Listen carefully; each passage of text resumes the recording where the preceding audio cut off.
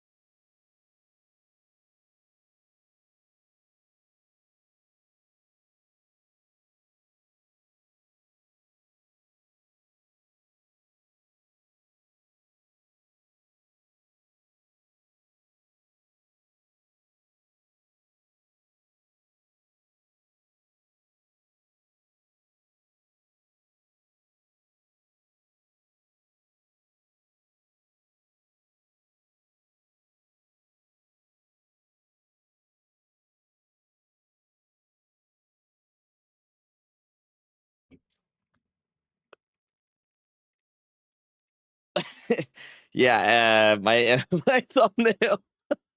Oh no.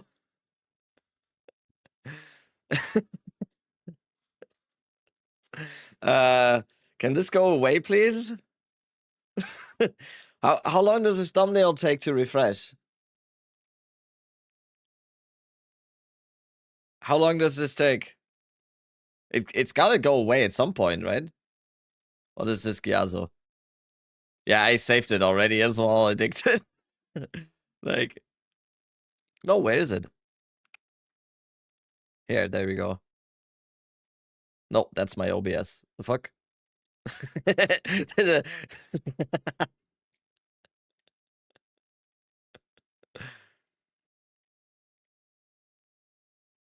Wait, now I'm not here.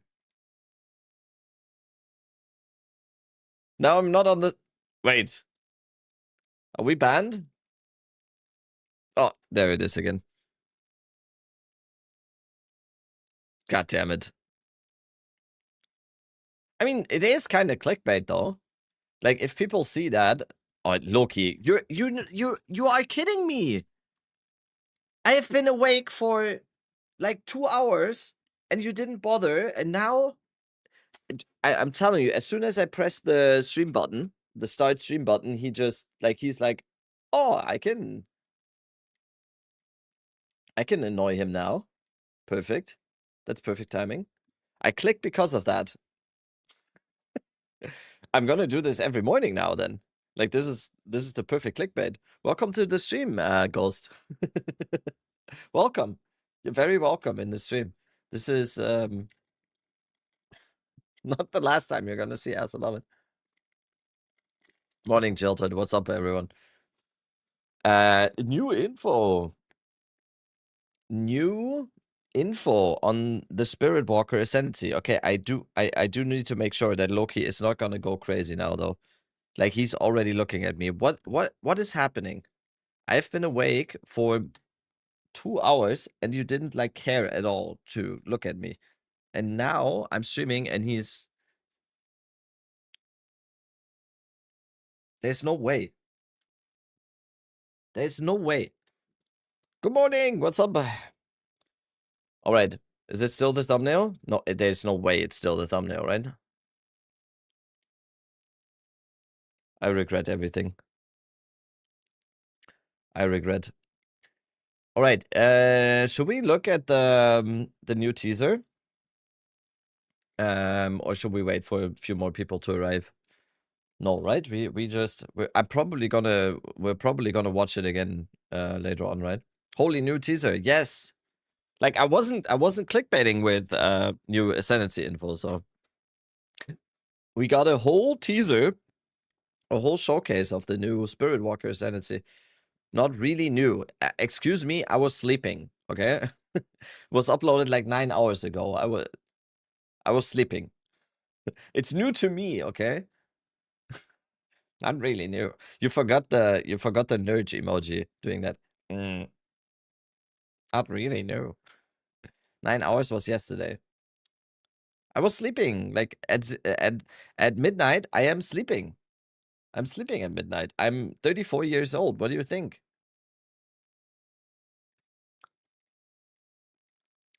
At midnight, I'm sound asleep. So I didn't see it yet. To die. All right, let's watch it. Nee, Loki. Like, let me check in on food real quick before I get really annoyed. Morning, Daddy. I mean, Rabbit. Oh yeah, I'll be right back.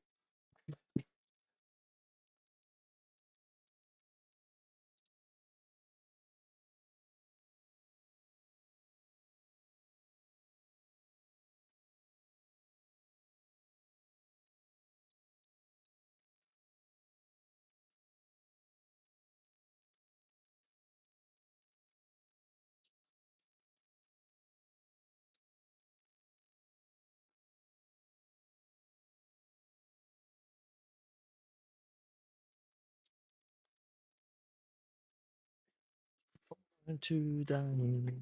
As 11 spam while he's not here. It wasn't, honestly, wasn't that successful. My stream isn't big enough to start these huge spam trains.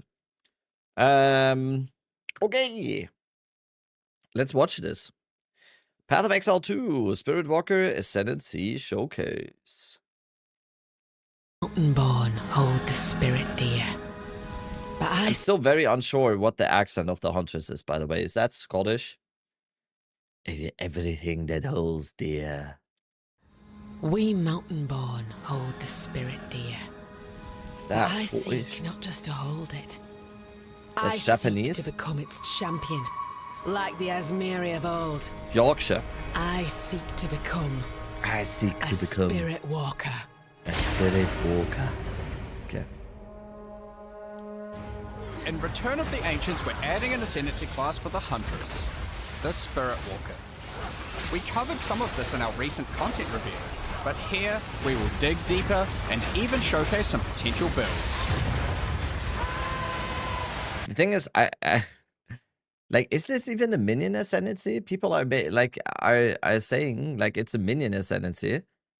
Just because you can tame a unique monster, right? And then there's this one node that gives you more companion damage, right? Keep watching. Okay. Most of the Ascendancy class is Because it devoted kind of looks like Twister Ascendancy, right? to 3 aspects of the Spirit: Vivid, Primal, and Wild. Like these kind of look like you could just okay. Okay, we watch it through. I'm gonna torture you guys if I stop like that. We just watch it once. And then I'm allowed to stop on the second watch, okay? Deal? Good. The Vivid path conjures stampeding stags when you attack. Vivid Stampede gives you extra damage, area coverage, and shocking capabilities. If you want to really focus on the stags, the Morrigan's Guidance lets you create even more stampedes with even more damage, trampling your What do they enemies scale into off dust. of? Like, what is the stampede damage? Like the stacks? The primal what path, is the meanwhile, damage based is on? all about projectiles. Attack? Okay. Owl grants you boons in the form of their feathers, which can be spent to add extra projectiles to your next skill. If you'd rather unleash the occasional barrage, the Mucker's Gift lets you store We're up gonna and pause use a lot multiple after feathers at this. once. And if you're really keen, the owl feathers work on spells too. For those who prefer their animal companions to be more literal, summon a wild protector to give your enemies a bear hug they won't soon forget. The bear is a powerful companion in its own right, and can also provide significant utility. breaking enemy armor, maiming enemies, violent intimidating roars, and keeping itself fit to fight with its large health pool and life leech. Best of all, the bear doesn't even take up your companion slot, so you can keep your tame beast alongside you too. The Cartha's balance skill can take your companion's damage one step further by giving them extra damage based on your weapon. Spirit walkers who master all three aspects of the spirit are these all may movement speed attract nodes? the favor of the elusive sacred Okay, sorry for the pause. master all That's them that extra movement speed, damage right? based on your weapon. Are these all movement speed nodes? This is 6% movement speed? Is this also movement speed? Are all of these movement speed? Log in. Spirit walkers who master all three aspects of the spirit Log may in. attract the favor of the elusive sacred wisps. The Sacred Unity passive is free. It provides enhancements to all three skills. The stags seek out enemies and can turn mid-stampede. Owl Feather empowered skills create a new type of ground effect. And the bear protects allies near it. Taking this node also causes all three skills to change appearance to reflect their sacred empowerment. The Spirit Walker has a couple of tricks up her sleeve outside of animal spirits. Idolatry provides massive bonuses to more minion-focused builds. And last, but definitely not least, Adultery? What did he say? Adultery? Oh no, idolatry. Sorry. And last, but definitely not least, the Natural Order passive grants Tame Beasts the ability to tame bosses. Idolatry. Ah, okay. Yep, all of these. It probably won't come as a surprise to hear that these bosses can cut through packs and bring the pain to their former friends. I have a lot of thoughts already, but If I'm you'd like not the look pausing. of the I'm not Spirit pausing. Walker, but need some further inspiration for what to do with her, we've put together a It's couple also of in-game gonna builds catch to give the you ball. ideas. Kindly made by some of our developers. First up, we have what's the up, Crimson? Stormbringer. We have a Crimson, I standard-looking got something Twister for you. build dialed to 11, Later. where we utilize Whirling It's a watch, Slash it's a and watch. Barrage to unleash Twisters to devastate our enemies. We will use a combination of Barrage and our new notable Primal Bounty to create so many Twisters it more resembles a full cycle. Dude, Prada? What did Prada say Allocating about Wild this? Protector, Primal Bounty, and Vivid Stampede will unlock a notable that empowers all three, I think we're giving gonna call them more Prada here utilities and features. on thoughts on this. Thanks to Primal Bounty and the Mucker's Gift, we generate a Primal Owl Feather every few seconds that will be used when we dodge roll to empower our next projectile attack, firing more Twisters and increasing their speed.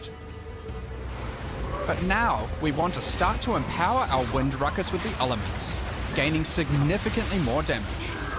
To do that, we take Vivid Stampede, which grants us a Vivid Wisp every 10 meters we travel, which we can do faster by following our soaring ground. And then we expend those wisps to unleash a stampede of stag spirits. Not only do they help kill enemies, they also create shock ground. There you have it. All that combined, we have our Stormbringer. And for our second build today, we have the Zookeeper. This build is for those who prefer to sit back and let your animal army do all the work. The Spirit Walker has enlisted the entire zoo to fight on her behalf, with a whopping 6 companion skills active.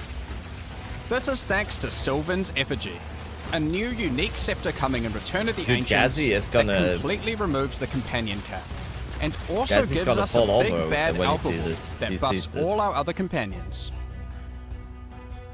We've also got a pack of regular wolves, 3 different tame beasts, including the mighty Silverfist, Wait, and our okay, I'm not trusty pausing. bear. With our last bits of spirit used on some skeletal clerics to keep everyone healthy. All you have to do is sit back and enjoy the show, and maybe remind your alpha wolf to summon its spirit friends every once in a while. This might be a good time to mention that companion damage has been buffed across the board. This build squeezes maximum value out of Spirit Walker's idolatry node, even wearing Idolatry, Darkness yes. Enthroned to equip more idols. Finally, we're going all the way to the Cartha's balance and wielding a juicy spear to grant our companions a lot of damage. So, are you ready to embrace the full power of the Spirit? You can do just that am on kinda, May but- 29th, when Return of the Ancients releases. Look Thanks at for that spear watching. later. Yeah, See you all at I'm launch. playing it again now, and now we squeeze out. We squeeze out like this is an hour, I think. This is an hour in the stall. Oh, let's talk about campaign in Path of Exile. Ooh, kind of want to watch that at some point. We All right. mountain-born hold the spirit Let's listen dear. to this But accent I again. seek not just to hold it. I see. I seek I to want to learn become it. its champion. Okay, so just in case I play this Ascendancy on League Start, and I want to do the accent, I need to learn it.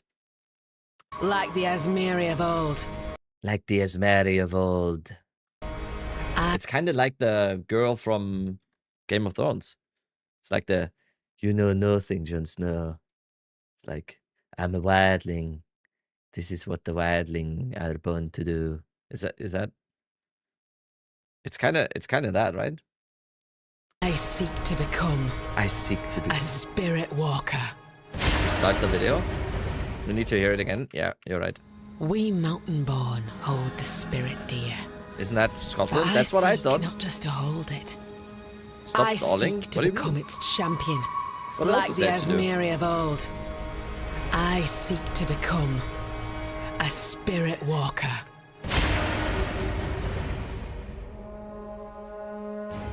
In Return of the Ancients, we're adding an Okay. Ascendancy class for the Hunters. The Spirit Can you say it in the strongest German accent possible? I seek to become a spirit walker, but without the Mercedes on the autobahn. But you instead of the Mercedes on the autobahn, the rum goes there also. Yes. Walker. We covered some of this in our recent content review, Oompa Loompa. but here we will dig deeper and even showcase some potential builds. Schade.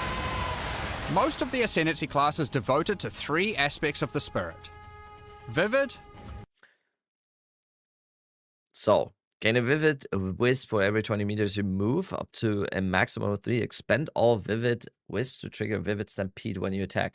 Ah, so it's not like in the video, it kind of looks like every time he attacks, he gets the stampede. But you need to move 20 meters to get 1,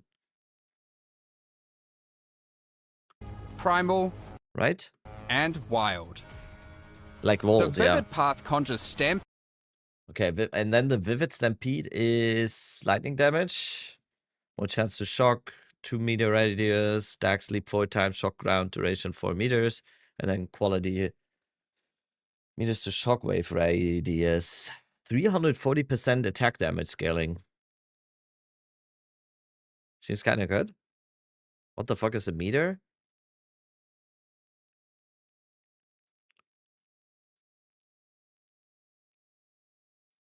Oh. Stampeding stags when you attack. So now she attacks. Does she lose all 3? Yes. And now she loses all 3. So in the video, it kind of looks like it's good, right? But now they are expended. So, Vivid Stampede okay, she has 1 more now. How much is 20 meters in like the game? That's my question. gives you extra damage, area Oh, coverage, she got a second one there. and shocking capabilities. And then If you want to it's hard to really see. focus on the stags, Half a screen. Okay. the Morrigan's Guide I mean, that is it that good then? Is it that good then? You like you always you move, and you get them from time to time, kinda, right? It's quite a bit of distance, yeah.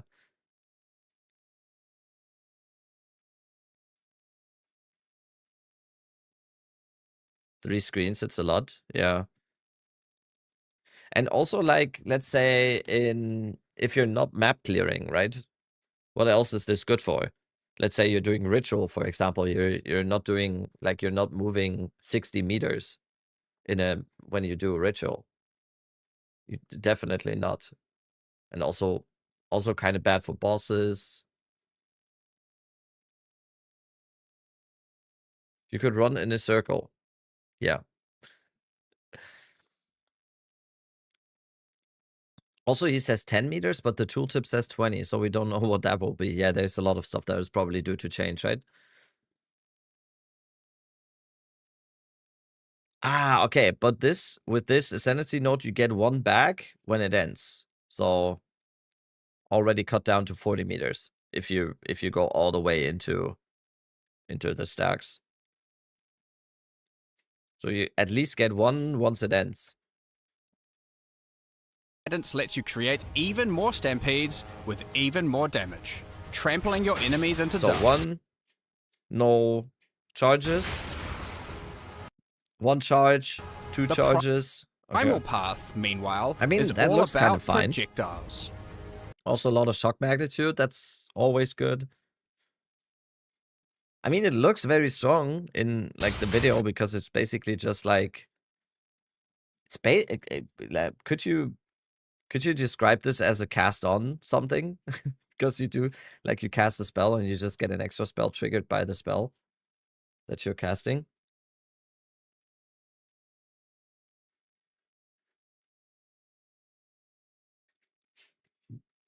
I need the monk trailer. Yes, me too. Cast The on Primal deer, yeah. Path, meanwhile, is all about projectiles. I mean, kind of cast on attack, but The owl grants you boons in the form of their feathers, which can be spent to add extra projectiles to your next skill. what up, chill? If you'd rather unleash the occasional barrage, the Mucker's Gift lets you store up and use multiple feathers at once. Don't look monkey damage. Hopgun went in already. And if you're I mean, this is a showcase. This doesn't mean anything. What they show in the showcase, it just doesn't mean anything in terms of like the actual damage output it's gonna do. Like, just done 4 mil. fairly keen, the owl feathers Yeah, work but on spells you never know too. what the settings here are. Like, what are they even doing? For those who prefer their animal companions to be more literal, summon a wild protector to give your enemies a bear hug they won't soon forget. The Like, bear these videos are especially made like in a vacuum for their goal here is not to actually show you this skill does this much damage or this thing does that much damage. It's just to show off the skill, like how it looks, just to get us hyped a little bit. soon forget. The bear is a powerful companion in its own right, and can also provide significant utility. Breaking enemy armor, maiming enemies, violent intimidating roars, and keeping itself fit to fight with its large health pool and life leech. Best of all, the bear doesn't even take up your companion slot, so you can keep your tame beast alongside you too. I guess the bear is nice, but it does look like The it's not Cartha's doing any balance damage. skill It's can just like a take your tank, I companion's guess. damage one step further by giving them extra damage based on your weapon. Spirit walkers who master all 3 aspects of the spirit God. may attract the favor of Litterbox the demon. elusive Sacred Wisps. The Sacred Unity passive is free. It provides enhancements to all 3 skills. The stags seek out enemies and can turn mid-stampede. Owl feather empowered skills create a new type of ground effect. And the bear protects allies near it. Taking this node also causes all 3 skills to change appearance to reflect their sacred empowerment. The Spirit Walker has a couple of tricks up her sleeve outside of animal spirits, Okay, sorry. giving Rewind. them extra damage based on your weapon. Spirit Walkers who master all 3 aspects of the spirit may attract the favor of the elusive Sacred Wisps. The Sacred Unity passive is free. It provides enhancements to all 3 skills. The stags seek out enemies and can turn. But then, but you still mid-stampede. need the charges, right? So she just did it, and now she doesn't have any Owl charges. Empowered Wish they would skills create a new show type it of like a ground little bit effect. longer, so you can see the And charges the bear coming back. protects allies near it. Taking this node also causes all 3 skills to change appearance to reflect their sacred empowerment. The Spirit Walker has I a don't couple know. of Is that gonna be good? Like, and Unity this passive is seems like a master of non-node. I don't know. You're like, what's the benefit here? Like, you take everything. The bear just gets better. The stacks get better a little bit, and you get soaring ground. Well, you don't really specialize into either of them, free. right? It provides enhancements to all 3 skills. The stags seek out enemies and can turn It's free, so you can. But isn't it only free once you have all 3 of them? So you do have to spend 6 points. You can still cap out one of them. Okay, yeah, you're right. Yeah, okay, math. 2 more. Okay, so you spend 6 points in all of them. You get the node for free, and then you can most likely, most people I think here are gonna go for the stacks. Okay, that sounds not too bad. But then you can't tame the unique boss minion, monster, right? in mid-stampede, our feather-empowered skills create a new type of ground effect, and the bear protects allies near it. Yeah, last 2 are probably a lot of people still Taking want the this monkey, node right? also causes all 3 skills to change appearance to reflect their sacred empowerment. The Spirit Walker has a couple of tricks up her sleeve outside of animal spirits. Idolatry provides Okay, adultery does companion seal 10% increased damage per idol. I think this one is bad, by the way. This is I don't think this is good. Do we have a idol category in PoE2 database?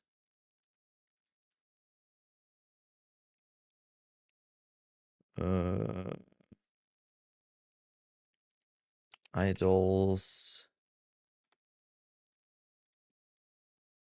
Idol keyword. There we go. Hello?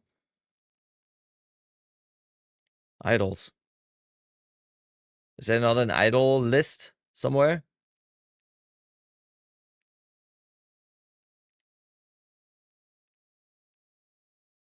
I kind of feel like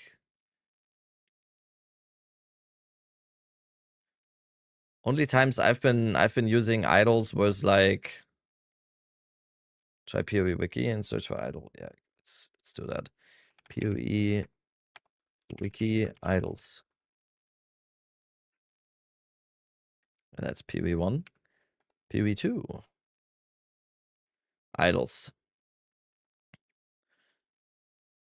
Oh, do I have to actually click all of them? So bear idol. Like especially with the new is this Fextra life? Oh god. Scroll down here. Okay.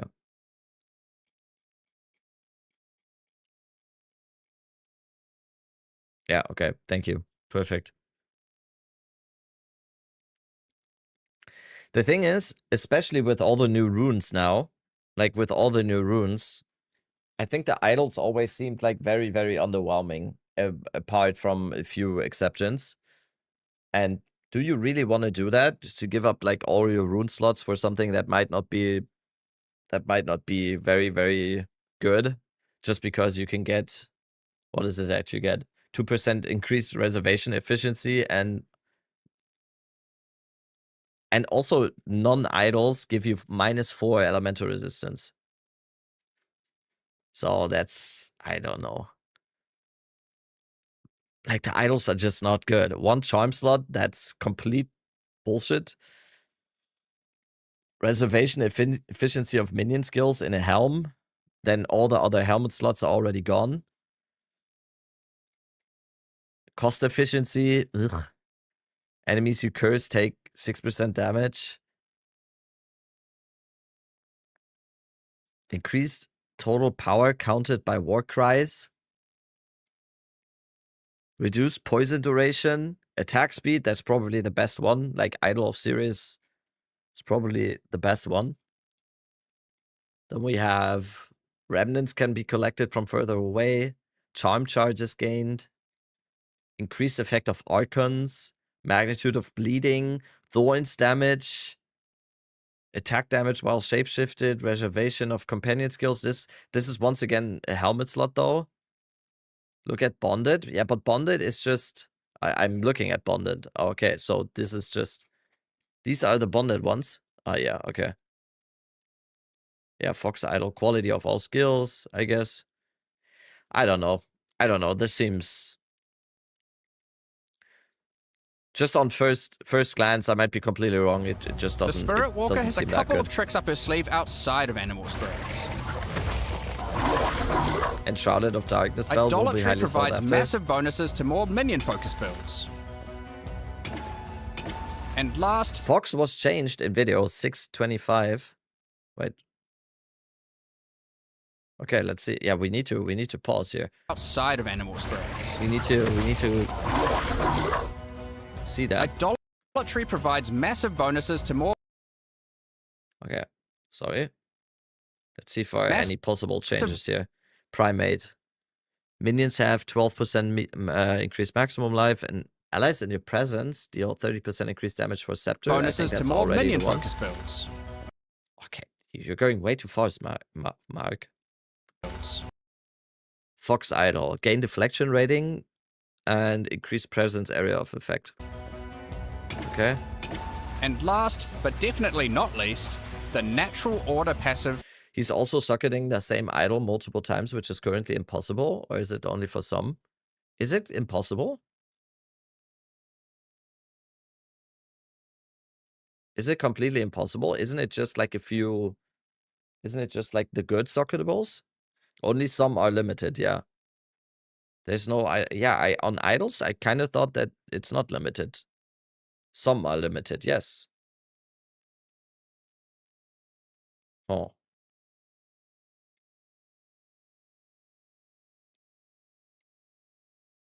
grants Tame Beast the ability to tame bosses. Yep, all of these. It probably won't come as a surprise to hear that these bosses can cut through packs. Like, I think this is just 2 points, right? Isn't this just the first, like, as soon as you ascend, isn't this just the first one you take? Just like on any campaign playthrough? And take the monkey with you immediately? Like on a Huntress playthrough? Don't you just take that? You would go Bear Companion? Yeah, that's also good. Stacks will do most work. See, all you guys are already like incredibly divided. Let's do a poll. I want to do a poll. First note to take on Spirit Walker. Unique boss tame, bear, stag, owl, and adultery, right?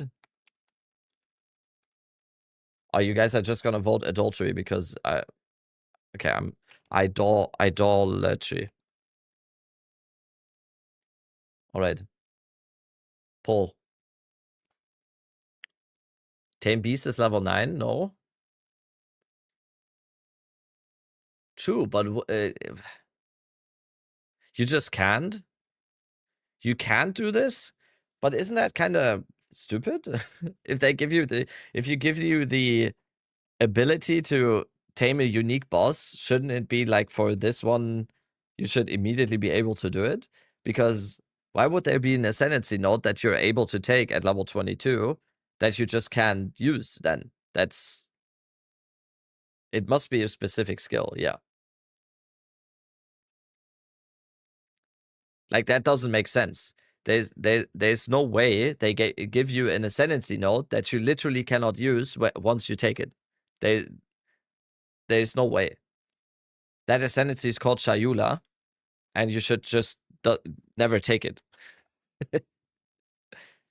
Sorry, I angered that one Shayula main in chat now.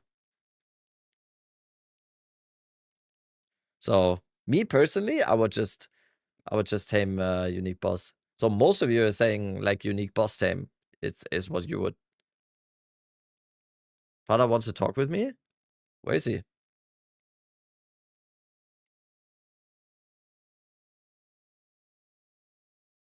Where is he? So most of you are saying you would take the unique boss tame just for style points, right?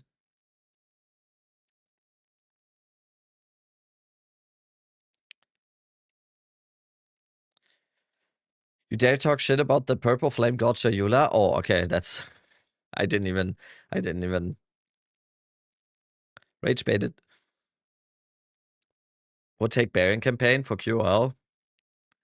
Yeah, to me it just looks like the stacks look to be the strongest of the bunch. Of the three of Owl, Bear, and Stag, it looks like the stag looks very, very strong. Just like on a base level.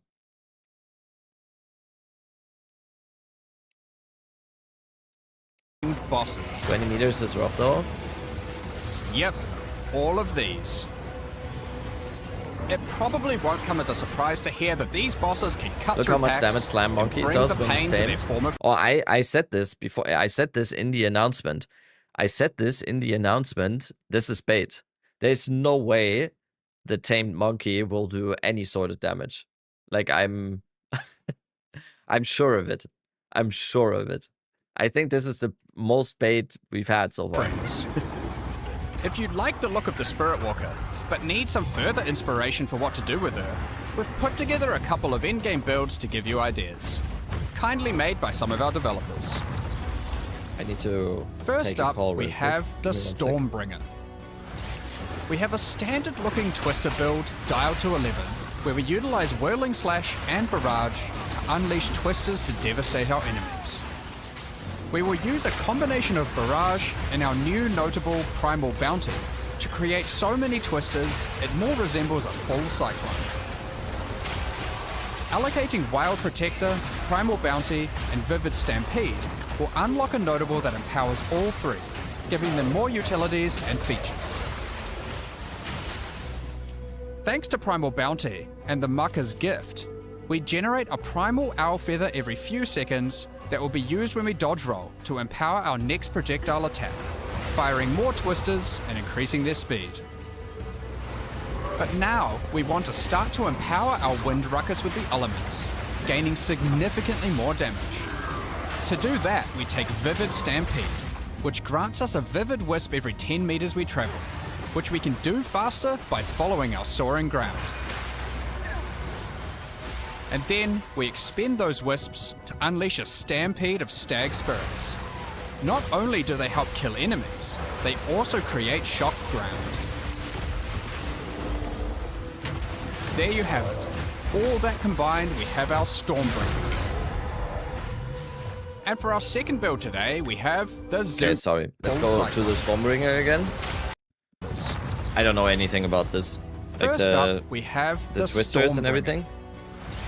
We have a standard-looking Twister build, dialed to 11, where we utilize Whirling Slash and Barrage to unleash Twisters to devastate our enemies.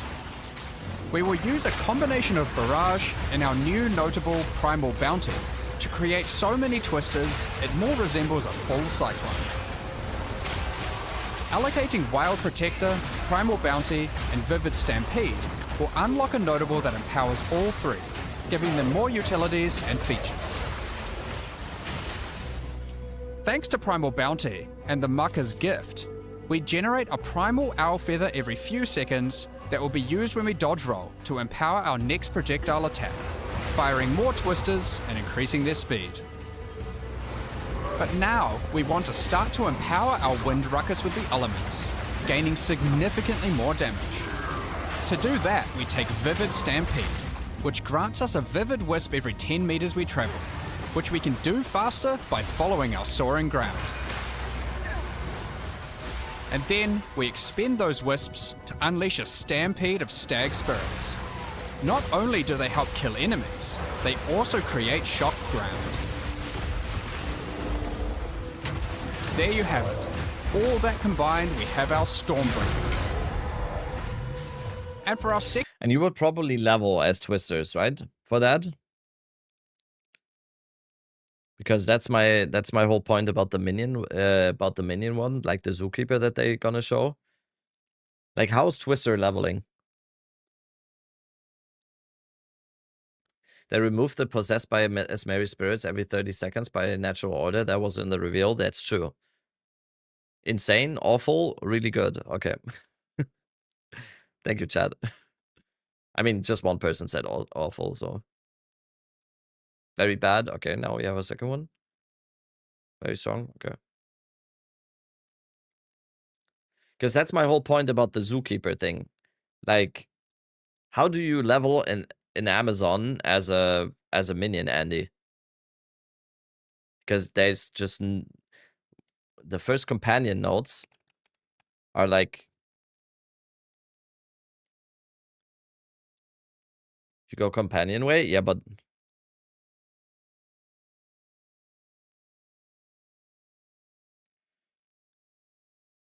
like it takes a while until you get there, right?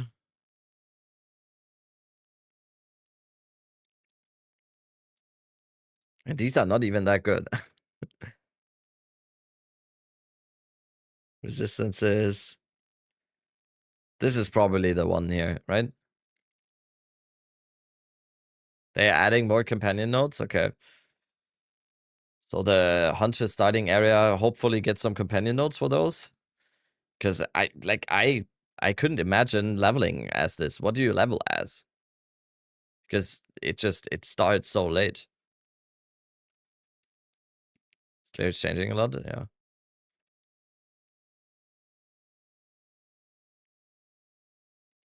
Bow as usual, yeah. And then you just switch into companions or something? I don't know. This build is for those who prefer to sit back and let your animal army do all the work.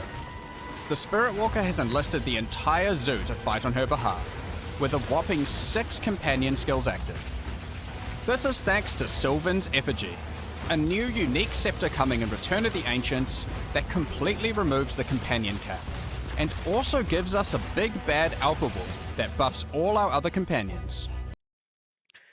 Someone's an ancient reviving Mesmerian wolf that can howl, calling to spirits, commanding an eternal hunt on command. It maims when attacking foes, can lunge to bite, and inflict bleeding or howl, inspire nearby enemies. While the eternal hunt persists, spirits manifest as spectral wolves to ambush foes, damaging and maiming enemies they hit before disappearing. Okay. So it's just like more wolves. We've also got a pack of regular wolves, 3 different tame beasts, including the mighty Silverfist, and our Wait, Huntress? Talisman wolf build with wolf pack and this? When do you get this? When do you get this? Wait, where do you get this? Talisman plus Scepter? Yeah. Ah, it's the weapon ability. This is thanks to Sylvan's Yeah, we don't Effigy. know. Where do you get this? Where's this item from? A new unique scepter coming in Return of the Ancients that completely removes the companion cap, and also gives us a big bad alpha wolf that Can't use unique scepter? Wait, why? What do you mean? Talisman scepter halves your spirit, so good luck with that. Oh, it does. Wait, talisman is both hands. No! Why? Yeah, so that's out of question then.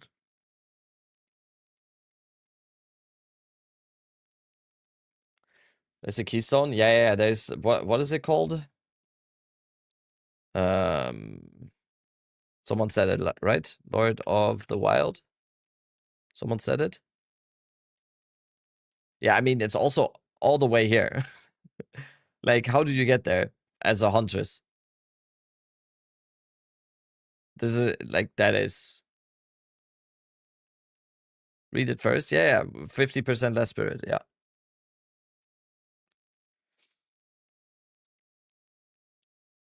You go all the way around. And also non-unique. Yeah, it's cooked. It's cooked. Buffs all our other companions. We've also got a pack of regular wolves, 3 different tame beasts, including the mighty Silverfist, and our trusty bear, with our last bits of spirit used on some skeletal clerics to keep everyone healthy. All you have to do is sit back. He is using a talisman in offhand here. Our by the way. trusty bear. I saw pounds With our last just now. bits of spirit used on some skeletal Like clerics on weapon to set keep 2, everyone he's using a talisman. He has pounds here. All you have to do is sit back and enjoy the show. And maybe remind your alpha wolf to summon Dude, its the monkey isn't hitting anything. Look. have to do is sit back Enjoy the show and look at the monkey. and enjoy the show. Like, And maybe remind your He's alpha just wolf to punching summon air. its spirit friends every once in a while. This might be a good time he's like, nothing is there. Like, there's literally nothing that he's enjoy the show. And maybe remind your alpha wolf to summon its spirit friends every once in a while.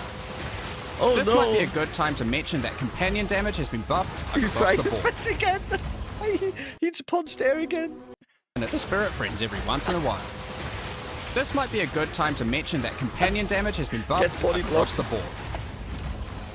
This build squeezes maximum value out of Spirit Walker's Idolatry node, even wearing Darkness Enthroned to equip more idols. Finally, we're going all the way to the Cartha's Balance and wielding a juicy spear to grant our Just randomly- companions Yeah, he's just like doing rolls, like. a lot of damage. Okay, I want to see the slam here.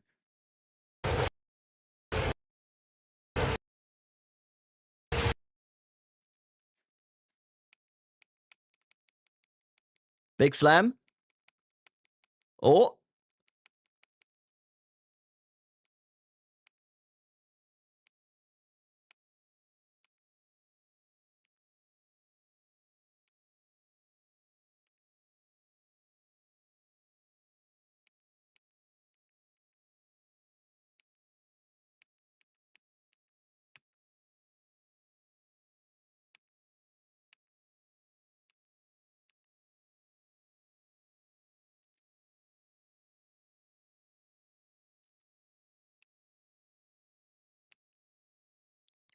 Okay. Big slam. Now it arrives.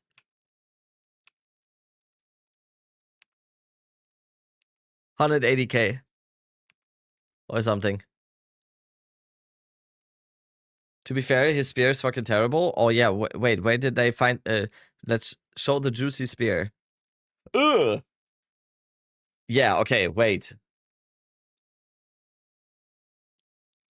It's a concept. Yes, I'm memeing, obviously.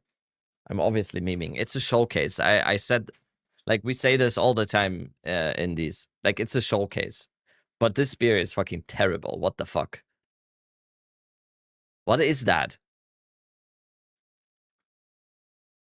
It has T1 Fizz, though. Or is that hybrid with accuracy rating? How is this spear this bad with this much physical? The fuck? That's T1 Fizz. Hold Alt? I can't. I can't. T1 Fizz Exalt slammed. No flat, it's bad. Yes.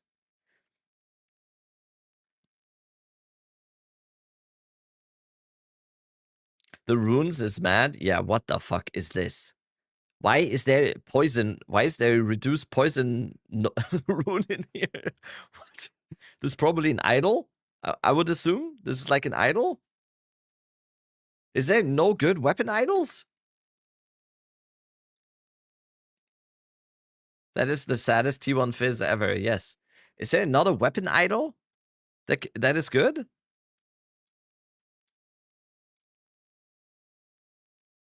Gloves, helmet. Gloves, helmet, body armor. Scepter. I mean, they better add some idols. Because if that is the best thing that Mark could have picked here, reduce poison duration and +1 poisons while not playing any sort of poison build, that is sad. That's going to be very rough.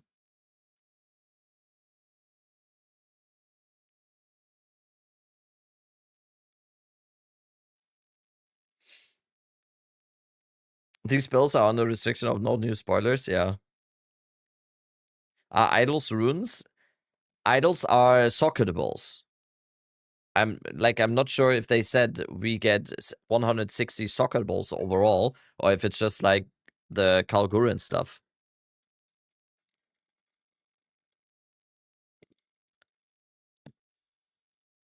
Are elephants birds? Wait, aren't they? Sorry, I don't know. I don't know too much about the world, okay? I don't go outside. Are elephants birds? Are birds dinosaurs? I heard something like that sometime. Like, birds are dinosaurs, right? Basically.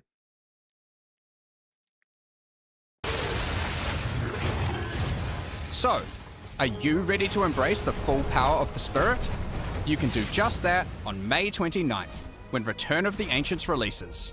Thanks for watching, and see you all at launch. Yeah, see ya. Okay, did we miss anything? 3 skills. The stags seek out enemies and can turn mid-stampede.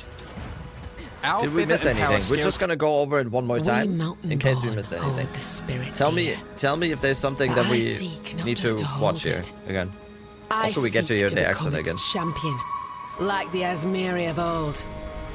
I seek to become a spirit walker.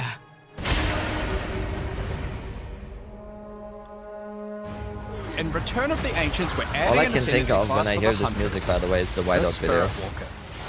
We covered some of this in our recent content review, but here we will dig deeper and even showcase some potential builds. Most of the Ascendancy class is devoted to 3 aspects of the spirit. Vivid. This is all I can think of when I hear this music, by the way.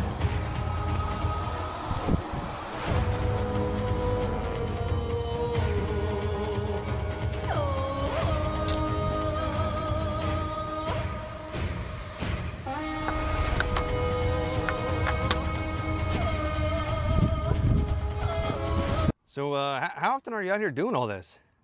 About once a day, 7 days a week. Yeah, I'm working in 2 days right now with 0.3 being on the way and all, and yeah, people don't really understand. Dude, that is advanced technique, by the way. Look at this. And raid class, but this isn't just a game for me. It's a lifestyle, and lifestyle changes require commitment. Everyone's saying they're going to be playing Druid if it's the next available class, but not me, not this guy. No, I'm a man of the hunt through and through. And so, what do your friends think about all this?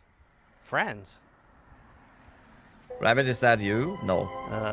I know we look alike. People pointed that out. Hello? A bunch. Yeah, I'm still at the park. Aw, do I have to? All right. Sorry, my mom probably gotta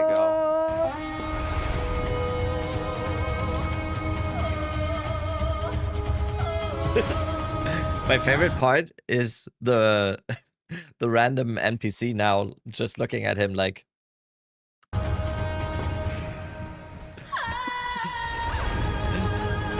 Still like.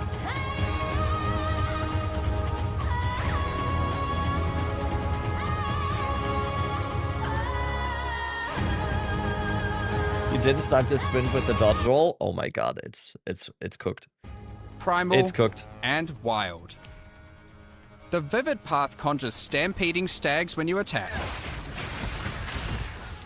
Vivid Stampede gives you extra damage, area coverage, and shocking capabilities. Don't often get to see a virgin. If you want to really focus on the stags, don't often get to see a virgin in the wild. I guess you don't have tickets to ExileCon. Badumts. The Morrigan's guidance lets you create even more stampedes with even more damage, trampling your enemies into dust. ExileCon is not the wild. The primal path, meanwhile, is all about projectiles. The owl grants you boons, in the form of their feathers, which can be spent to add extra projectiles to your next skill. If you'd rather unleash the occasional barrage, the Mucker's Gift lets you store up and use multiple feathers Does this at once. mean we get the martial artist And if thing you're tomorrow? really keen, the owl feathers work on spells too. Do we get the For martial those who artist prefer tomorrow? their animal companions to be more literal, summon a wild protector to give your enemies a bear hug. That's they what won't I'm soon waiting forget. for. The bear is a powerful companion in its own right, and can also provide Yeah, probably not 2 days in a row, right? They breaking enemy armor, have to spread it out a little maiming bit. We have like enemies, 17 days or violent, 16 days to go. roars, They need to. and They need to keeping itself spread fit it to out. fight with its large health pool and life leech. Best of all, the bear doesn't even take up your companion slot. Where's so the you can timer? keep your Or tame I beast don't alongside you want to too. have the despair in my mind right now. The Cartha's balance skill can take We your skipped a day companion's since Grenade damage Launcher. once There's no way they have a teaser every 2 days. That would be crazy. I mean, I'm all for it. I'm here for it, but step further by giving them extra damage based on your weapon. Spirit walkers who master all 3 aspects of the spirit may attract the favor of the elusive Sacred Wisps. The Sacred Unity passive is free. It provides enhancements to all 3 skills. The stags seek out enemies and can turn mid-stampede. Owl feather empowered skills create a new type of ground effect. And the bear protects allies near it. Taking this node also causes all 3 skills to change appearance to reflect their sacred empowerment. Monday, Wednesday, Friday, NC Theory. Yeah, The I mean, Spirit Walker has a couple of keep tricks going up like his that, that sleeve would be outside amazing. of animal spirits. there's enough content to tease. Yeah, definitely. Idolatry provides massive bonuses to more minion-focused builds.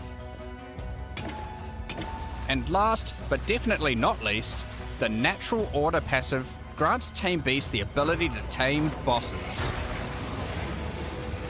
Yep, all of these. I personally, I would just like on a vibe level, I would just pick this as the first Ascendancy node. Just like, even if it's not the most efficient, it seems like the bear or the stag seems to be the most efficient Ascendancy node to pick first. But just on a vibe level, don't you just pick this first and you just go crazy? Why does he have?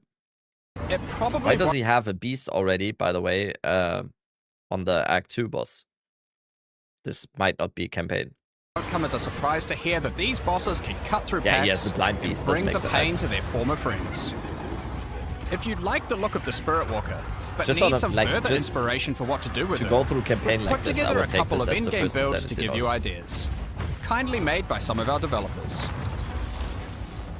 First up, we have the It Storm. will either be OP or complete shit. Yes. That's my opinion as well.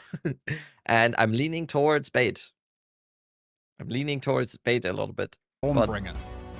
I might be wrong. We I have a hope I'm wrong. standard-looking Twister build, dialed to 11, where we utilize Whirling Slash and Barrage to unleash Twisters to devastate our enemies. We will use a combination of Barrage and our new notable Primal Bounty to create so many Twisters it more resembles a full Cyclone. Allocating Wild Protector, Primal Bounty, and Vivid Stampede will unlock a notable that empowers all 3, giving them more utilities and features.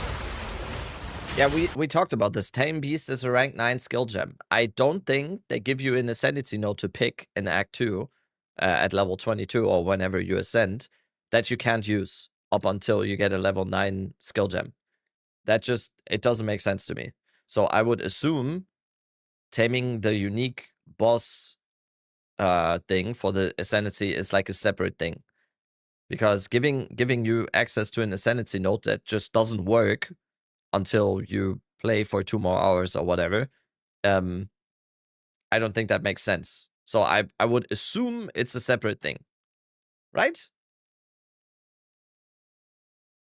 Right. Thanks to Primal Bounty and the Mucker's Gift, we generate a That's not at all how cyclones work. 300 Twisters is not a cyclone. Actually, primal owl feather every few seconds that will be used when we dodge roll. is podcast to today or empower our tomorrow next for EU? projectile attack, Tomorrow. firing more Podcast twisters- is 6 a.m. my time on Thursday. Thursday, German time, 6 a.m. Fuck. Yeah. Yeah, same. Same. I have to get up at 5 a.m., okay? Yeah, 6 a.m. It's because of like the time zones, okay? I know, I'm sorry. I don't have any say in that. I have to get up at 5 a.m. too for it. I don't hate me. Watching the VOD, yeah, it's okay. You can watch the VOD. I'm sorry. It's the time that Rex could have done. I would I'm not kidding you. I would get up at 3 a.m. in the middle of the night to have a podcast with Rex. So I don't care, but yeah, it's gonna be rough tomorrow. and increasing their speed. But now we want to start to empower our wind ruckers with the elements, gaining significantly more damage. To do that, we take Vivid Stampede, which grants us a Bro, in Australia, League launch is at 6 a.m. I will tell you, I would prefer that. Having League launch at 6 a.m., I would kind of prefer that because it doesn't fuck up my sleep schedule. Because League launch here is 10 p.m. at night. So I have to go all the way, basically, to make sure I don't fuck up my sleep schedule. Honestly, I think 6 a.m. is better than 10 p.m. Depending. If you're like a jobless person like I am, then yes. If you have a job on Friday at 6 a.m. And League launches at 6 a.m., that's fucked. Yes. Vivid Wisp every 10 meters we travel, which we can do faster by following our soaring ground. And then we expend those wisps to unleash a stampede of stag spirits. It's on Saturday in only Australia. Okay. I mean, hello? That's perfect then. You just go to bed early on Friday. You get up at like 5 a.m. and you blast all weekend. That's perfect. That's perfect. Take some money, jobless dude. Thank you. They help kill enemies. Thank you for the 100 bits. Headshot. Thank you. They also create shock ground. How can you complain 6 a.m. Saturday League start? Yeah, I like that. I like it a There lot. you have it. All that combined, we have our Stormbringer. Go to sleep early, as in like 3 And a.m. for our Yes. second build today, we have the Zookeeper. This build is for those who prefer to sit back and let your animal army do all the work. The Spirit Walker has enlisted the entire That's zoo so to fight on fucked her up, yeah. behalf, with a whopping 6 companion skills active. This is thanks to Sylvan's Effigy, a new unique Dude, sector coming in I don't know about this. This seems the so Ancients bait. that completely removes the I companion could be pack, completely wrong. and also gives us Did a you watch big Try's bad new alpha video? wolf That's funny. that buffs Okay, we all will. our other companions. I also want to watch the We've Zizaran also video got a pack for of sure. regular wolves, Just because 3 different tame beasts, I want to see his input. including the mighty Silverfist, and our trusty bear. With our last bits of spirit used on some skeletal clerics to keep everyone healthy. All you have to do is sit back and enjoy the show. What is And Try's maybe new video? remind your alpha wolf to summon its spirit friends every once in a while. This might be a good time to mention that companion damage has been buffed It's no across the video. board. It's just a podcast with DM This from build yesterday. squeezes maximum value out of Spirit Walker's idolatry node, even wearing Darkness Enthroned to equip more idols. What do you think about the new shield as a base for a build? I think it looks cool.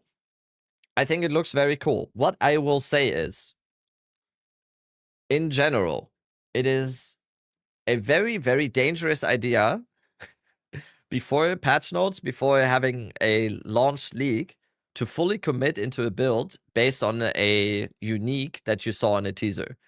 That's always a very bad idea, because if that unique turns out to be not so good as you expected, as most uniques in Path of Exile 2 are, I will have you know, most uniques in Path of Exile 2 are not good, you're gonna have a bad time. I think the idea is very good, though. The shield looks cool. Like, just on a concept level, it looks amazing. Let's see if it is actually good, though, before making rash decisions. Finally, we're going all the way to the Carthus balance and wielding a juicy spear to grant So our never fully commit onto that. Have like a backup plan to the backup plan. That's very important. Do like something that is proven to be good, and then you get like, oh yeah, I could maybe do this. What is that? You're on copium. It's not. Oh, it's on his second channel. Path of Exile 2 is not getting Act 5 and Path. Yeah, we all know that. What do you mean? Not happening, man. There's no way Act 5 is coming in the game. No. There's no way. Dude, Act 5 and singular interlude? Try, we can break news right now. What is the news? I have to What is call this? you right now. Are you going to troll me? I have the DM pod in 25 minutes. Let me see. I think Crimson Cast is going to troll me. That's okay. I'm sure he won't troll me too hard. Maybe he just wants me to look at the DM. I'm free anytime today if you're around. Yeah, I was working and then I did a whole bunch of sand. Crimson, I can do it during the day tomorrow. No, I already know. It's not happening, dude. No, Crimson. We're not here. I'll tell you on a call. Act 5 is not coming. Let me. What are we doing? Crimson Cast is trying to amp you guys up for no reason. I already know what he's gonna say. I'm gonna shoot him down. Where is he? Start voice call. No, I know what you're gonna point out, and it's not happening, dude. It's not happening. No, dude. Oh wait, they can't hear you. One sec, dude. Let me change my audio source. Sorry. 1 second. Okay, they can hear you now. Okay. So, chat.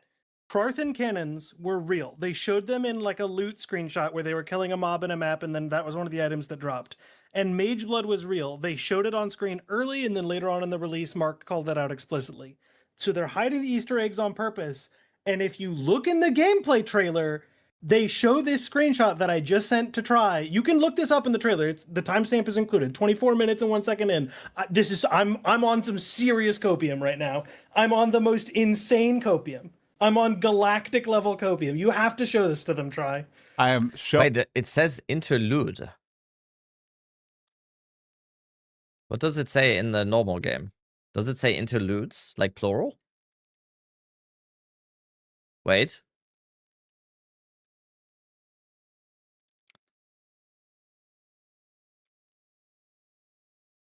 It also says interlude.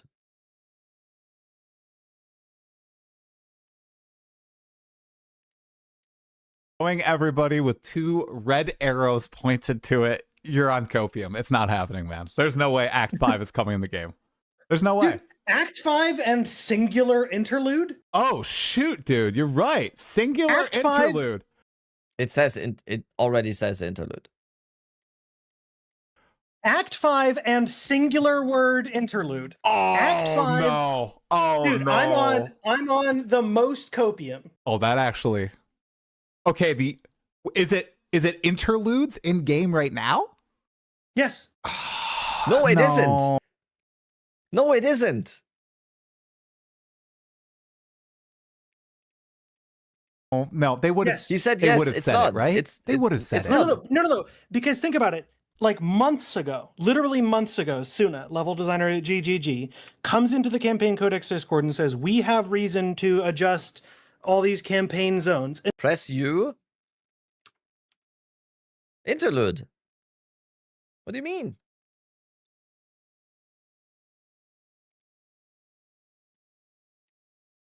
What do you mean? And then we know that they are removing at least one zone from Act 2, and they're reorganizing all this shit in the campaign. Change language. It may be that like the level curve for the number of narrative segments in Act 5 wasn't enough to fit in all the content that they wanted, and now that they're closer to publishing Act 5, they needed to remove a little bit of stuff to make more room for narrative in Act 5. And that's why we had like duplicated zones like Mastodon, Badlands, and Bone Pits, or Dreadnought and Dreadnought Vanguard. And now that they've realized how much filler they can remove, they did that, and we're going to get Act 5 release trailer. I'm on the most galactic copium right now. Okay. I'm on the most copium, Try. Okay, I'm on the most. They've been reorganizing campaign for months, and then now we know that they're telling us not to look at layouts because they reorganized all these campaign zones. And then this is in the trailer. Mage Blood was real. Trarthan cannons were real. Try. I'm on such copium right now. That's a good redeem right there. Okay. Here's the Very thing, good, though. Morph. Okay, I did see this earlier. I didn't notice that the interlude was missing S. That actually is. I like how we got him immediately. I like how little. We Oh, I finally love this. get swords, boys.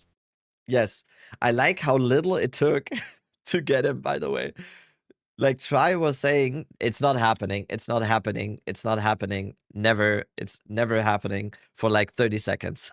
it literally took like one sentence to have him like, wait, guys, I think he's onto The something. most convincing part of all this. By the way, did any of you guys see the UFO spotting?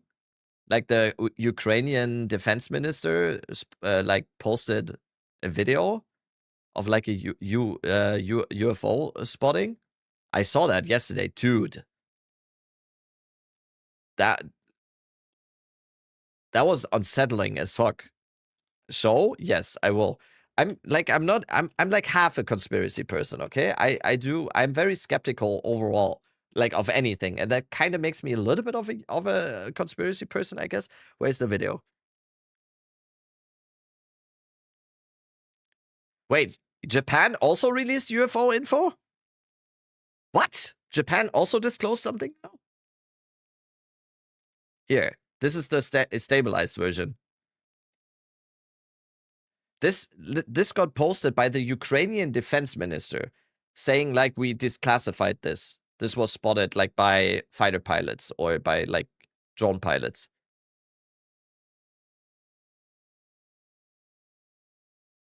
Is this Act 6?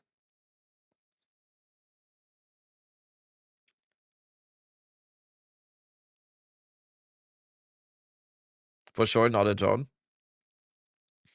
Tame that shit. Okay, how did we get here?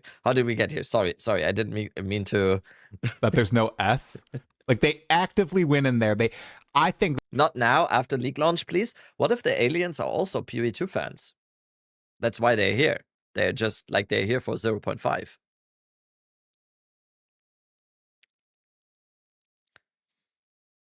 This is what happened, Crimson.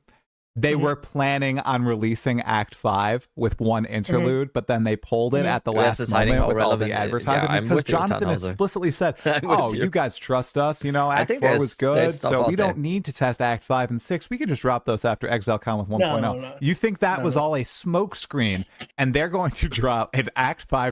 I've been fucking obsessed with all of this. No one around me because it feels good to see more people seeing this shit. Like, I always think with this kind of stuff, you don't have to go all the way, right? You don't have to be like obsessed or whatever, but there's like,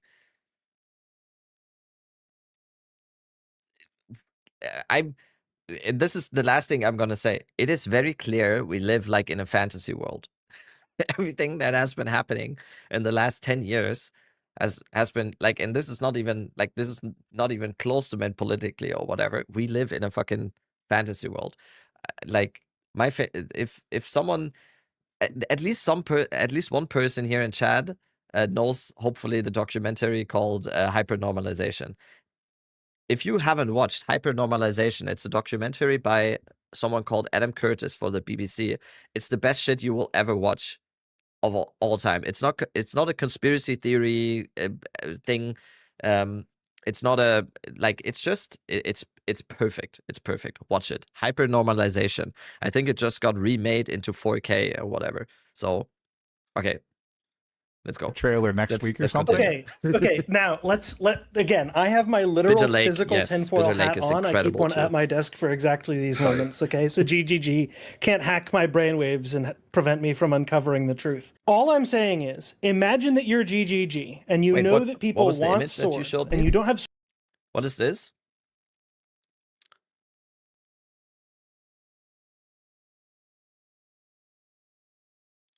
What?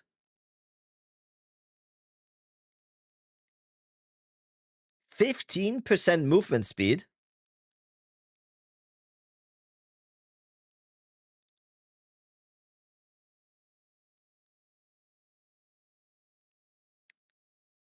It's 5. GGG confirmed. Kelly said it's wrong. Okay.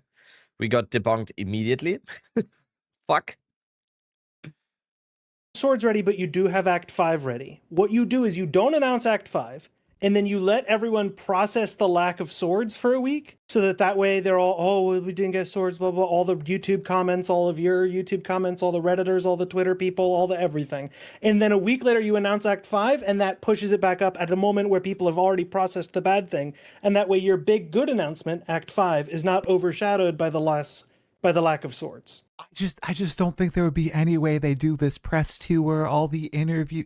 I mean, okay. Act 5 People is in so chat are saying they have proof, but Crimson, I swear, this is probably just a screw up because they were going to do it originally.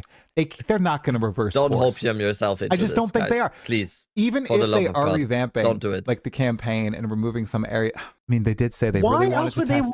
They did say they wanted to test Act 5 a while ago before releasing Act 6. Like they said Act 6 was the only one they didn't want to test.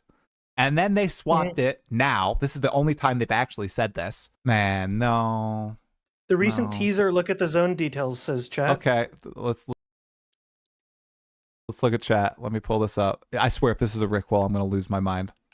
It's not. Not? Okay. Zone details. Ferocity of I mean, they're standing in a tile set that looks like the Oriath. Oh, from Zone. the Mercenary original teaser? Mhm. House Ah. Azadi. Which takes place explicitly in Oriath and includes bosses that we haven't seen yet. Like, look at the red lines all here, the okay? YouTube comments, all of your YouTube comments, all the Redditors, all the Twitter people, all the everything. And then a week later, It's you the announce same Act picture. 5, and that pushes it back up at the moment where people have already processed the bad thing. It's the same and that way, picture. your big good announcement, Act 5, is not overshadowed by the lack of swords. I just don't think there would be any way they do this press tour, all the interview. I mean, okay. People in the chat are saying they have proof, but Anyway, time to go prac monk leveling. That's Crimson, what I I'm going swear to do this today. is probably yes. just a screw up because they were going to do it originally. We're They're gonna not do going to another reverse monk run. course. I just don't think they are. Even if they are revamping like the campaign and removing some area. I mean, they did say they Why really wanted else to would they- test. They did say they wanted to test Act 5 a while ago before releasing Act 6. Like they said Act 6 was the only one they didn't want to test. And then they swapped it now. This is the only time they've actually said this. Man, no. The recent No. teaser look at the zone details, says chat. Okay, let's look at chat. Let me pull this up. I swear if this is a Rickroll, I'm going to lose my mind. It's not. Please be a Not- Rickroll. Okay. Zone details. Ferocity of I mean, they're standing in a tile set that looks like the Oriath. Oh, from Zone. the Mercenary original teaser? Dude, it's rubble in the background. What do you mean? Is Crimson still here? Is Crimson still here? He was here earlier. He scattered as soon as we started this video. He just like scattered out of here. House Azadi. It's Which takes literally- place it's explicitly in rubble. Oriath and includes bosses that we haven't seen yet. There's no way, Crimson. Why are you doing this? Don't do this to me on stream. I don't Try. like doing the false code. I did this with Druid for leagues, and I got bit in the butt for literal months.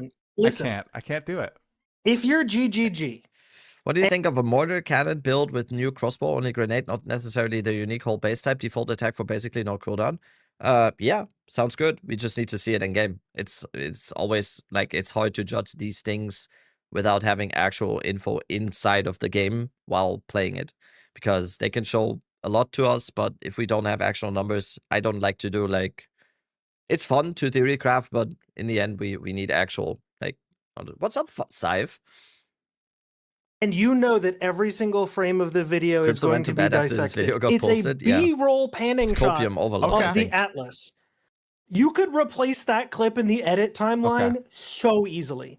They All right. did it with Mageblood. They did it with Trarthan cannons. When the live reveal happened and I saw the loot explosion, I pointed to the One ground sec. and I said, "Well, what the fuck is the Trarthan? What is this? What's a Trarthan cannon? One What's sec. that?" Let's- They knew that people would do that, and then they spoon-fed us this thing, and they know that they have 3 weeks to fill. All I'm saying is, big dog. All I'm saying. All right, I am messaging my GGG contacts.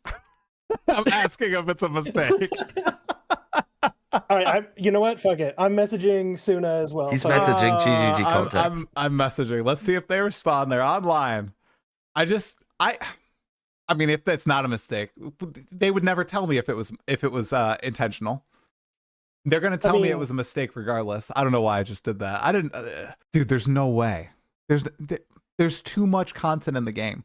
Plus, Is this just another like Crimson? 6 minutes of copium They now? talked about how the reveal stream, like with the interview with Chris Wilson, I think in Legendary Drops, they talked about how important the reveal stream was for new players and whether or not they're deciding Still to come back sane, into the game Exile? or not. Thank you for the Still Sane Exile. And there's no way when they have 500K people on Twitch, 10,000 some people. Can on we move YouTube. on? I agree. Yeah, I agree. We can. Yeah.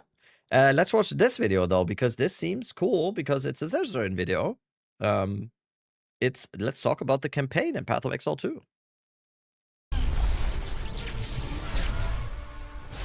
Hi, Scissorin here with another 0.5 video for PoE 2. With the new league being announced, there's a lot of people, I've seen a lot of chatter about like, GGG replied 1 minute more into that. Honestly, I don't care. I don't care. It's like doing the campaign every Let's league see. and doing it multiple times on every character.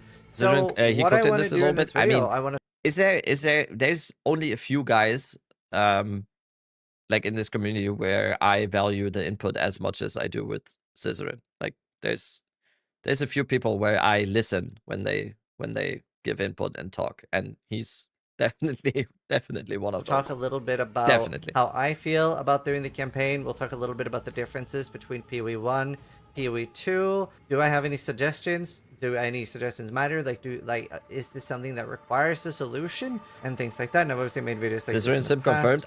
And yeah, I just want yes. to invite a little bit of a I'm not discussion ashamed. here. You have another game called Diablo 4, which has the solution that you only need to do the campaign once ever, right? You do the campaign, and then after that is completely optional. You can do it again when the expansion comes out as well, and you can just skip everything. Go straight to the end game, straight to dungeons, and just blast the end game from level 1.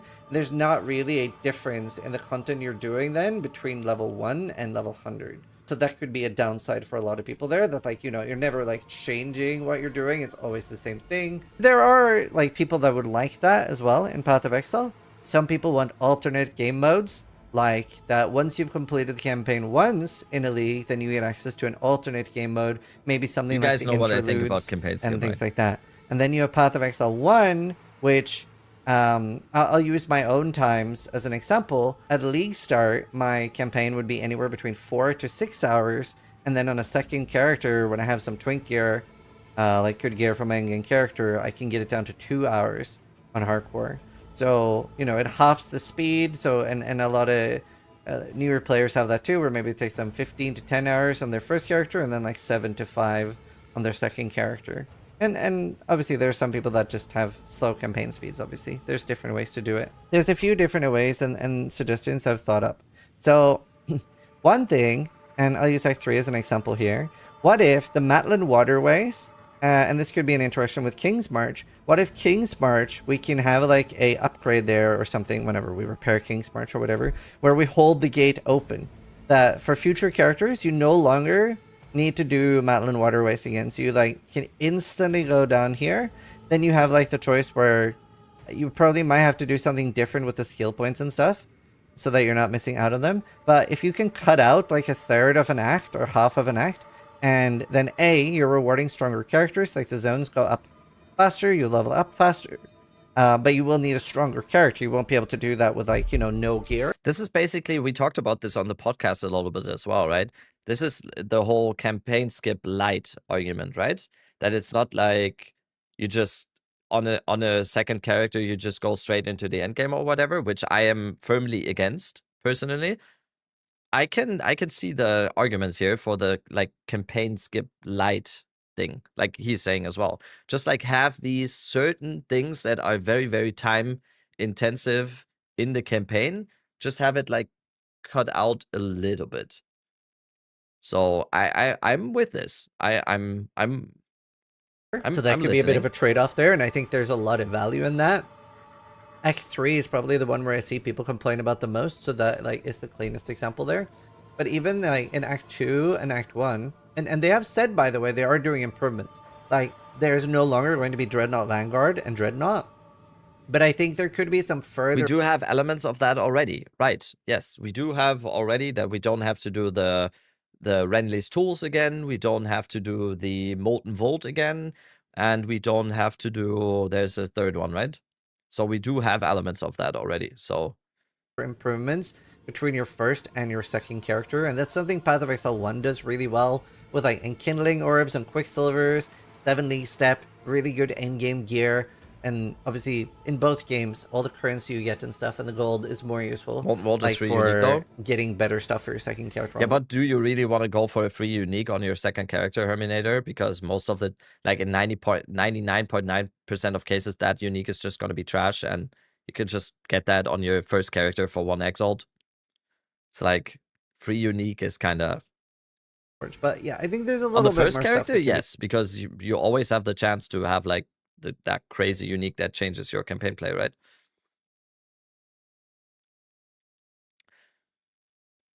both games, all the currency you get and stuff and the gold is more useful, like for getting better stuff for your second character onwards. But yeah, I think there's a little bit more stuff that can be done there. And then you could have like some sort of like additional road be constructed that lets you like bypass 4 or 5 zones here.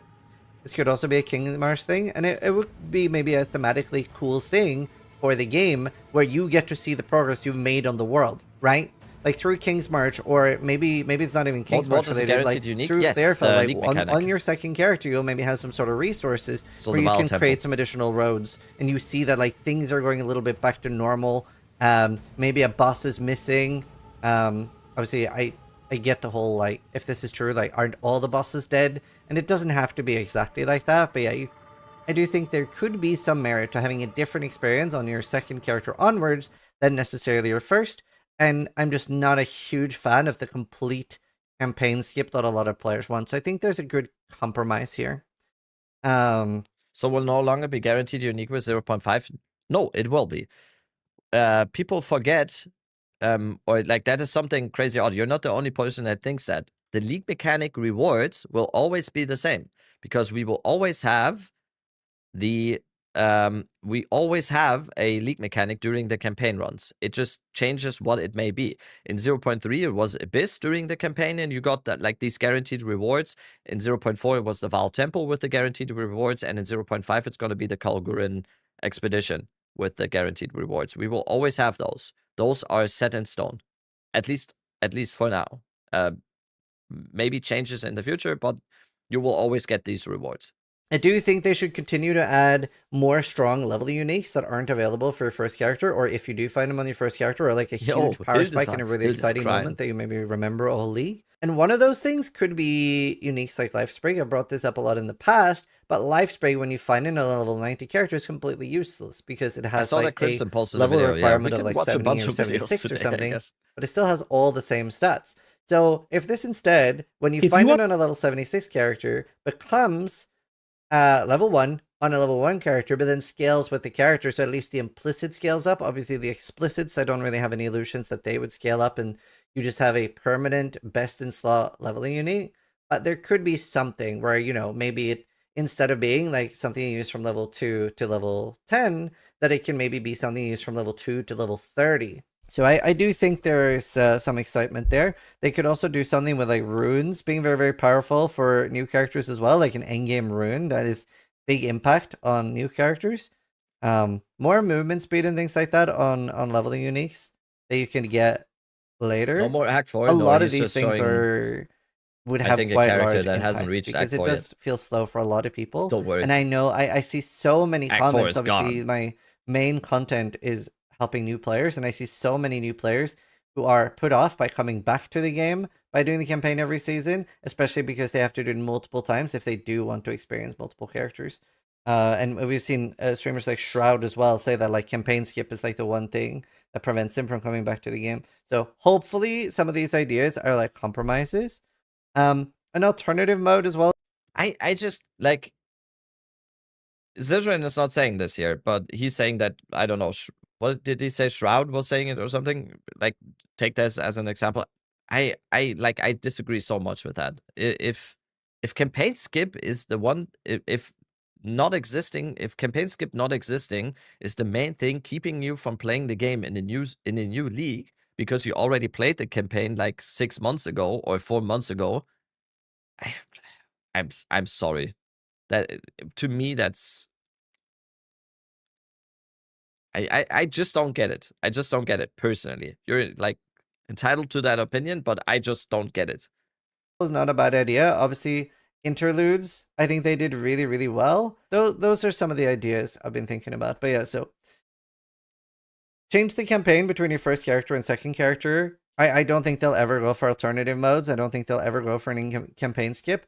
But I do think weaving it into, you know, other mechanics like King's March or basing it on things your characters have done, I do think that could be a pretty strong way to streamline this, make it more approachable for people to have multiple new characters without completely giving in and giving everything that the community is asking for. Because you shouldn't just blindly listen to the community either. I think there is a lot of merit in challenging ideas and having actual discussions about it. For this new upcoming league, this is a message from Grinding Games in a Discord.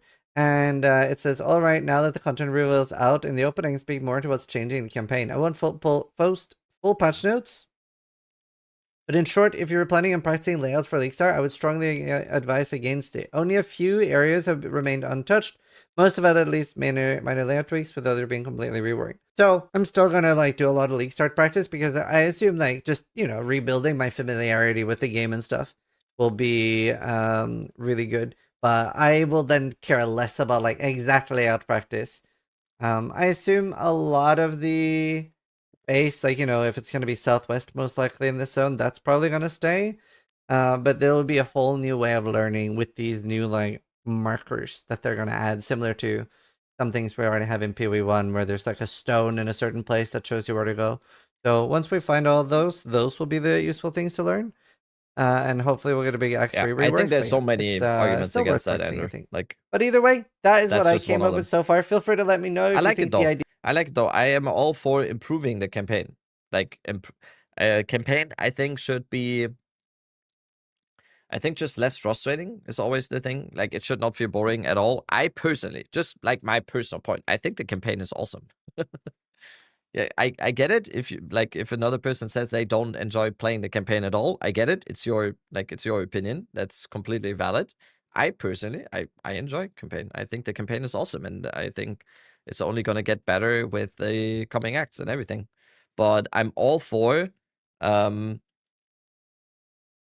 introducing stuff that makes the campaign even more fun to do or less friction. And I think they already kind of on that because they heard it, obviously. All right. Speaking of campaign and going through campaign fast, Crimson just posted a video. If you guys are not subscribed to Crimson yet, you should be, because he's amazing. And you should all like this video and make and comment a nice thing. It's called Get to Endgame Fast, a PoE2 Speedrunner's Tips. Is he talking about me? Am I the speedrunner? Want to get to PoE2's new revamped endgame as fast as possible? Do not waste your time studying layouts. I say this because GGG has openly told us not to. If you don't believe me, here's a screenshot of Suna, a level designer at Grinding Gear Games, publicly telling people not to study layouts in the lead up to ODOT 5. Yeah, okay. Because so much is reworked in that patch that anything you study now is likely to be irrelevant by the time that League Start comes. My name is Crimson Casts. I'm a speedrunner and speedrun commentator for Path of Exile 2, and this is everything else you can do to get to that new revamped endgame as fast as possible without spending 1 second studying layouts. Overall, the number one thing that you can do is learn to play with urgency. By which I mean minimize time in town and simply don't stop moving while you're in a map. This doesn't mean that you're never allowed to look at your items or open your passive tree. Campaign is fun. 10 seconds later, how to speedrun campaign. Being fast in campaign is fun. Referred to a build planner. But it does mean if you want to get to the end game efficiently in, say, 5 hours. Just because I think the campaign is fun doesn't mean I want to spend the most time possible in it. If that makes sense, you know? You can do so without having any advanced map knowledge by just continuing to make progress in the zones. Don't be slow. Even if you're not quite confident that you're going the right direction, simply moving forward is almost always the correct decision. What? And that means that... Dude. I hope Crimson is here. Simply moving forward is almost always the correct decision. And that means that even... That's what I've been doing wrong the whole time. I've been moving backwards.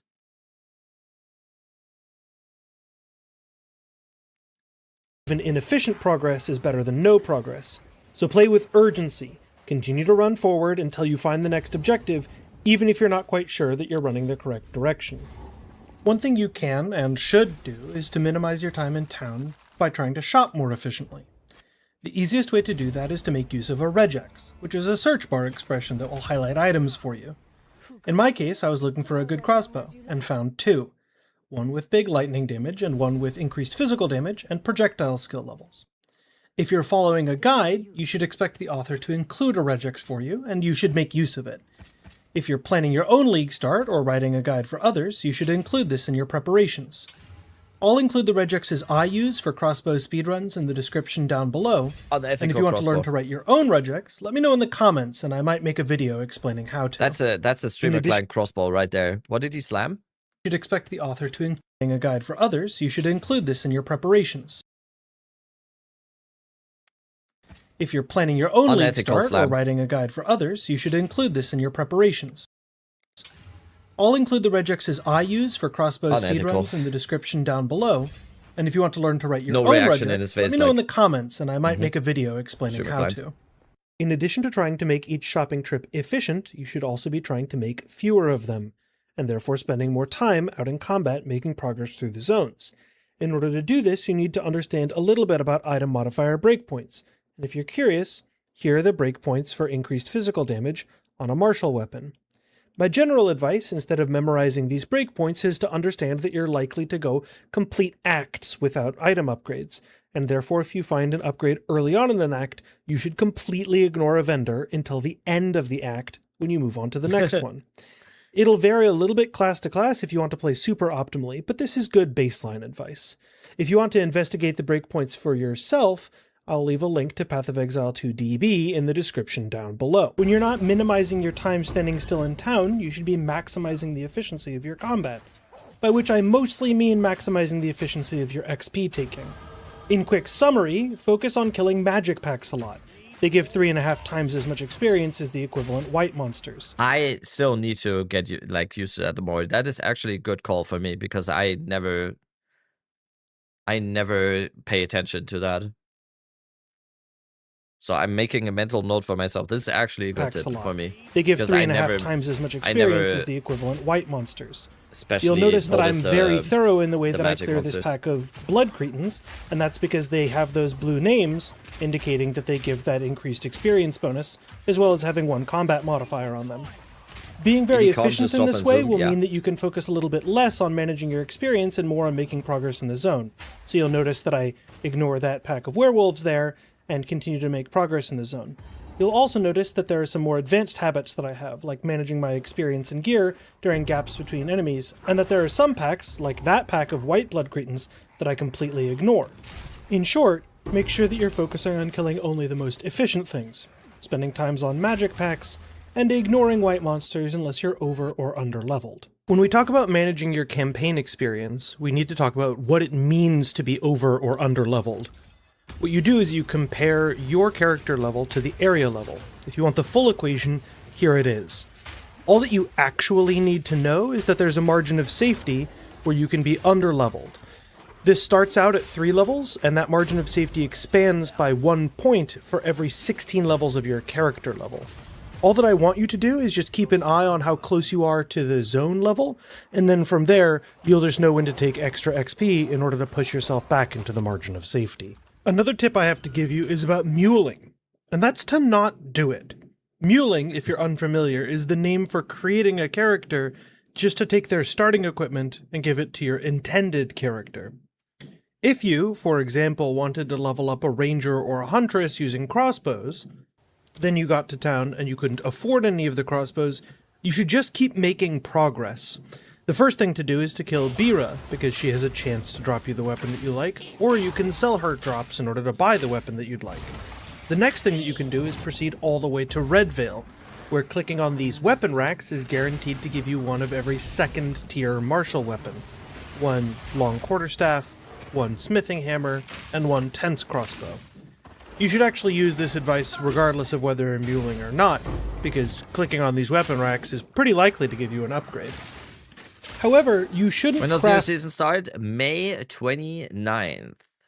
May 29th. Every single upgrade that you find. Sure, spend a transmute or an augment, but save those precious regals and exalts. This is because they're relatively rare in the campaign, as you know if you've played through the campaign before, and so I'm going to encourage you to only spend them when you find a particularly potent upgrade. Here, I saved 2 for these level 16 crossbows, knowing that they would line up with one of those modifier breakpoints that I mentioned earlier. You don't need to know every single breakpoint, but ration your currency carefully and try to only spend 1 or at most 2 regals per act, upgrading primarily your weapon. You can also save other rare currencies like artificers, runes, and whetstones in order to amplify your weapons throughout the campaign. Since we want to minimize time in town, it would really help if your stash were already organized the first time you got into town, wouldn't it? 10 p.m. Well, it actually turns out that the way that your stash is organized is based on the corresponding league in Standard. So, as a 3-minute chore that you can do if you're going to League Start and say Hardcore Trade, you can make a character now in Standard Hardcore Trade and organize your stash.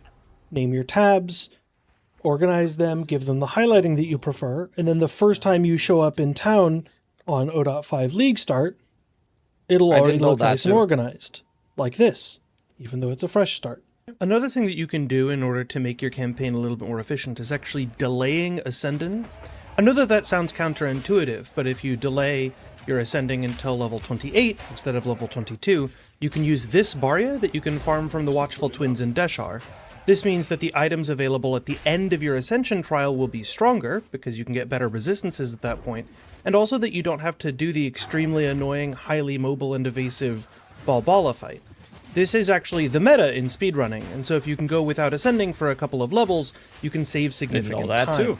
Speaking of Ascending, you should probably use a leveling Ascendancy. Even if your ultimate endgame plan is to go for Abyssal Lich or Blood Mage or some other powerful specialized ascendancy, a lot of times taking on those ascendancies requires really specific synergies and really specific items and support gems, whereas something like Demon Form on the Infernalist would just give you a flat base increase to your cast speed and damage. This is true of multiple different classes. For example, the Smith of Katava has a lot of tools to solve resistances and survivability. There's still a lot of like newer players that are under the impression that you can't change your ascendancy. Like I get that from time to time still. That people go in the YouTube comments or in the Twitch comments go like, wait, you can change ascendancies? During leveling. And so as a consequence, leveling Smith of Katava, even if you ultimately plan... I'm just starting, and I normally play an assassin in games like this, but I'm not sure what class to pick. I'm just starting my first game. What would you suggest I play? In PoE2, you mean? Oh, someone already answered. Monk or Huntress? Yeah. Before we get the Shadow, Monk or Huntress? Yeah. Good answer. And to play Titan would How be... do you change ascendancy? You just have to do the trial again. So let's say you have 4 ascendancy points spent already on your Lich ascendancy. If you want to go Blood Mage, you have to do the trial again up to the point where you got those 4 points. So if you have 8 ascendancy points, all of them, you have to do the full trial again. And then at the end of the ascendancy trial, you unspec all the points, and then you can change your ascendancy with the trial NPC. A really good idea. This is true of most classes. For example, on Mercenary, while leveling up, I would almost always take Sorcery Ward, even if my ultimate plan were to make a banner bot and play Tactician. If you're curious what ascendancy I would go while leveling on the class that you plan on League starting, let me know in the comments and I'll be happy to sort you out. One more thing that you should learn to do is use hotkeys for menuing. In the case of your passive tree, holding Control automatically confirms various points, and also you can use Quick Assign, which is available at the bottom of your hotkeys menu, and doesn't have a default option, in order to quick assign various attribute nodes. This will only save you a couple of seconds per node, but look at the difference between the left and right half of your screen. So that means you don't have to respec, you don't have to remove the points before going into the trial. You can do that at the end. That's what I meant. It took me 11 seconds to assign the left half, and on the right, I'm still not done.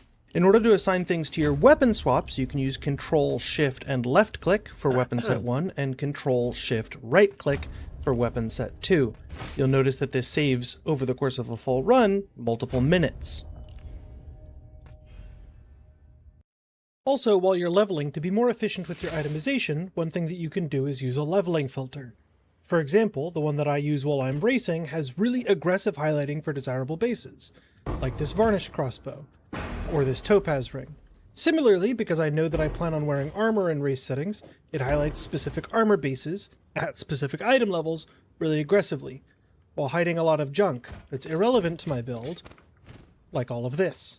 I'll leave a link in the description down below to my particular ODOT4 race filter, and whenever I publish my League Start plan for ODOT5, I'll be sure to include the sort of very aggressive highlighting filter that I use. My last piece of advice is to subscribe to me on YouTube, as well as follow me on Twitch at twitch.tv/crimsoncast. That's a very good advice. Where I'll be both happy Let's to do a answer shout-out to questions Crimson. about how to get your League Start going, Crimson as well as Casts. pushing my own League Start There you go. on the solo Everyone follow self-found Crimson. ladder. Additionally, most League Starts GGG publishes a support a streamer, so keep an eye out for that, and possibly gift me 2 subs in order to get advantage of that early microtransaction. No, those go to me.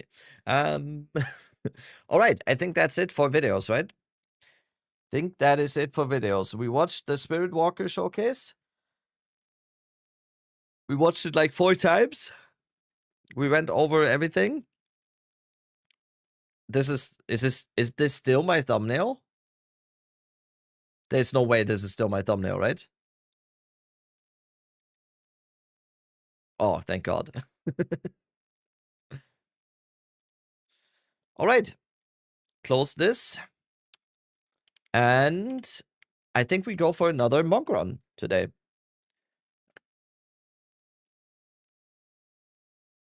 Let's do this. Very quick break. Very quick break. And then we go into another campaign run. Get used to monk a little bit more. I'll see you in 3 minutes.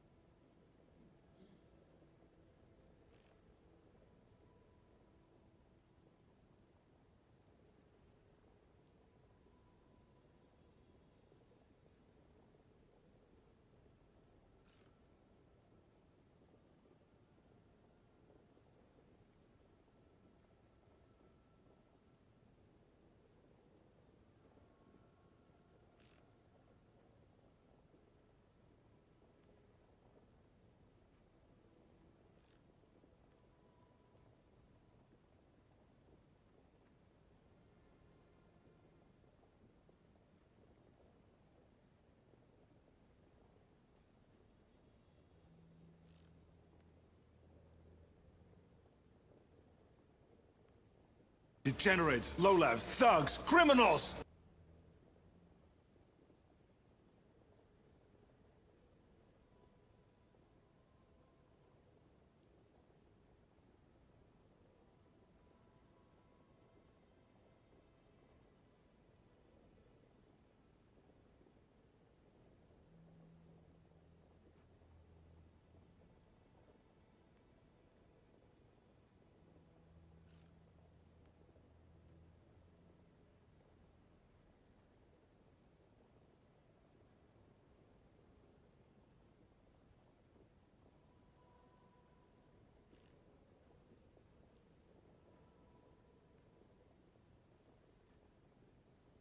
Alrighty. Yo, Deverlane. Thank you for the resub. Let's go, let's go. Thank you, thank you. Okay.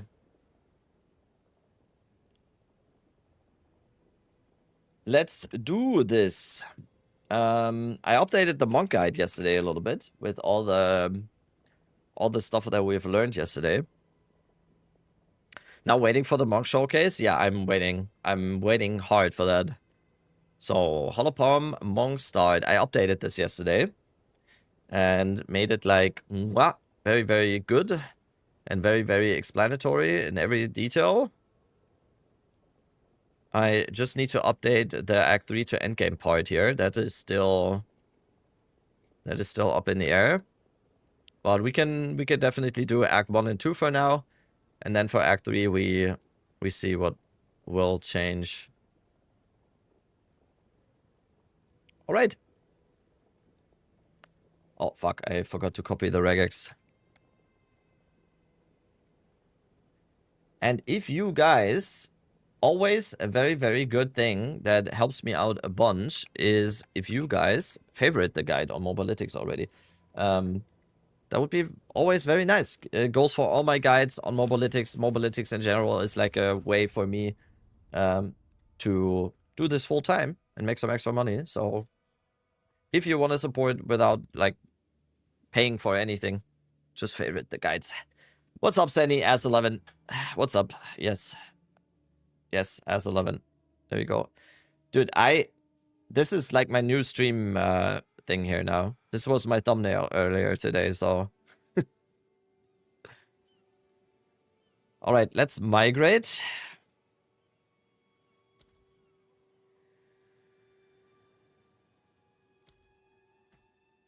Let's migrate. Let's make a new monk. Martial artist soon. Right? Did I copy the regex now? I didn't. Call out to your dreamer. Let us see if he answers.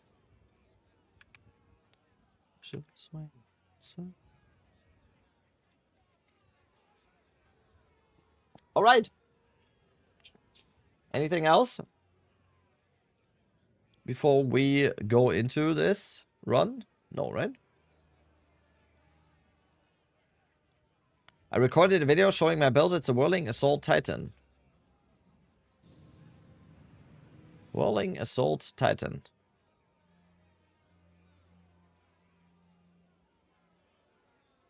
Oh, I want to do that on martial artists, maybe. Wait, video? Hello? Like, they showed a little bit of like that on... Yo, George, thank you for the 50 bits. I want to do this on martial artists, maybe. They showed like a bunch of Whirling Assault stuff in the martial artist showcase, in the martial artist section. Okay, what's single target?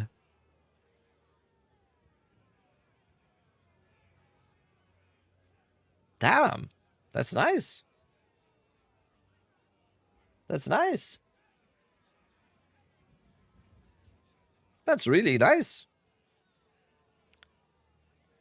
Bro, I just bought a Seiko and I'm seeing WatchVid even on your stream.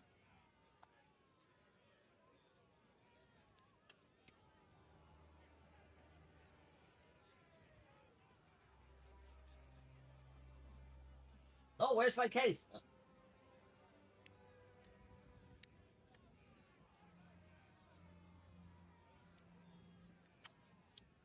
Next time you want to buy a Seiko, just buy it from me. Yeah.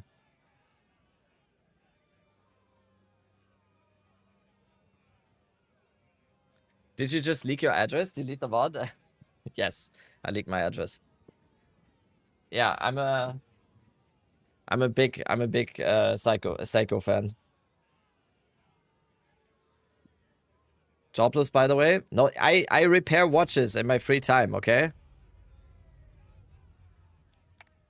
I repair watches in my free time. American Psycho fan? Haha, someone got it. Don't let him escape!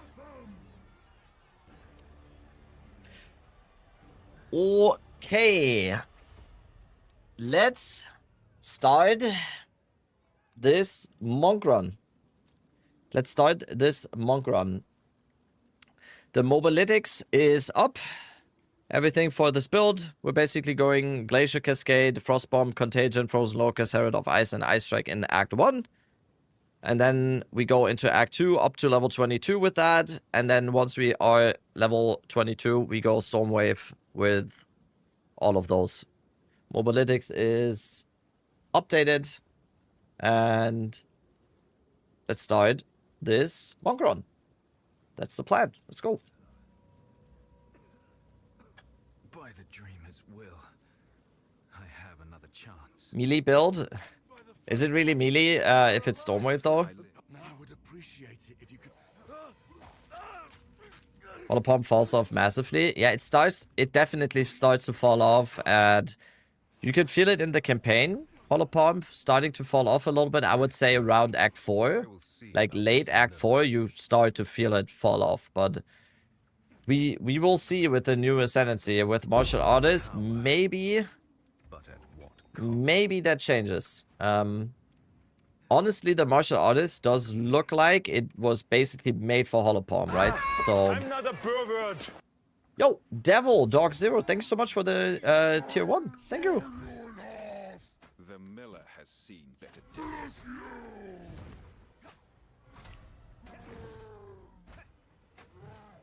I don't even know why I'm dodging like this. We can kind of tank him, right? Oh, damn, we interrupted his minion cast. That was on purpose.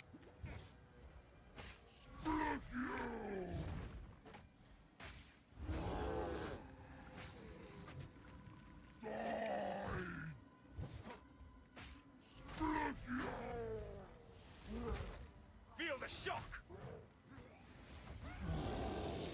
No, he casted another bunch of minions. Well, Skill always beats alright, let's get this. Please come inside. Let's go, let's go. We start here. How have the Ezamites There's a beast. Now, if you could channel We get Glacier Cascade immediately. I don't need Falling Thunder with this. indebted to. the discipline of the forge has taught him strength. Let's take this and this. Oh, we get fist damage on gloves. Very nice.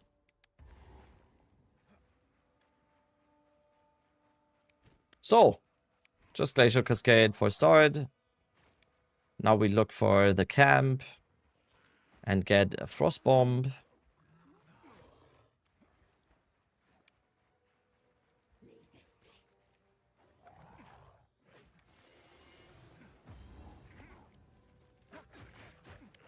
I can't click the stash. Okay, we got it. Now we go Frost Bomb. This relic hums with power long dormant. We can do the league mechanic here. I'm not opposed to that. In 0.5 we will definitely do all the league mechanics that we see because that looks fucking strong. To be able to craft all your stuff, all your rewards. So we are definitely doing this. This device, if one light stirs, there must be more.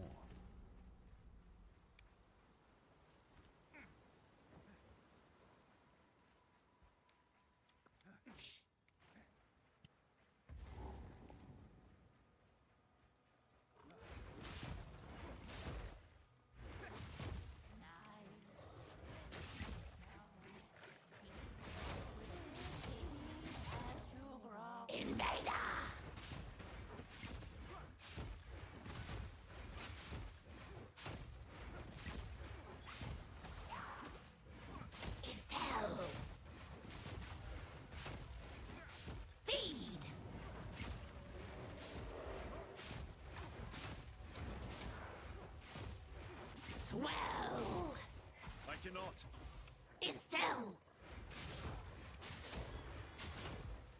Rotten. Alrighty.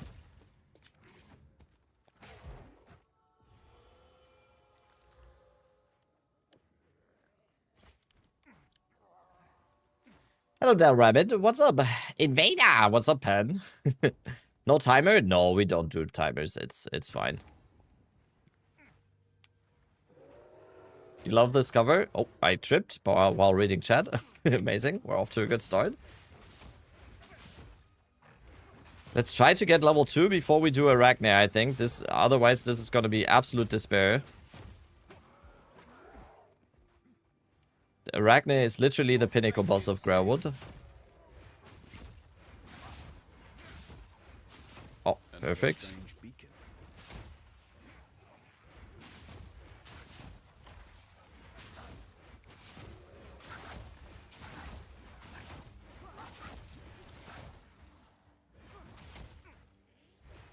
Pinnacle boss of campaign, yeah.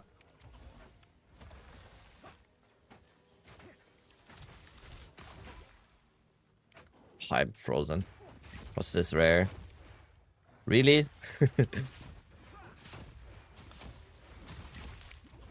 Oh, okay, we have a freezing rare. Can I reset the run? Am I allowed to reset already?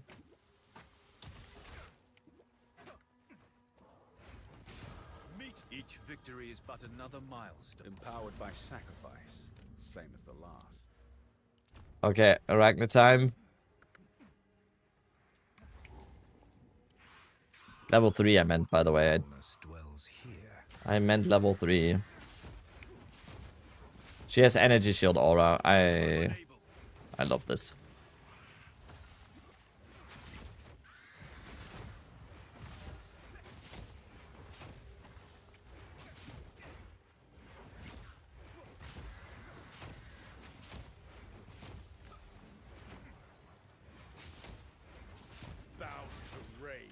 She keeps teleporting. It's nice. Okay, did we crit there or something? All right, first support gem on Glacial Cascade, Cold Attunement.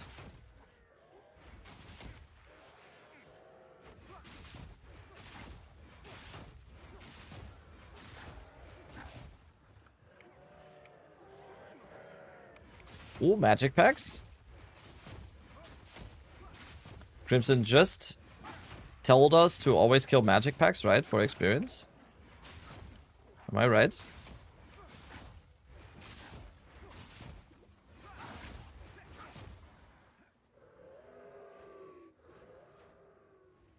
Let's find the tree as well.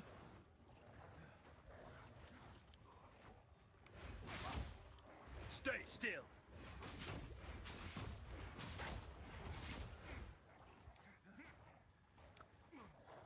Let's find either the tree or the Grim Tangle. This is Grim Tangle. Then the tree is probably in the area that I didn't uncover here, right?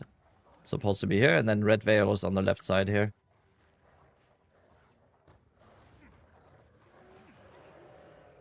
Trees here. Yep. Perfect. Now we just run straight to Red Veil.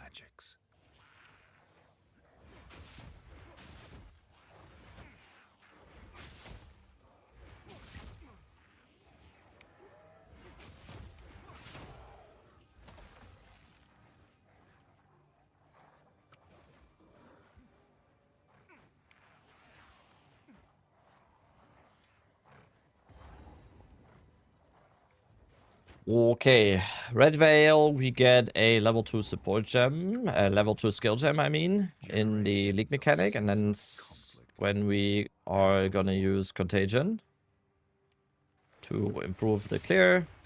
We also click all the weapon racks to get the better quarterstaff, right?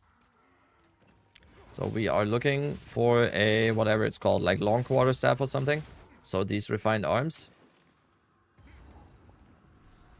First obelisk as well.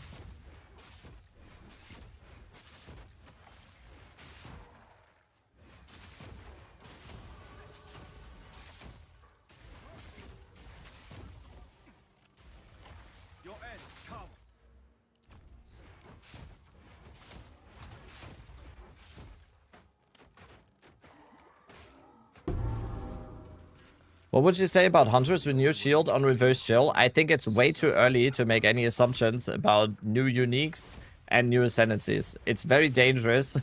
Like, it's fun to theory craft now, but it is very, very, very dangerous to go like, oh, this is probably good. So, theory crafting is fun, but be very careful with going for stuff like that or committing to stuff like that. Okay, we get a talisman, which is good.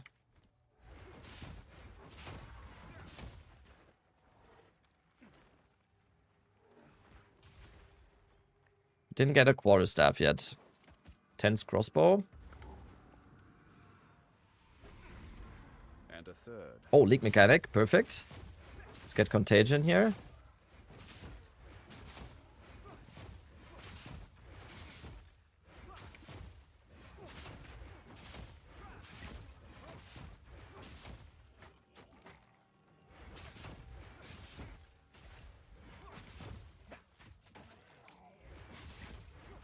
Shoes.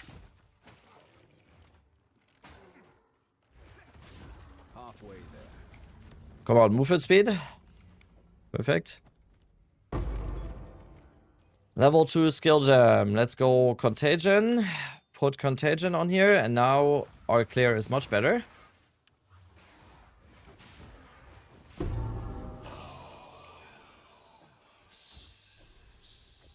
A malicious presence lingers here.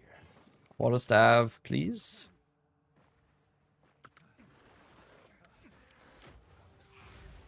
Cursed bones. Oh, wrapped quarterstaff, there we go. Wait, isn't that the... Yeah, that's the main... That's the first base. Never mind.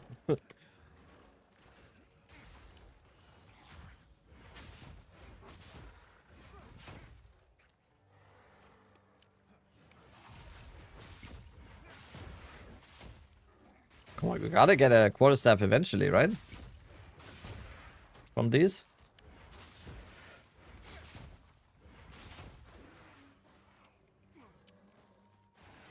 Smithing hammer. Okay, we're getting very unlucky.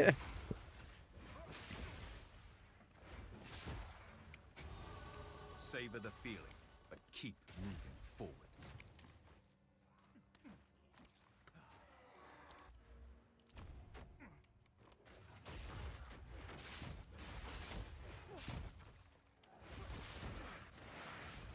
Oh, there we go.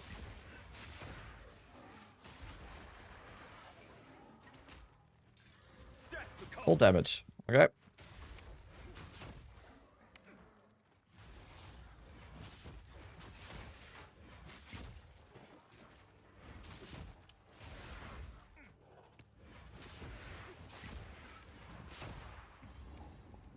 Okay.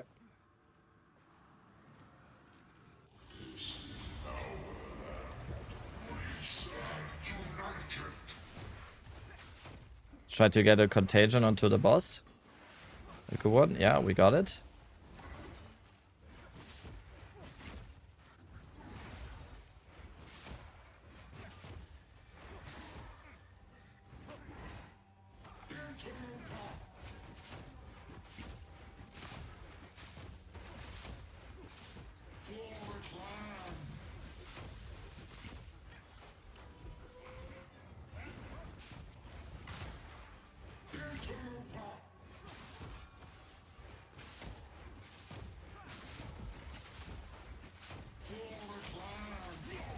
All right. Sleep now and dream no longer.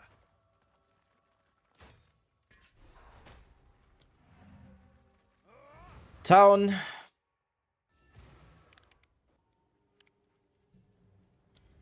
We're not level 6 yet. We can use these boots.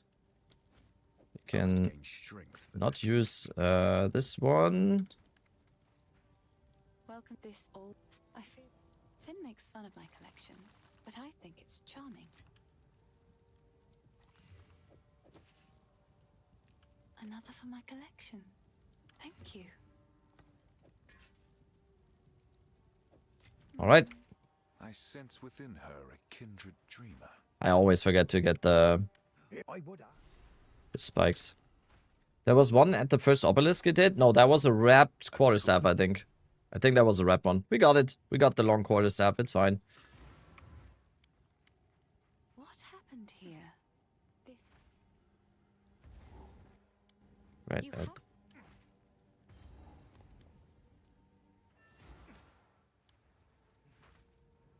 Wait, do I not talk to... Wait, what the fuck? Dude, what am I doing? What am I doing? good. Now the others. Time to discover what truly happened out here. Okay, I'm rusty already, even though I played this yesterday. Amazing.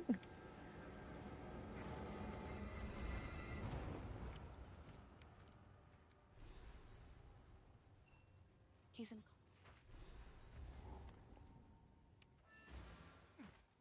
Why not witch start? I don't know yet.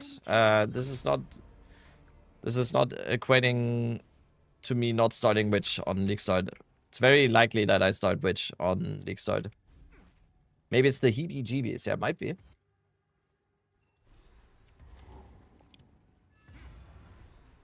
won't be getting through here. The face.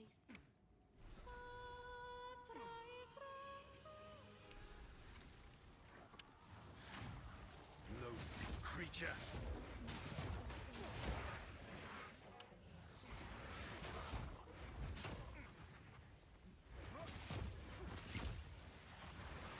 Chill.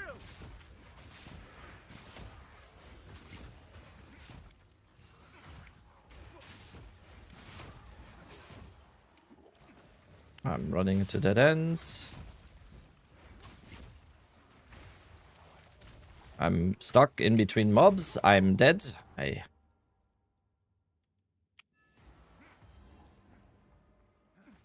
Let's just go left.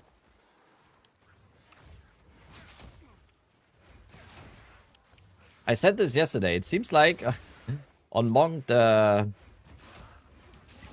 character hitbox is larger or something. Another such. It's so rough.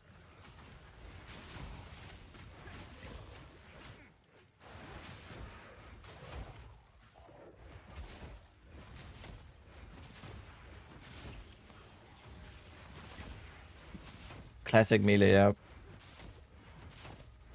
Alright, level 6. Another beacon words to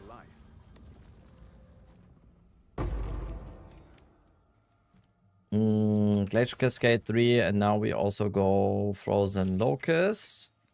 We put Frozen Locust here. And now the clear kind of consists of us dropping a Frozen Locust. I'm doing that, yep. Always do feel like I'm taking more damage on Monk. Yeah, me too. Like, it starts at the miller, even.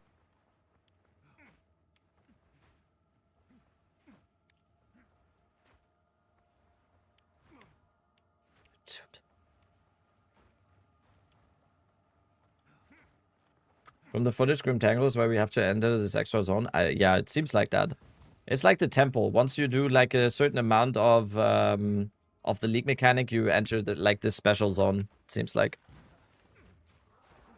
a little bit like temple, right?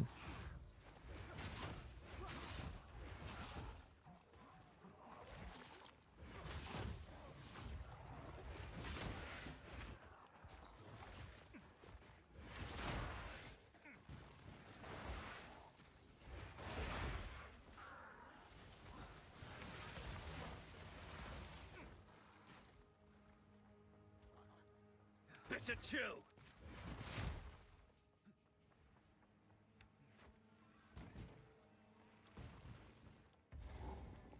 Ah, fuck, I kind of want to do the druid, right?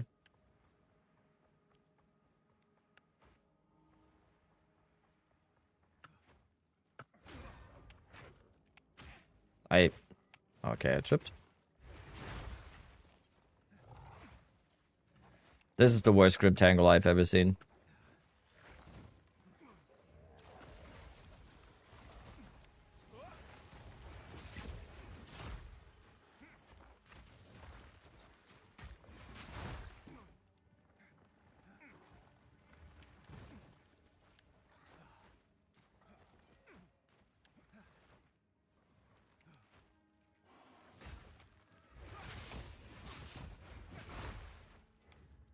Boss is behind the path to exit. What?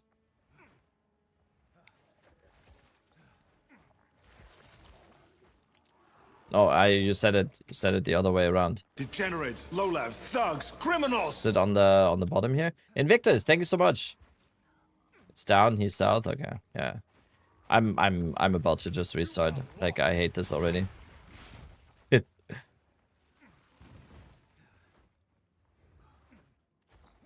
Yo, Invictus. I said it just now. Thank you so much. Bazillion dead ends. This is like, I'm tilted already on this run. I'm going again. You ain't restarting in the league, so don't restart now. Yeah, what is this? What is this shit? Misery in Ogham never ends. I'm unable. I'm unable. Yeah, that's me.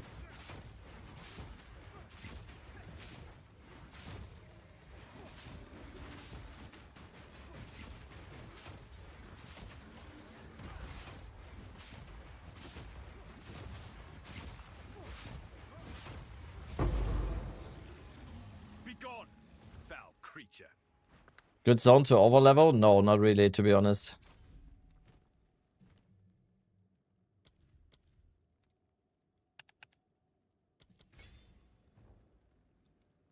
I'm gonna do slash plate and lose my mind. Quickly! My family has been abducted!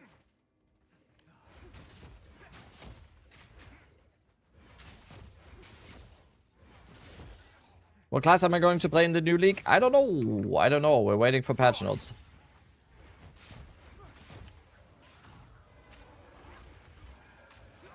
It's nice watching you and Miso have the start run kind of the same time. He's doing twisters. Wait, wait, where's Miso? We can do a small race. Miso.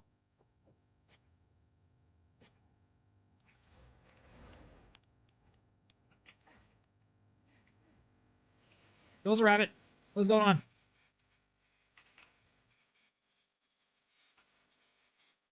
Restart 1. Want to do an act 2 race? Like race to the end of act 2?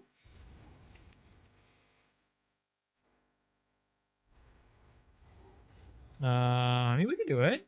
Sure, if you want to.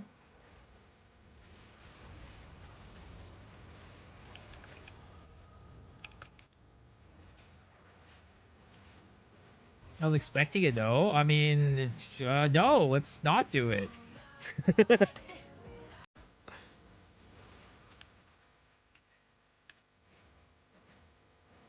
Is that the answer you wanted? Did I respond correctly?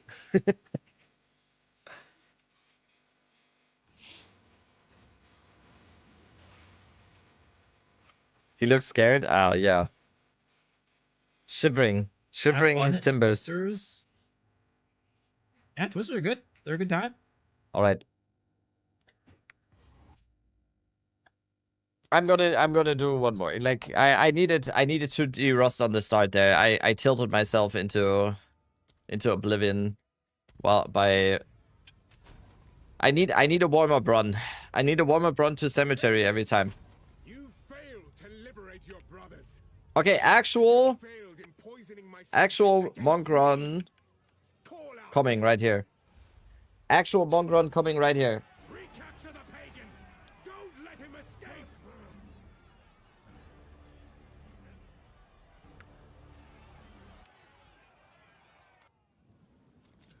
This is gonna be a martial artist, right? By the dreamer's will, I have another chance. By the first ones. I'm glad. I would appreciate it if you could.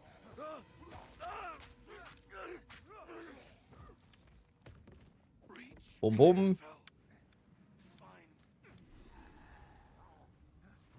Rest now. I will see about this miller.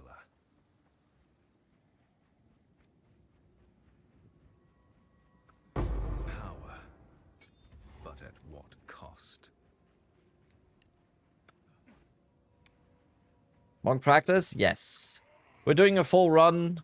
Also for my YouTube and everything, so I will over-explain a little bit of stuff sometimes. Basically, it's gonna be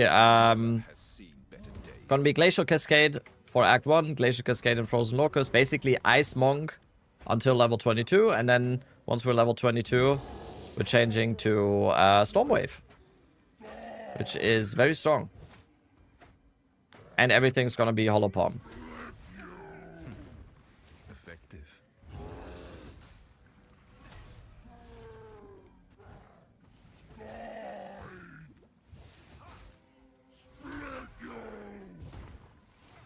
I want to kill his minions too, but getting interrupted.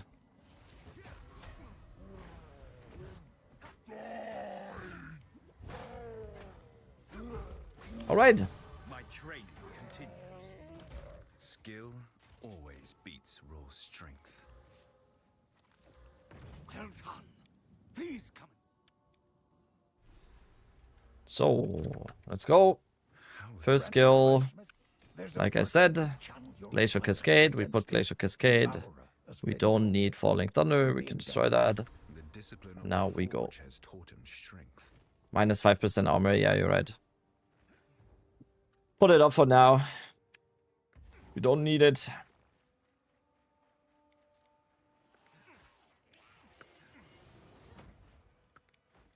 We're squishy anyway.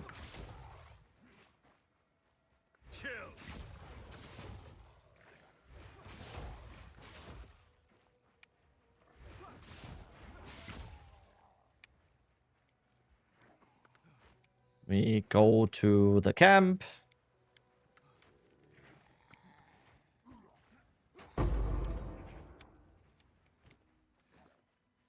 Second skill gem, Frost Bomb. Put Frost Bomb here.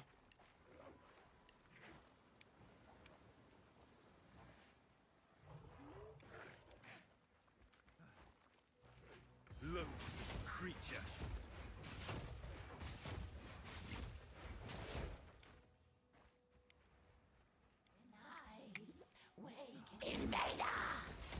Invader.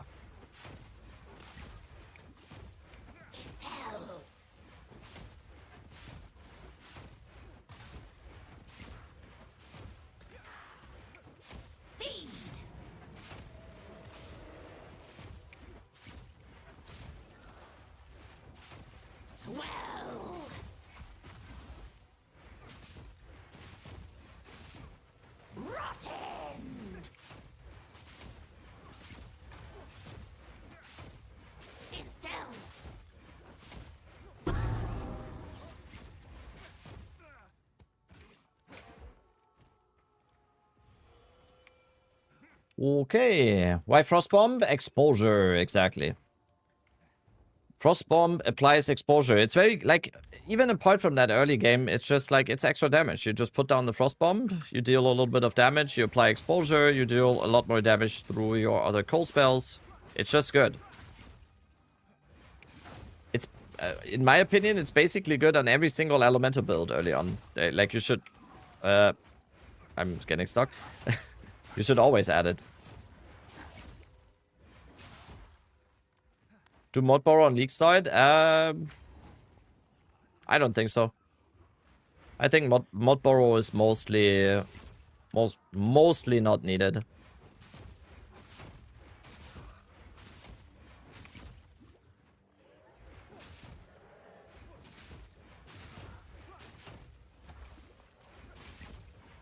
What are these wolves? Holy shit, I'm getting ignited. What is this? Holy fuck. They're igniting me. What is this? What is this? What the fuck? What foulness dwells here?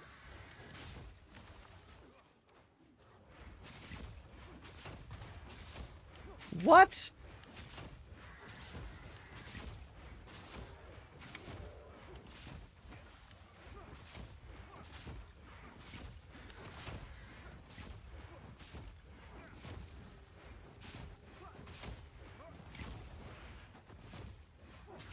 Tourist? Yeah. That was definitely very fair. Very fair. Having like wolves chase you, a pack of wolves chasing you with like more movement speed than you have, and they auto ignite you. Very nice, very nice. Amazing.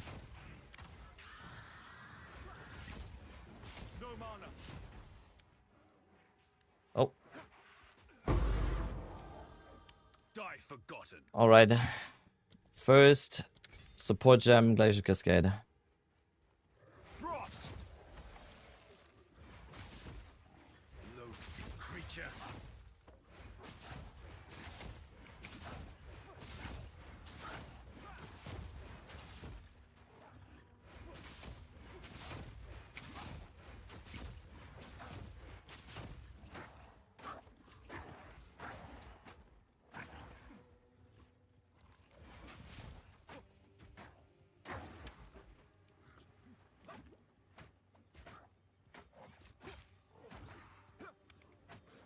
This device, one life. What do we even get here?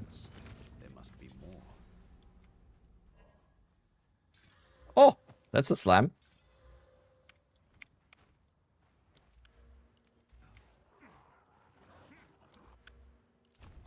That is a slam.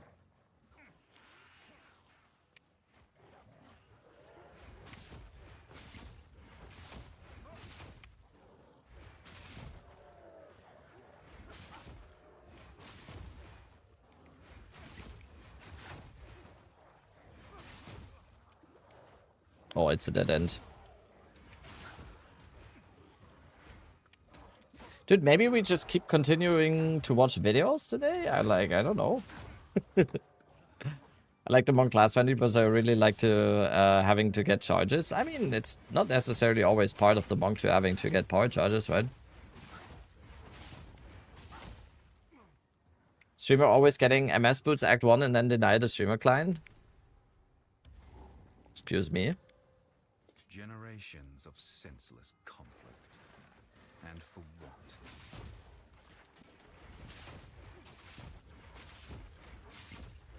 No, watch you and have a love. That's good. That's good. If I'm like your comic relief, I'll take that. You just watch an ad now and then, and I'll get my plus of that.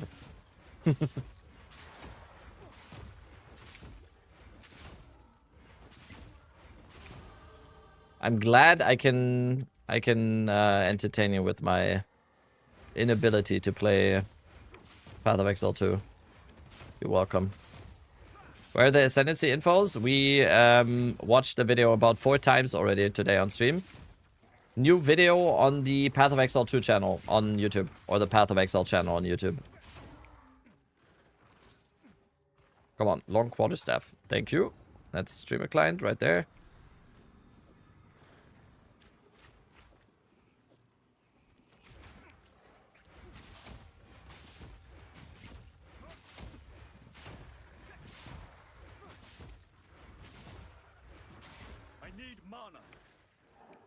I need another checkpoint. I messed up a little bit. I messed up quite a bit, to be honest. With changing my flask there. Very bad.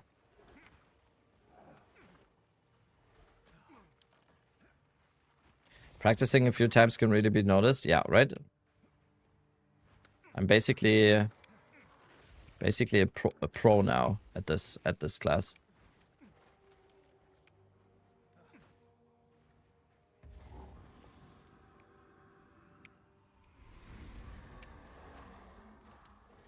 Chill.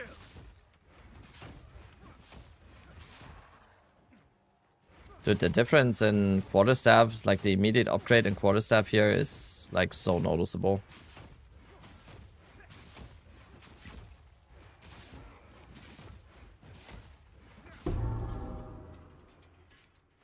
The old ways still hold another strange beacon.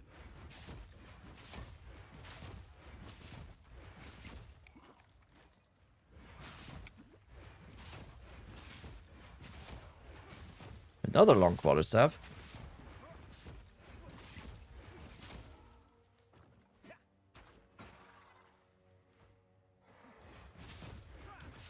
Empowered by sacrifice. Alright, once again, we get Contagion.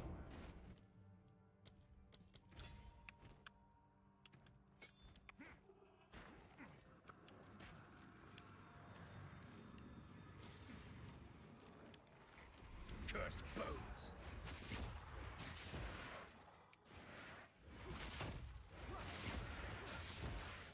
Long quarterstaff with 2 sockets. Crazy. Crazy.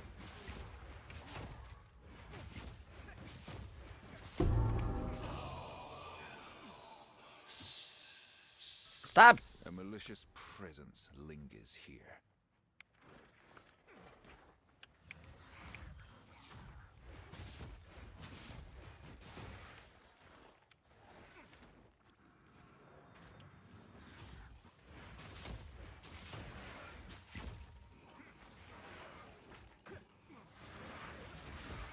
Savor the field.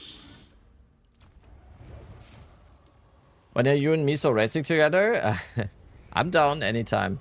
There's gonna be a lot more stalling content to be in the future here, so there might be some new races.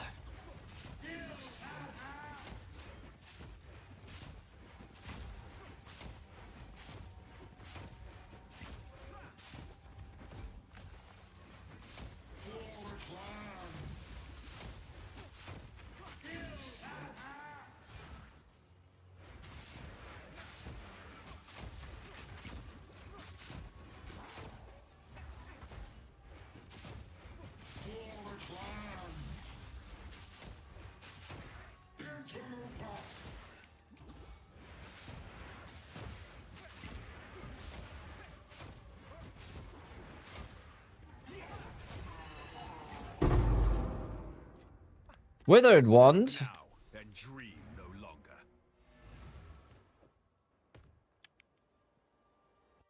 The one time I don't play EDCon, right? I feel Finn makes fun of my collection, but I think it's charming. Oh, fuck. I I will shouldn't have treasure it. identified all of those. I sense within her a kindred dreamer. I would. There's a beast. No, that was the wrong button.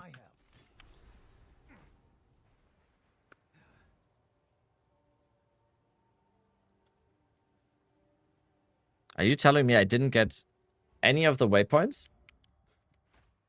Are you telling me that I didn't get any of the waypoints?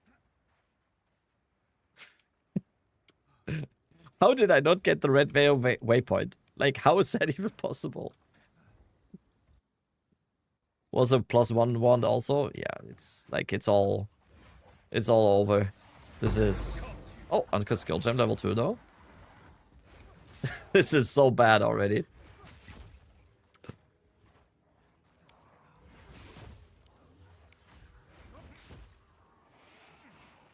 I don't know, it might just be monk. I don't know. I think like me just as soon as I log on to a monk, it's just it's all over. Like it's just bad. This doesn't bode well for the full campaign run I'm gonna do tomorrow. Does not bode well.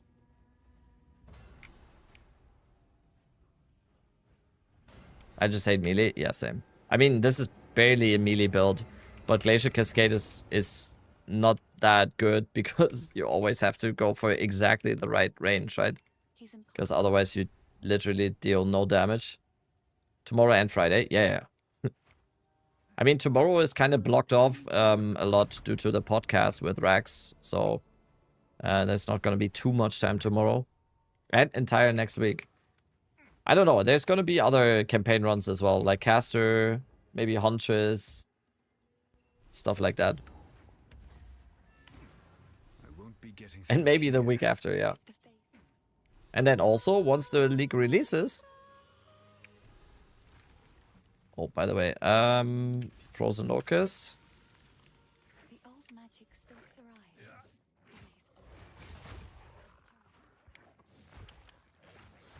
Her singing soothes the soul.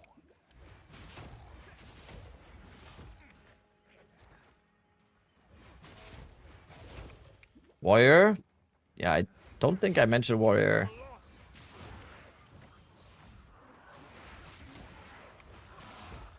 If I'm gonna do a warrior run, I need to get coached by Angormis. To learn the ways of the warrior.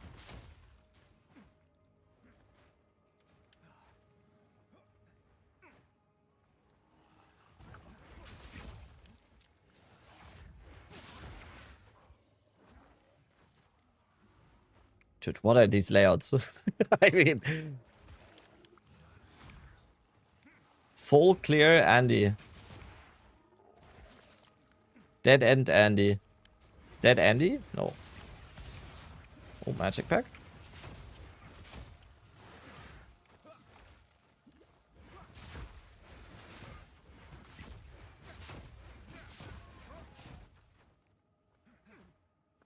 Yo, what's up, Subir, man? It's been a while, has it? Has it? I haven't noticed. Time goes fast.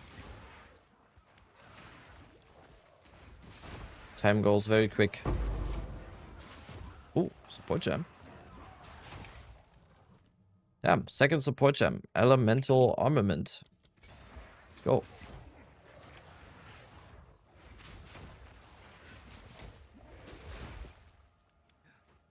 The monk is so slow. No, monk is fine. I just like you just need to get used to the playstyle. I will say monk act 1 is kind of rough. It's definitely not one of the best best act 1s, but it's fine. It's fine.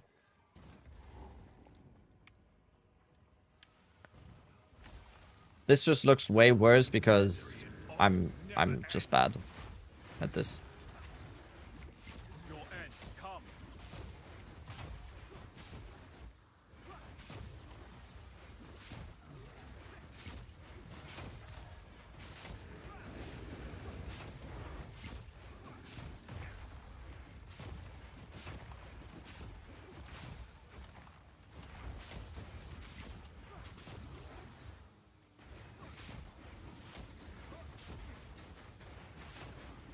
I rolled into that as well.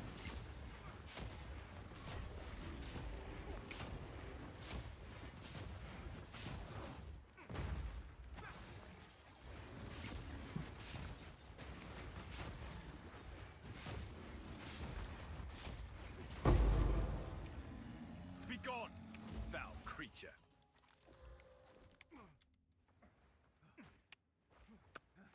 Act 1 warrior is the smoothest, unironically. I saw that. Like, I saw a bunch of stuff that made it look like that. Like, the whole thing that warrior is bad and overall in campaign, and then, like, the whole warrior is bad. Talking points, it's just warrior mains wanting warrior to be buffed. I'm dead. Right?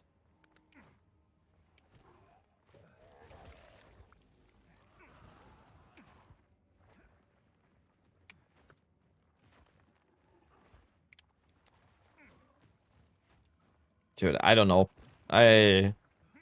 Campaign is still doing me today. What are these layouts? Like, 2 times in a row I get a Grim Tangle that is just the worst shit ever. Like...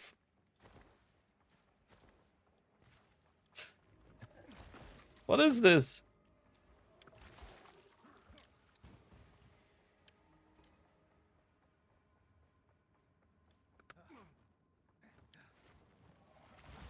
Yeah, I'm not gonna try to learn layouts now because it has no use, so I'm just gonna soak this in. Is there an exit coming at any point here, please? Yep, thank you. Is this another like 20-minute cemetery?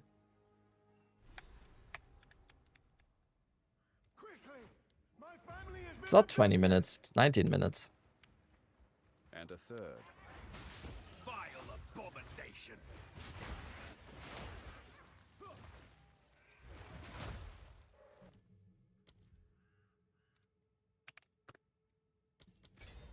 Frost.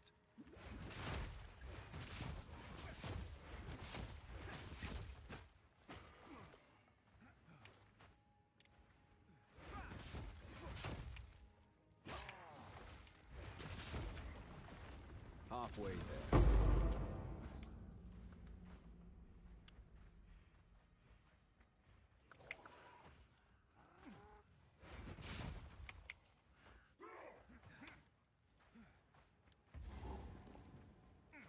Iron Ring. Easy. I don't have a transmute.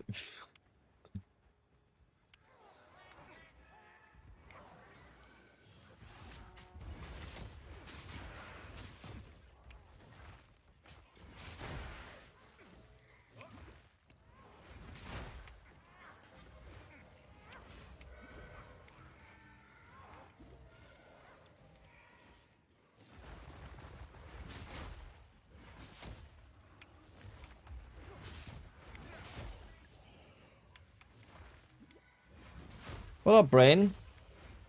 What's up right now? I feel like I'm tilting myself from playing campaign too much. Because I already, like, I feel the tilt right now a little bit. I'm... Yesterday's run was good. I enjoyed learning the monk ways. Right now, campaign is tilting me. And I think this is dangerous territory before 0.5. Getting excited for 0.5? I'm very excited for 0.5. It's just the 16 more days of stalling content that I'm not really excited for. It's getting heavy.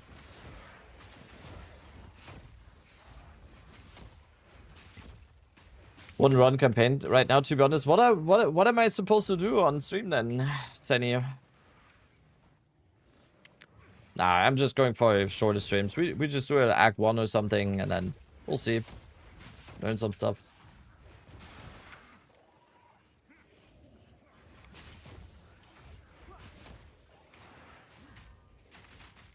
I'm stuck in between.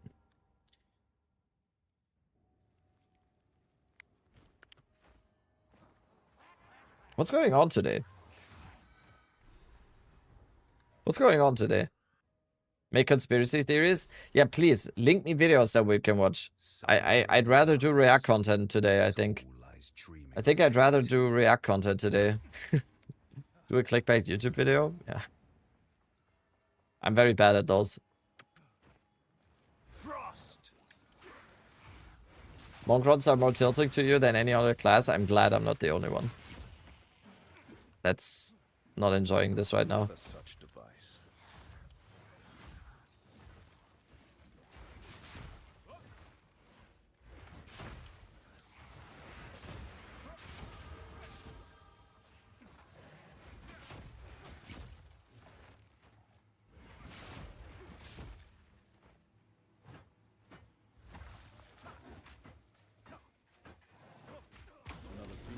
It's usually is Monk, and I also abandon 1-2 runs in Act 1. Yeah, it's... I'm whining though. I'm whining a lot right now. I don't know. It's today. I was in a better mood yesterday. What did you link, Sandy? No, I refuse. Sorry. Not even when I'm stalling, I'm gonna watch that. I immediately know.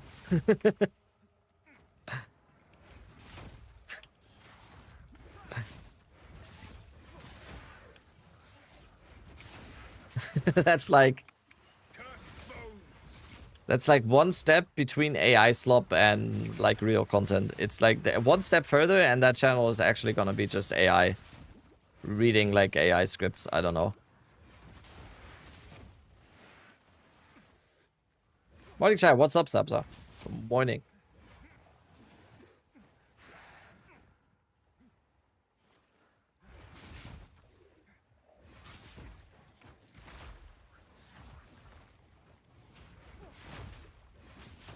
Am I dead again? Captain Lansvid? Okay, we're stalling. Oh my god, it's 14 minutes. Conspiracy. I'm down. Fuck campaign runs right now. I'm tilting myself before... I'm tilting myself from campaign before 0.5 even starts like this.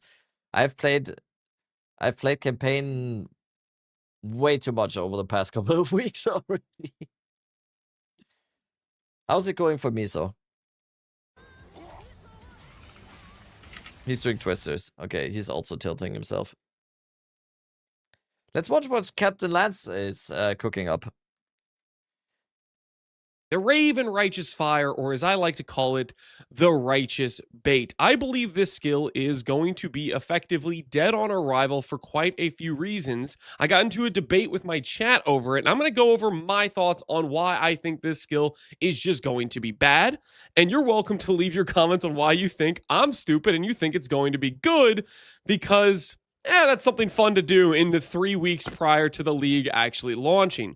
This skill is a minion tag skill, which generates ravens, and your AoE goes up and your damage goes up with those ravens over time as you kill enemies, as well as it generates them passively when being near a unique enemy like they're showcasing here. And then it has a command skill, the mirror images you see pop up that shoot ravens that hit the enemy. And it's in a weird situation because it is not only tied to a staff, it is a split skill where one part of it does hit-based damage, the other does dots, and then not only that, it splits its damage between Fizz and Chaos. And this creates a number of issues for how you can scale it, which is part of the big reason why I think this skill is doomed for failure. I made a short list of opportunity cost for the issues I see with this build, because when it comes to making a skill do damage in this game, the biggest important factor is, number one, it has some good baseline, but on top of that, it has multiple venues, multiple vectors where you can scale the ability to do more damage. For example, if I have a skill where I do 10 damage per second, and that's my baseline, but then I go get 50% attack speed, and I hit 50% more, I'm going to deal effectively 50% more damage. That is a scaling vector that I have access to. The biggest issue I see with this skill is it has no scaling vectors. For example, you can't scale it with attack or cast speed. It's a dot skill, and then the command skill has a set hit rate, so you can't scale it with speed modifiers like attack or cast speed. It doesn't really have a good scenario where you can invest into a giga exposure, a bunch of minus res, because all... Rename the skill to Righteous Ravens and it will instantly be OP. Yeah. I mean, he already got me convinced a little bit. I think this is going to be the case for a lot of uniques that they showed, especially if plus levels isn't nuked, Every single unique, whatever, by the way. Every single unique that they showed in the showcase did not have plus levels. And they only said, what did they say in the Ziggy Q&A? They said plus levels is going to be slightly adjusted on the top end, right? The bottom got lifted up a little bit and the top got cut off a little bit. That's not enough. That's not enough to make endgame uniques that don't have a single plus level work at all, I think. I like Lance a lot, and rationals are usually good, but he also said a bit of bad record with weird skill items in PvE2. I mean, sometimes you're just wrong. It happens. It happens.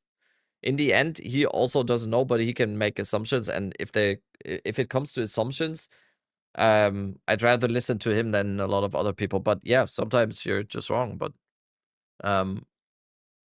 I think he might be onto something here. Scale with speed modifiers like attack or cast speed.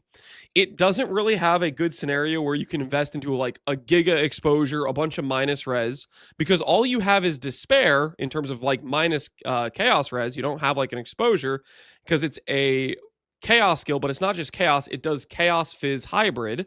So your res attack is split into two different directions, which makes it half as effective.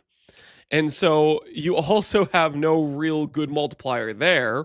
You then have the situation where you're required to use a two-hand unique weapon, which kills your biggest gear piece for damage, which is having a scepter for a minion build, for example. Then next up after that, it's also so awkward. Why is this a two-handed staff? Because it's scale, it gives you minion damage. Why is this a two-handed staff? It's obvious, it's supposed to be like a minion thing. Doesn't it have the staff itself has minion damage, right? Minions deal increased damage. Why is it a staff then? You don't get spirit. This is also a huge factor of your spirit. Yes, you get spirit reservation, but is having 40% spirit reservation better than just getting 160 spirit or something on your scepter? Is that better? You do get spirit? Miss out on the +5 Sang Spectre and 200 spirit. Yeah, exactly. Like, this is so... It kind of has an identity crisis a little bit. I don't get why this is a two-handed staff. Half as effective. It better be fucking so strong if it's a two-handed staff. I don't know why they're playing around here. This is straight up an Abyssal Lich staff, in my opinion. I like the idea. Spirit reservation is better than flat skills for a reserve percentage of spirit. Yeah, I would like to know the math here. Like the 43% spirit reservation, is that better than just not having that and just getting like 200 spirit flat? Yeah, the base spirit, because what else is there to get base spirit, right? Corruption on helmet, body armor, and like some outliers. Right? There's not like the weapon, like the scepter slot is definitely the most important source of spirit, or like the biggest source of spirit, right? So you won't be able to scale your base spirit so much that the spirit reservation is boots now. Oh yeah, there was something with boots, right?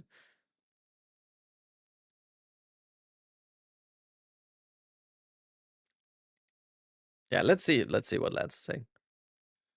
Good multiplier there.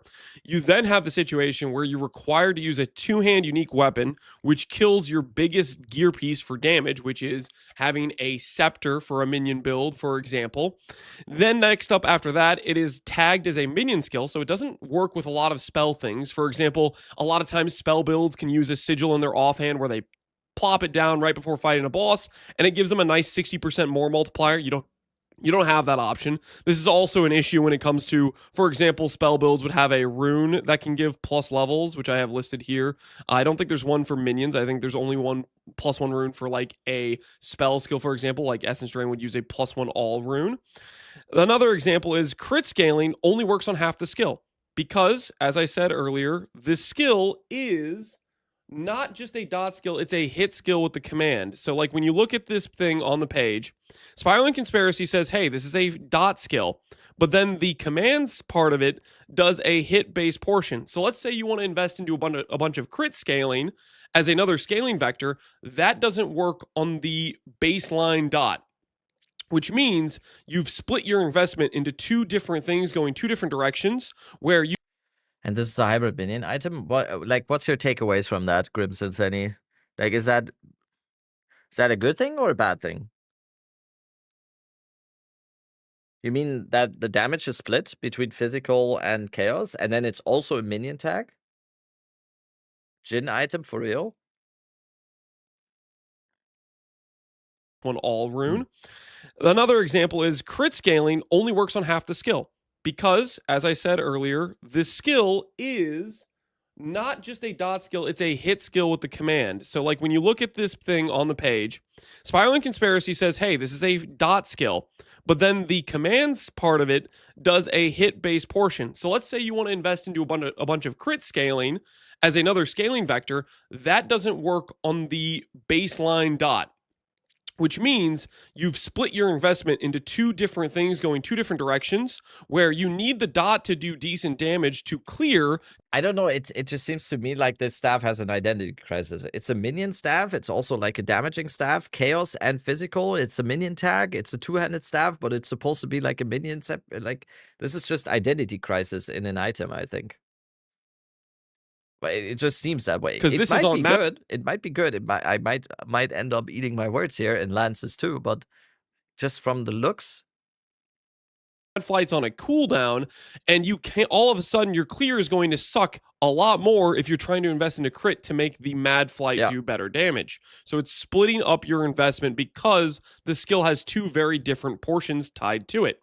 Next up, it's going to have a slow build time for bossing. For example, this command skill, one, it has a 10-second cooldown. So if the boss moves out of it, guess what? You just lost all your damage up time every time the boss moves out of it because you set it down and you have a big cooldown attached to it. But not only that, the Spiraling Conspiracy, for it to generate birds, it only generates them one every second, a little bit slower than that, when you're near a rare or unique enemy. And then the footage they showcased here, they showcased a boss that spawns a bunch of ads. Every time you kill one of those ads, they have one power that's generating a raven. Most unique bosses don't just generate you ads. This is a best case scenario where a lot of unique bosses do not have extra ads. You're not going to be generating the ravens as quickly because you're just going to wait for that 10-second timer to generate. Like, Grims, I see what you're saying. And also, in the showcase, it's very important to point out here that in the showcase that they are literally only using the staff. Just because you're using the staff doesn't mean you can't add more skills here. Imagine, like, I'm just, like, throwing random stuff out here, not specific ones, but imagine, like, you also have Essence Drain on the boss, or you have like 2 Dark Effigy totems on the ground, or you like there's more stuff you can do here, obviously, right? Because in the showcase they are only showing the staff here. So it's literally those only birds that to get the AoE to be bigger, to get your AoE What up, or your PS? dot damage to be better, and you're going to have this built-in slow ramp time that is tied to it.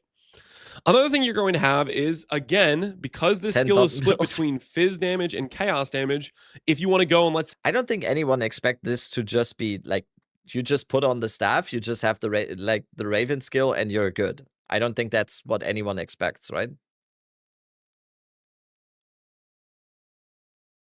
Say invest into Wither as a multiplier, it's half as efficient. So you're going to spend this time to support Wither, but it only works on like half the portion of your damage, which makes it not as great to feeling to invest into, but you're still going to want to invest into it because you don't have many vectors to work with anyways. Another huge issue I see with this is because it's tied to an item, your 6 link is gated behind a level 20 drop item. If you look, for example, at skills tied to items, you'll notice the level 20 versions of the items are much rarer than the level 19 or the level 18. Like 1 in 10, I think.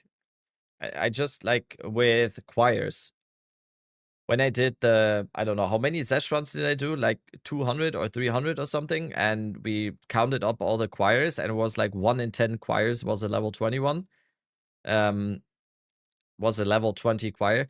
That goes for basically all the pinnacle drop uniques. It's like 1 in 10 to get a level 21. So version. Therefore, your 6 link is gated behind a very expensive purchase because it's going to be way rarer, therefore way more limited, therefore way more expensive.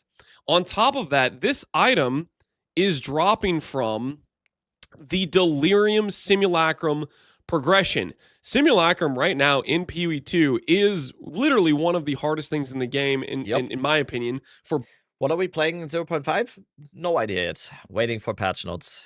Builds to be able to do, because simulacrums are hard. A ton of like more tanky enemies all barraging you at once. It's less like you can play around it with skill. You more need a build that can brute force tank the damage. So this is going to be coming on market a lot slower than like a random unique drop would be, because you have to get people that progress their character to the power level to take on Simulacrum, to then beat Tang Mazu, to then be able to drop the staff. So by the time this thing's coming on the market, it will require some fairly good characters to do that. And I'm not sure a build that was built around this staff could complete a simulacrum. It's a weird situation where the drop is gated behind content that the drop could not beat itself, type of thing is what I worry is the situation.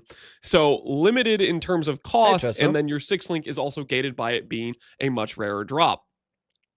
So you stack all. Do we have a date for patch notes? Yes, we do. 21st of May. So what is that? 8 days?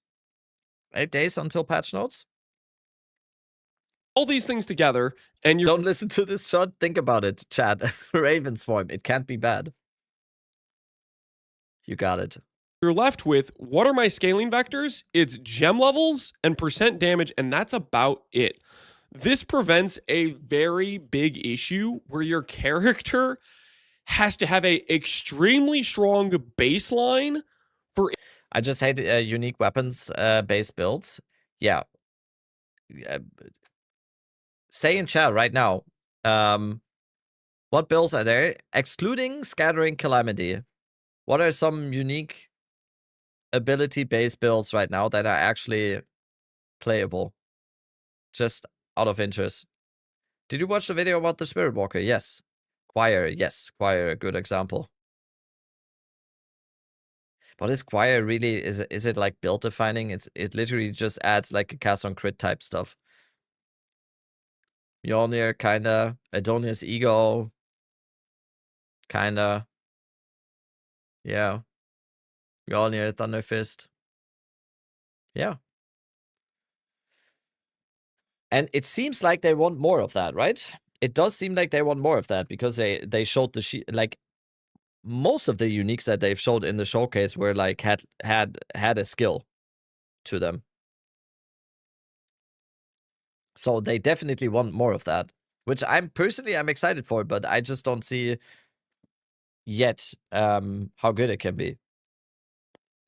This prevents a very big issue where your character has to have a extremely strong baseline for it to be very good late game because you are working with such a limited amount of multipliers. When you're looking at the gem levels, for example, number one, tying it to an item, you can't get a +1 corruption like you can with regular skills. You can't get plus levels from your weapon because it's tied to a unique staff. You can't get a +1 level rune, which I already went over. You can't get a prism jewel that gives you plus levels on it. So your late game scaling, it doesn't have a lot of these extra levels. What I could think of to give you plus levels are you can get +2 minion on helmet, you can get +3 on amulet, which can sanctify to 4, which is a very expensive min-maxy thing that won't be something you can do for a very long time. And then maybe you get +1 from the notable that says +1 chaos skills on the tree, and that's about it. Like +6 levels is the amount of gem levels you have access to. Of course, they have the ability to limit these as well. Like if they are going to nerf plus levels, +3 amulet might become +2 at the top end. We don't know what exactly that looks like, how much they're going to hit plus levels. But this is your... It's going hard on plus levels when we all expect them to nerf plus levels. Yeah, but we don't know, right? What was the wording in the Q&A was pretty vague still. It was kind of vague, right? So... I do, like, from what they said, I expect plus levels to still be good.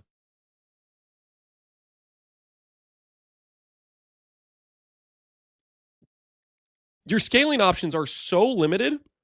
In order for this skill to be good, GGG would have to make its base lightning damage extremely high because your late game multipliers you said are, high and plus you have levels 2 on weapons, vectors, yeah. and that's it. And it's very limited. Obviously, you have a little bit of half efficient despair, half efficient wither, but that's a very awkward place to be.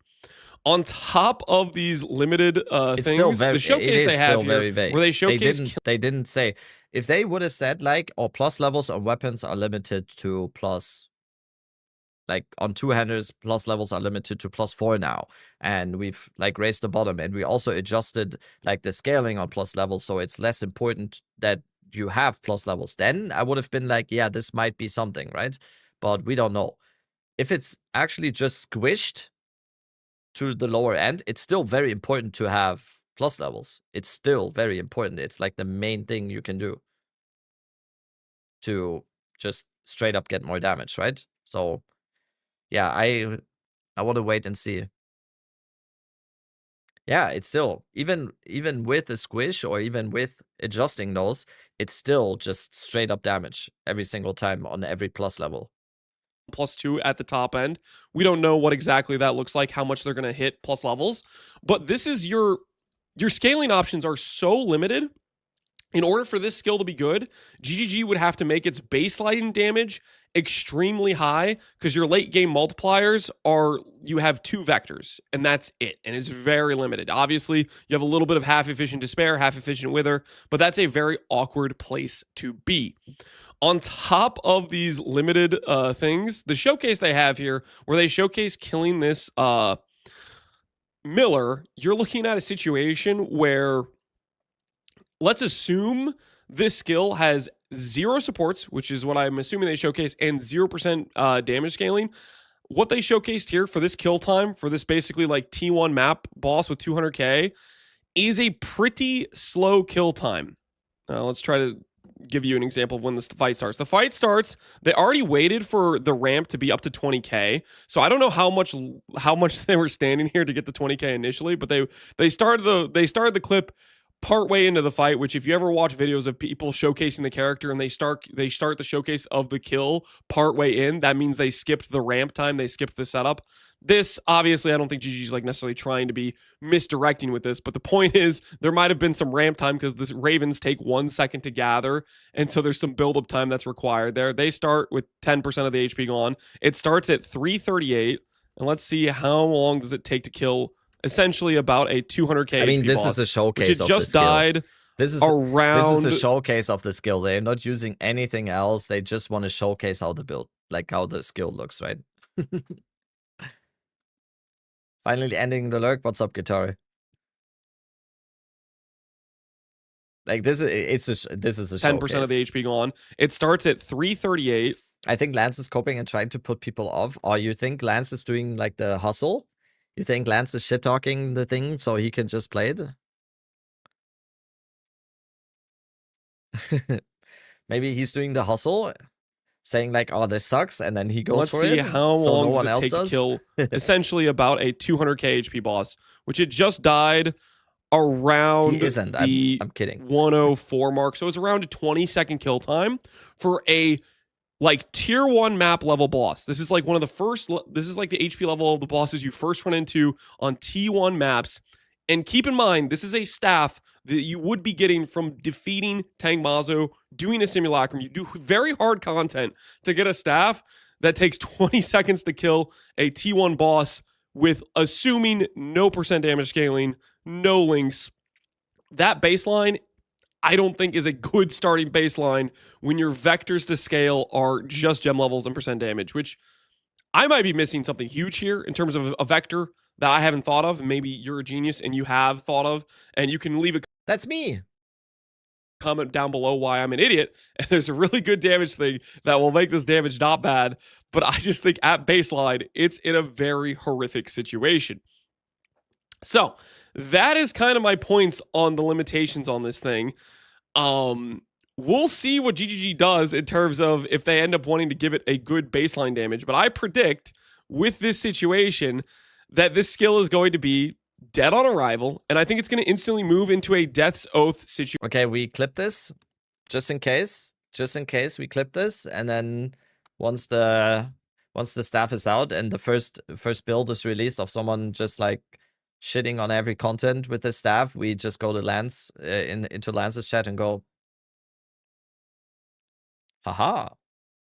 Situation. For those of you who don't know PoE 1, Death's Oath is an item with a Chaos Dot skill tied to the chess piece, and it does a set damage over time. Scroll to the and comments. it is horrific damage scaling. Every single time you see a person play a Death's Oath build, you look under the hood, they're doing damage with a different single target because Death's Oath can't do single target, and they're clear as Profane Bloom.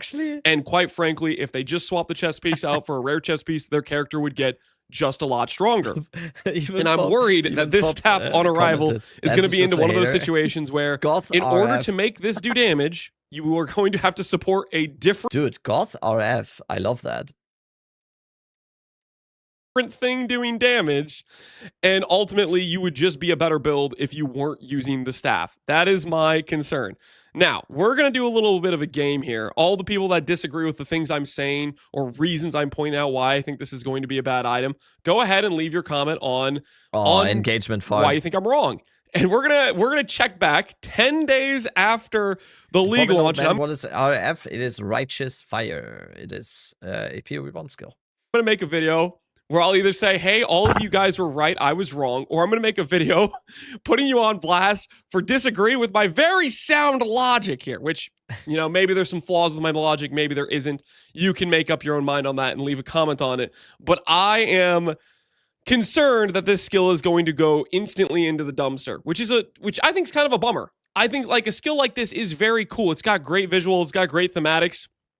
But I'm just worried that its baseline, because it's tied to a staff, basically kills its scaling potential. Essentially, it's mainly due to being tied to a staff, but there's There's other issues like the skill being split between a weird hit-based situation and a dot-based portion. It makes it awkward to invest into. Just to give like some examples real quick here, I'm going to pull up, this is Dead Rabbit's Essence Drain guy. When you're like looking at supporting a skill like Essence Drain, which is... What? I didn't even know I make a cameo here. Haha, let's listen to that again. It makes it awkward. Who does he think of when he goes for Essence Drain? Who does he think of? To invest into. Just to give like some examples real quick here, I'm going to pull up, this is Dead Rabbit's Essence Drain guy. When you're like looking at supporting a skill like Essence Drain, which is a dot skill, what does he use? He used Zenith and he used Swift Affliction. If I wanted to put Swift Affliction on my dot minion skill, well, guess what? Swift Affliction doesn't work on the hit-based portion, so that's not a great support gem to use. Zenith, which is a very generic 30% more multiplier, it's dependent on being supported with a spell, which I'm not sure would work with the minion tag skill, which wouldn't make it a great option. And like, you're looking at Essence Drain, and his third best damage link apparently is Chaos Mastery for +1. Like, this is the level of desperation when it comes to gem links, and this is a skill that's just Chaos Dot, not a skill that's a minion dot hybrid hit based weird situation. You're going to run into issues where even your gem links you go for are going to feel like, okay, well, this is only going to work for one of the two portions of this skill. So either my single target, which is the Mad Flight skill, either that's going to get cooked a bit, or my clear, which is this dot aura, is going to get cooked because I'm not supporting it. And then you end up in a situation where maybe your I need to like update this, by the way. There's so much I would be changing. As soon as we get patch notes, I will like go over all of this again. I see so many mistakes here already. Like I don't think I would even still go for Chaos Mastery here.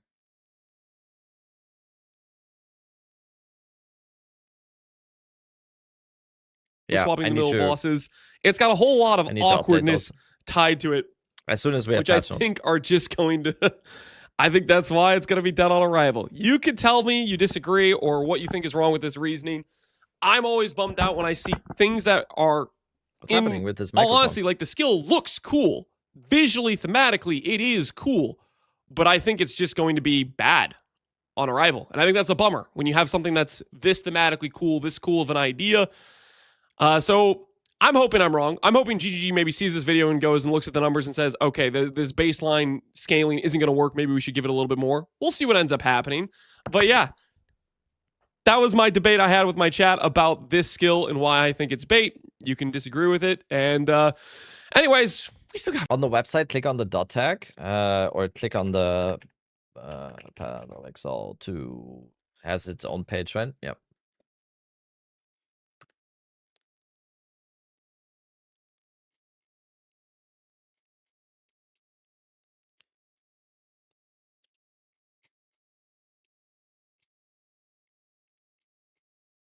To me, it also, like in terms of all the uniques that we've seen here, it all comes down to skill levels, skill gem levels. It is what everything... So, let's pin this. And then... Duration, isn't that the dot tag? Isn't duration the dot tag? No, it's not, right? How does an actual dot skill get tagged?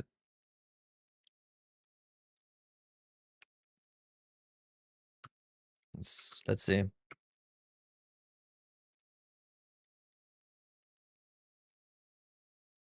No, it is. Duration is dot. Guitaraholic.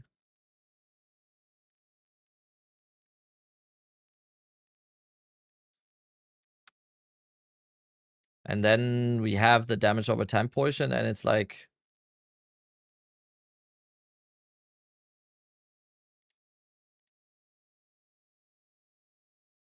They're adjusting skill levels, right? Yes. Not exactly. Yeah, it's like weird how that works, right? It's not quite though. Yeah, exactly. I'm like... The duration just said...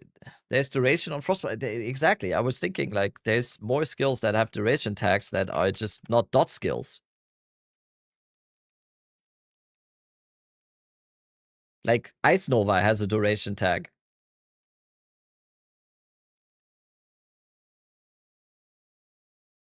The duration seems to be about the ravens joining the flock, but the number of ravens does seem to scale the damage. Yeah. Like there's so many, like all of these have duration. As soon as it, huh? How does Ice Nova have a duration tag? Why?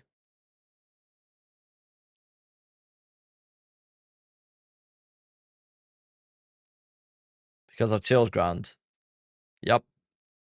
Because when you consume a cold infusion, it leaves chilled ground that lasts for 6 seconds, so it gets a duration tag. Yeah, that okay.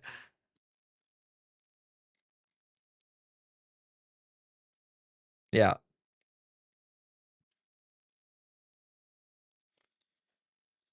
I don't know. I don't know. I think it all comes down to plus levels and how squish plus levels actually are, or how nerf plus levels actually are, because none of the uniques that we've seen in the 0.5 showcase, not a single one has plus levels. And if plus levels is even 50% as good as it is now, a unique without a single plus level is still gonna most likely lose against most other gear pieces, in my opinion. Even if plus levels is 50% as good as it is now, I think. Because it's still like, it's still just a straight up scaling, as easy as can be.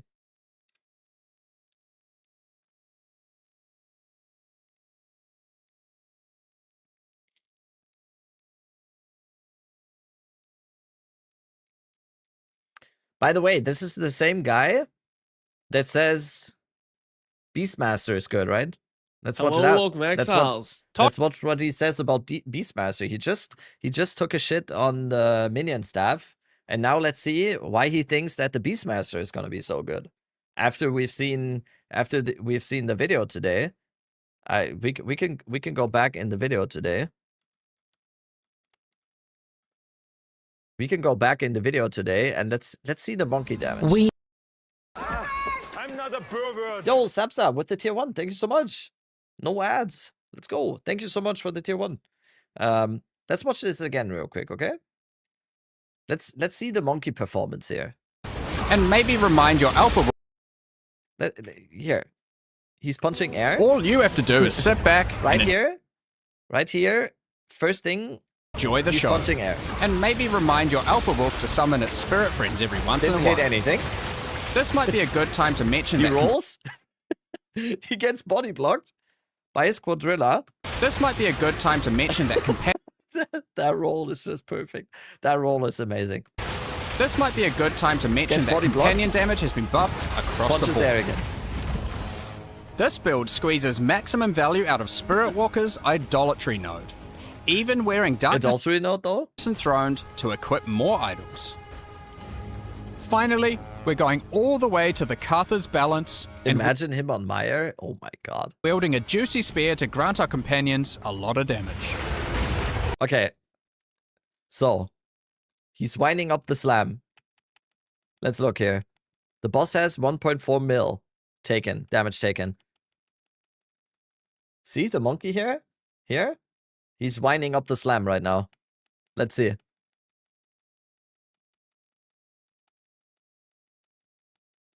Five-second animation. Oh, he's slamming.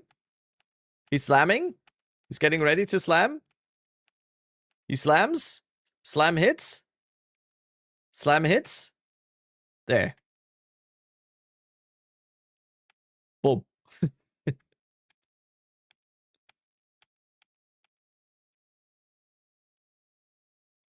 Let's hear from Lance why Spirit Talking Walker about is the going to be good. 0.5 Return of the Ancients patch, there's one thing that has me real excited, and that's becoming the ultimate Beastmaster with the new Spirit Walker Ascendancy. I like to make builds based on what's something new that they're going to add to the game, and this by far seemed the most interesting to me. Martial artists had some things going on, but I gotta be honest, this whole fantasy of taming a huge unique boss, like for example, they showcased, hey, you could tame the monkey.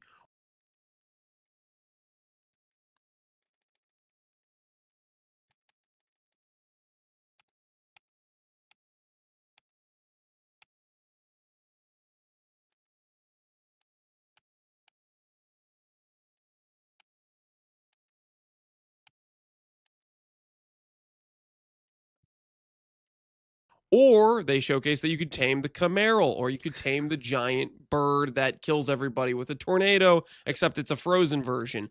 The point is, this Ascendancy point seems the coolest to me, to become the ultimate Beastmaster, basically a companion build. And I think the stars are aligning, so to speak, for this to maybe work. And I'm going to try to go over a few points of ways this is maybe going to work out. Number one is they're just buffing companion damage. Companion damage is currently right now pitiful, and Mark on the Q&A said they're going to triple it right here.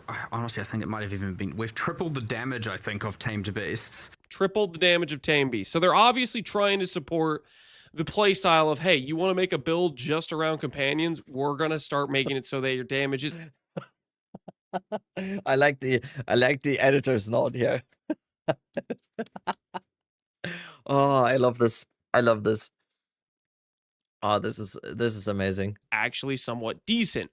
Another like I might be completely wrong. You're gonna clip this now, and in like 3 weeks, 4 weeks, you're gonna send me this clip and show me clips of you one-shotting stuff with the tamed unique monsters or whatever.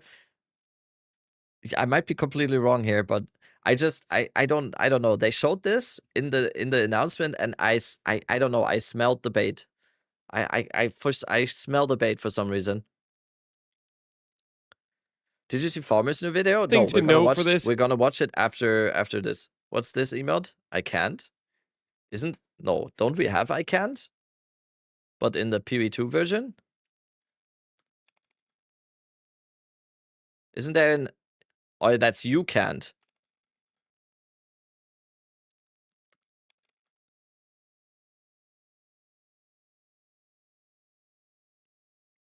You cannot. Ah, okay.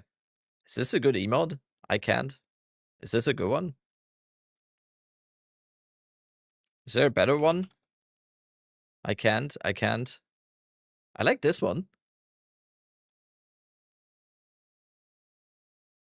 Which one?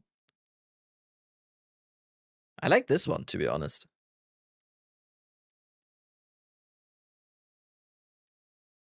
What is this? I think everyone... Oh, dude. Oh, okay. We have content. We have content to watch. Is they are adding items that say, hey, you can have any number of tame beasts, barring the soft cap of your reservation space. And built into this scepter is also a special wolf companion itself. So they're adding support for not only the tame beast base damage, they're adding items that will let you get multiple, like a bunch of them. Because currently in the game, the way it is, you can only get one extra tame beast from this right in here, Trusted Kinship. And it comes with a pretty big downside of capsizing your defense with the less defense mod. So, for example, if you go that scepter that lets you get any number of different companions, all of a sudden you don't need to lose your defense, and you can have more than just 2. There's other things that are in the Ascendancy that support this as well. For example, the Spirit Walker Ascendancy has the Katha's Blessing, which allows you to give a bunch of base damage from whatever weapon you are holding to the companion. And one of the ways I thought that could make sense to do this is companions, they're all spirit percentage reservation based. So like if you look here, I just have some examples here. This companion says it requires 42% of my spirit to reserve. Or I look over here, the Dire Tusk Boar. This thing has 39%. They all have a percentage-based reservation. It's not flat spirit, which means potentially if we wanted to. Now, this would be obviously a large amount of pathing, but let's be honest here. Let's all be straight up. The tree right now, any mid-game to late-game build is just pathing to jewel sockets. Let's not sugarcoat it. So this would be potentially in the cards, which is going to Lord of the Wilds. This cuts our spirit in half. But that doesn't matter if it's based on a percentage reservation. It would not change our reservation space. It would in terms of you wanted to tag in a little extra aura here or there. But for the most part, if you're just trying to stack a bunch of companions, you're doing a bunch of percentage-based reservations anyways, which would allow you to put on a talisman. And a talisman can have a bunch of flat fizz. They hit almost as hard. What? As two-hand maces. Not quite as hard. Is he talking about this node for the unique spirit? I don't think he is. He's not specifically talking about the unique scepter for this node. He's just talking about scepters in general. but still, you know, you can get in the 700 to 1200. You can get some pretty high fizz damage if you're talking top end of these things, which gives them a large amount of base damage to work with the new Ascendancy. So that's one of the thought processes. You could also maybe go Giant's Blood as well, which I think would allow you to have a two-hand mace plus a scepter. Could potentially be an option. You'd obviously be going like strength stacking with the Heroic Tragedy. The unique scepter has discipline on it, which I think a lot of people are sleeping on. The energy shield aura, yeah. It's like Stoic Scepter is definitely one of the better ones, right? Yo, wait. What's happening? You could go Crow Staff plus Scepter. With Giant's Blood? Do you really want to go Giant? Is that actually a thing? Is that actually a thing to go Giant's Blood? I don't think that it works that way. Right? It says axes, maces, and swords. Bro made us wait for that. Don't let him cook. sometimes, and he just goes immediately. I can't. You can. You cannot. Swords confirmed. Duel, something like that would be the route. But the point is, yeah, they're opening up an option to give you a bunch of base damage. That's outdated. It says martial weapons. Yeah. Still doesn't work.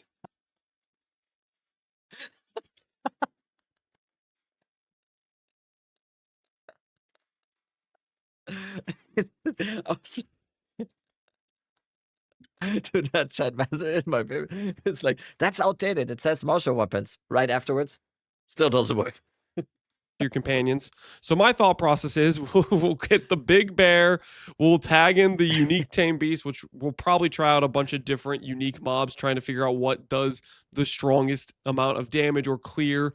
And then the final option, which I think is just a solid option, is the idolatry node, which gives you reservation You vision. can use the scepter with Giant's Blood, but can you use a two-handed staff? That was the... No. It's about the staff. It's about the staff.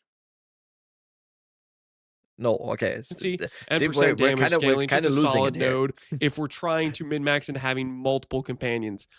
That's kind of the rough thought process. Just some examples of why this has some other things that are kind of neat about it that I kind of like. Is for one, companions can have up to 4 monster modifiers. Now these are all like the Act 3 companions that I'm going to show you here. These are all level 9s. These are not high level monsters. So these are just 2 mod rares. But you'll notice they have some pretty useful things on them. For example, Energy Shield Aura makes everybody near them gain 20% of their life as ES. Or, for example, you have Haste Aura. Obviously, one of the go-tos gives 20% attack and cast speed and 10% movement speed. You have a bunch of these like extra passive benefits that you can tag onto them where they all help each other out and they help out you, the character. For example, this Haste Aura is just going to make your character feel a lot more fluid in terms of that. You get 10% MS and you get some cast and attack speed if you're trying to like debuff or whatever you're trying to do, use a movement skill. There's a lot of things like this that'll give you defensive powers and additional benefits that are nice. Things like Temporal Bubble on a rare can make the boss or enemy your... I mean, Sapsa is kind of right. Or you just use Headhunter instead of reserving all of your spirit to get like a few monster modifiers, right? Fighting much slower, easier to dodge. You get the idea. There's a lot of benefits, so if you're stacking up multiple of these guys, that can layer on pretty strong. There's also a list of monster mods here of different things that are just like focusing on making them deal more damage. Like, for example, you can give them gain damage mods just to, you know, increase their DPS output. You can make them put down shocking ground, make them put down cold exposure, stuff like that. There's a array of benefits where if you stack up multiple of them and you get a bunch of different modifiers, you kind of get some neat stuff going on. Caveat to this is it's really annoying to try to get an ideal set of mods on a companion. The reason I have these gems is at one point I was trying to make a character who had a companion with Haste Aura and another like somewhat useful stat for a build I was playing, and I had to reset a zone over and over and over again for multiple hours. It took me, I think, 6 hours during that whole arc when I was trying to get a Haste Aura hasted specific companion. I think it took me like 6 hours or something, and people in chat told me I was lucky with that 6 hours. So... just to get the 2 mods I wanted. So Although, yes, theoretically, there's a lot of nice combinations that can occur. Certain combination of rare mods are going to be very painful to get, so there is that caution there. But that's some of the things that can work together, some of the synergy there. Yeah, so Pokemon took me 6 hours too. A bunch of... We played the Pokemon music. I had a Pokemon had everything. And just I did that on stream for 6 hours. It was quite the experience. To me and each other, as well as B, they have multipliers on their damage. I don't really know how this is going to turn out, to be quite honest with you. We don't have patch notes. We're missing a lot of info. Companions right now is not really something you can really make a build out of. Technically, people have done it with like Infernal Legion, just based on their life values, but not in terms of them dealing like hit-based damage, at least from what I could find. I try to find some videos of people playing Companions as the main damage source, and there just weren't really outside of Infernal Legion. So this is a... Wait, is the spicy chicken build from Caltech, is that still, are you still able to do that?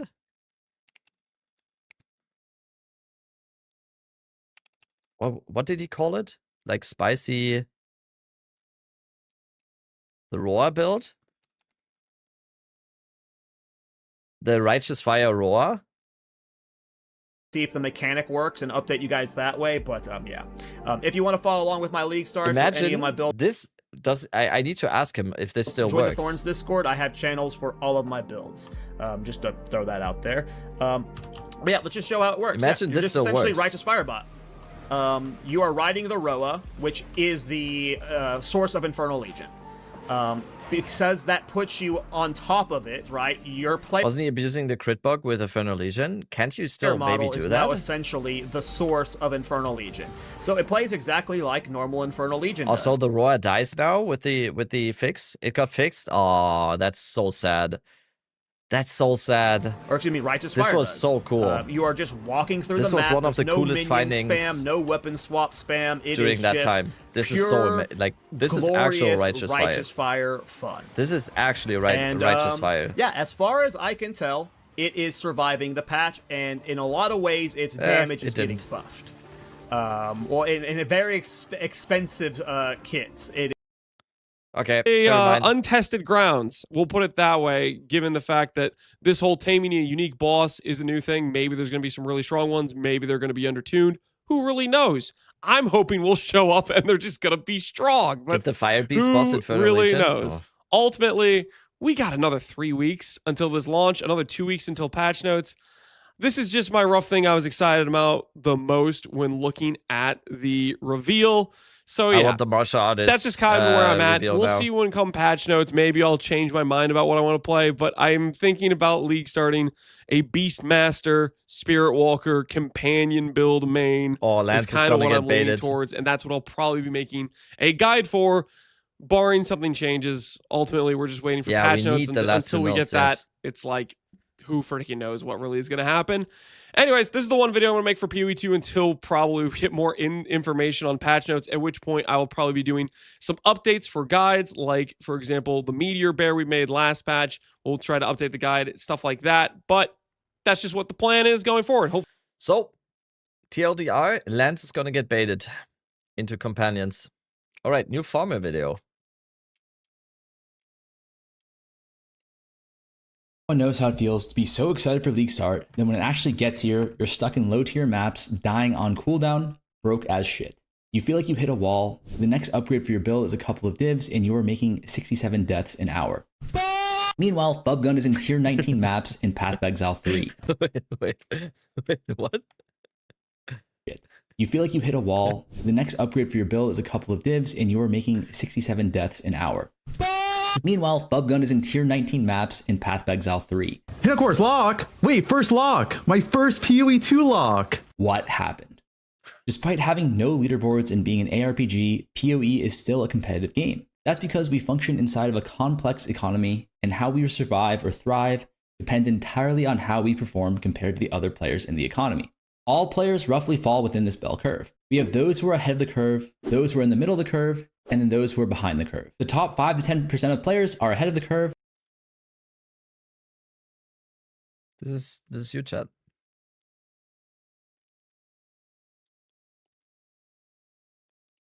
The vast majority, to the tune of around 80% of players, are in the middle of the curve, and the last 5 to 10% of the You're there stragglers with are us? behind the.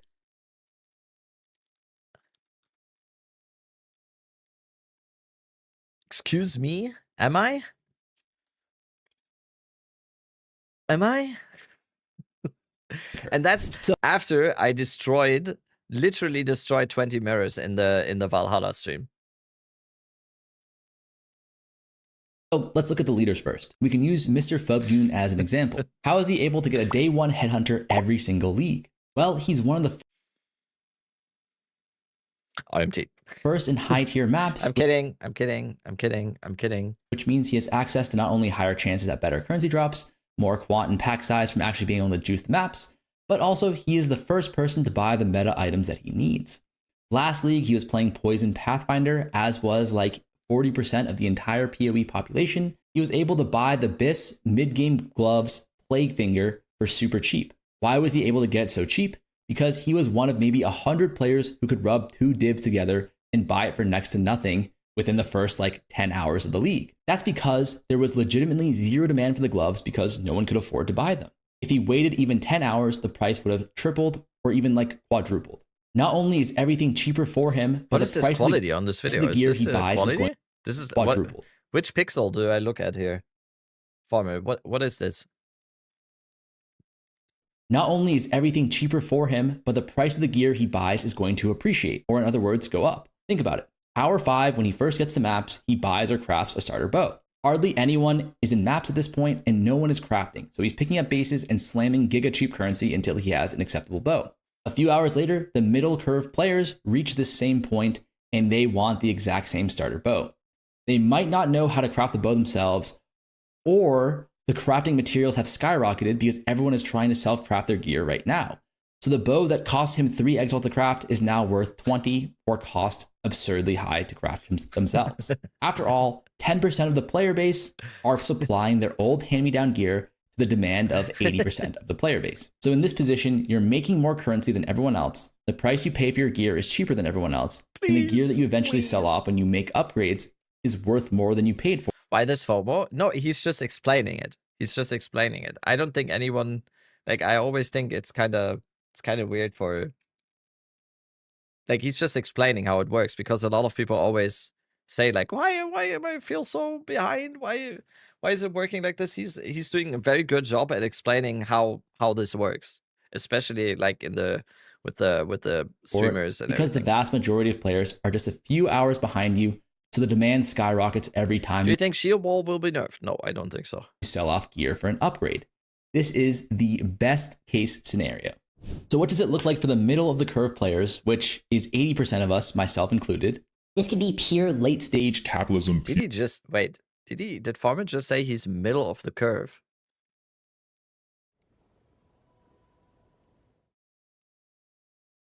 PoE hell. We're slower because we don't understand the builds we're playing or how to pilot them as well as the top 10% of players. So we end up paying a premium on the gear because we're just inflexibly following the guide.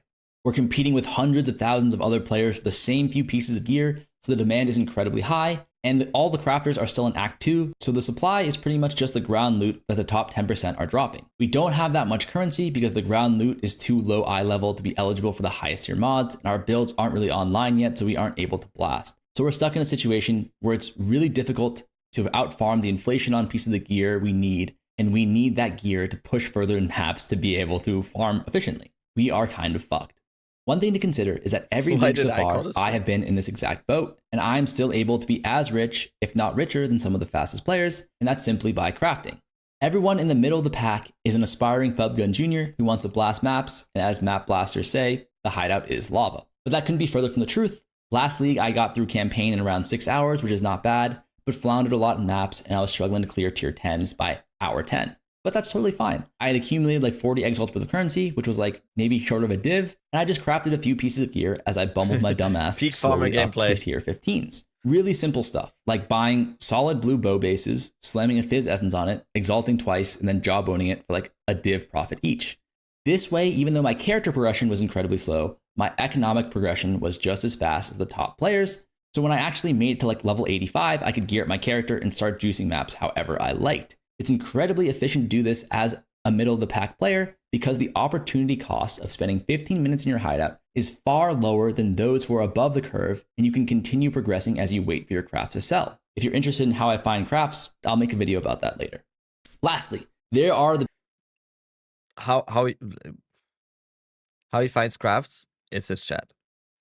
people who are behind the curve. Now you might think these guys are the bottom of the barrel It's and are hand-me-downs absolutely from screwed, chat. but that is just not the case at all. If in the previous example we had 10% of the population selling their leftover gear to 80% of the curve, and the price for that gear skyrockets, what happens when the opposite? What happens in the opposite scenario when the same 80% of the population is selling off their gear to 10% of the player base? Well, the demand is incredibly low, 10%, and the supply is incredibly high, 80%. So the price of that gear goes to absolute shit, and it looks kind of like this. Items that are worth 20 exalts on day 1 are legitimately worth 1 exalt on day 3. And the items that are worth divines on day 3 are worth just a few exalts on day 7. So the people who are behind the curve actually have a huge advantage, being that they can skip that early mid-game hell that almost everyone in the middle of the curve has to face, where they're constantly buying items at the peak of their price, and then when they sell the items, it's at like the bottom of their price.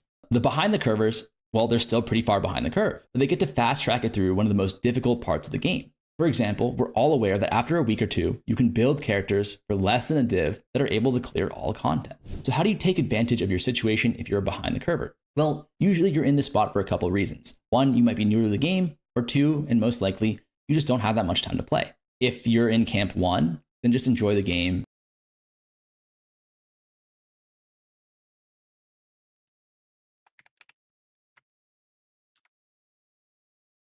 And then likely, you just don't have that much time to play. If you're in camp 1, then just enjoy the game and enjoy it kind of playing it on easy mode where everything is a lot cheaper than it should be. If you're in camp number 2, well, this just means that if you could only play like 20 hours in the whole first week of the league, then it actually would make more sense to invest that time in later parts of the week instead of league launch weekend, so that the actually OP cheap gear that slingshots you to the end game is absurdly inexpensive.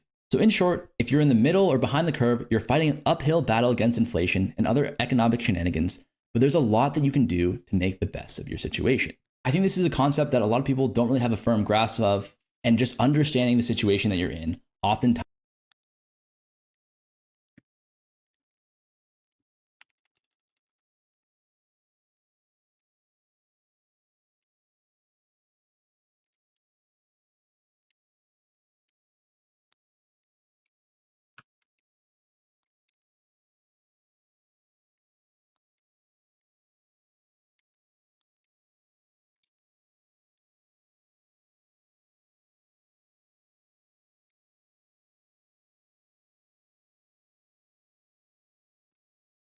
Rabbit talks like he doesn't have a landing strip instead of a forehead. Come on.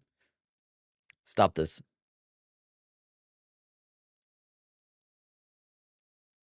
Okay, sorry, I didn't pay attention during that bit of the usually video. you're in this sorry. spot for a couple of reasons. 1, you might be new to the game, or 2, and most likely, you just don't have that much time to play. If you're in camp 1, then just enjoy the game and enjoy it kind of playing. Okay, also, yo, the Dazzle, thank you so much for the prime. Also, there's at least one person that's gonna clip that, and as soon as Farmer goes live, he's gonna put that clip. I know that to be the case. That's my hair. Couldn't be found.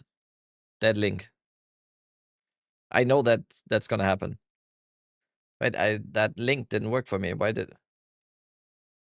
Wait, it's a kiwi.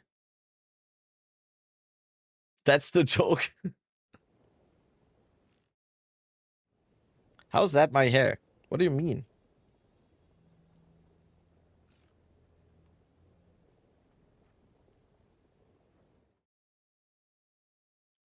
I don't get it. Playing on easy mode where everything is a lot cheaper than it should be. If you're in camp number 2, well, this just means that if you could only play like 20 hours in the whole first week of the league, then it Zing. actually would make more sense to invest that time in later parts of the week instead of league launch weekend, so that the actually OP cheap gear that Already sent it slingshots to you him. to the end game is absurdly inexpensive. So in short, if you're in the middle or behind the curve, you're fighting an uphill battle against inflation and other economic shenanigans, but there's a lot that you can do. It's basically like real life, what he's describing here. Make the best of your situation. I think this is a concept that a lot of people don't really have a firm grasp of, and just understanding the situation that you're in oftentimes has a lot of benefits to helping you kind of get out of it or take advantage of, I guess, the tools that you have to your capabilities. All right. Underrated changes in Return of the Ancient 0.5. Let's Hello go. and welcome. It is time finally to talk about the 0.5 update. Now I'm very excited for this. We saw an insane amount of changes, reworking a bunch of mechanics, adding a new pinnacle boss, adding what kind of seemed to be Hello, like an Spotted. Uber boss, the way it like I watch all, like, yeah. I'm a big sucker for hand of trash reactions. like upgrades every time you redo the area or something like that. We have a couple new ascendancies, we have a bunch of new maps, and most importantly, the atlas now has a bunch of stuff on it. So there's like places to go on it, which thank God, it needed that so bad. But what I want to talk about today are some of the changes that I was Posting the excited video in about chat that so you weren't guys as can focused on, like, or that were discussed subscribe. in the Q&A, or that people aren't talking about as much. Just because I've seen 5,000 summaries of this patch, I don't think you need another one, so we're going to talk about other things. So the first thing that I want to talk about, kind of in depth, they did give us quite a few details on this, although I know that we'll get more in the patch notes. Remember, the patch notes will come out the week before the patch, so we still have a little bit to wait there, but they are coming, and it's about the red life defense buffs. So what they said is that defense is not up to par in Act 4 to lower tier maps. And they also said, interestingly enough, that the deaths for armor ES hybrids are like 300%, 3 times what other defense characters are experiencing. So there are quite a few defense methods that need buffing, and they are addressing it in this patch. I know a lot of people wanted life on the tree. They're not doing that, but they are doing some other things to help mitigate it. They said that armor and evasion base types are getting their stats buffed, probably starting Act 3, and then they're gonna like shave a bit off the top. So like they found that once you get to endgame, that the defenses were like extremely high. Basically, you weren't dying enough, surely. So they're gonna like shave some off the top there. But for the most part, like I the really mapping hope experience, that they it's should not be just gonna be buffing shaving the off the top for defenses, plus which levels. is very important to me because in my opinion, that's when it feels the worst, is when you first get into maps and you're having this shift in what you're trying to do with your build. Like this is when your build should be online, is Act 3, Act 4, early tier maps, and yet that's when the defenses. Am I the only one that doesn't like bear builds? Like I said once, like last league when everyone was going for the druid bear stuff, I don't know. It's not my thing. I think it looks so clunky.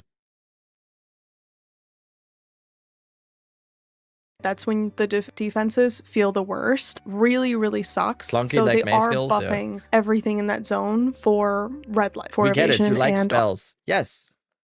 How did you know? How did you know? armor. This includes adding new nodes to the passive tree, adding hybrid nodes to the passive tree, adding more clusters for armor applies to elemental damage, basically just giving you more sources to pull from for defenses. Because one thing they mentioned is that if you are going like hybrid evasion armor, for example, you would have to take both the armor and the evasion nodes, and so you'd end up in a situation where you're like spending more points for less value. So we should see a solid buff to passive nodes for hybrid, and they said that they are going to add more for armor applies to elemental damage, because this is a huge defensive layer for armor builds, but you have to get it on gear mostly like on your boots, gloves, helmet, whatever. You have to get armor applies to elemental damage, and there's only like 3 nodes on the tree that this works for, so now they're adding a bunch more places on the passive tree to get armor applies to elemental damage. So I think overall it will smooth out the experience for us red life builders. I still think it's like such a weird approach. Like it's such a weird approach. You have to jump through like 16 hoops as an armor player to have armor applied to elemental damage, and then also scale life, and then also scale armor at the same time. Well, at the same time, energy shield players just get like, oh yeah, pick this node to get 15,000 energy shield. It's weird. Is it weird that in that second Karn followed when I was talking about that? What the fuck? Did you feel felt seen right now? and heard. And they also said that they are nerfing energy shield a little bit, although I don't know what that shit, we looks don't like. have They no didn't really way. describe it. We'll have to wait to the patch notes to find out. But they did have a long discussion about this in the Q&A about how defenses in what they called the mid. I don't know what's going on. I literally just click streams. That's what I do. That's what I do. A disturbance in the force. Yeah, I just... No, I was talking about how armor players are underappreciated and life players are underappreciated, all this side of the tree. And then I just see it there. Okay, yeah, this is a must. This is absolutely a must. I don't know how we don't have this yet.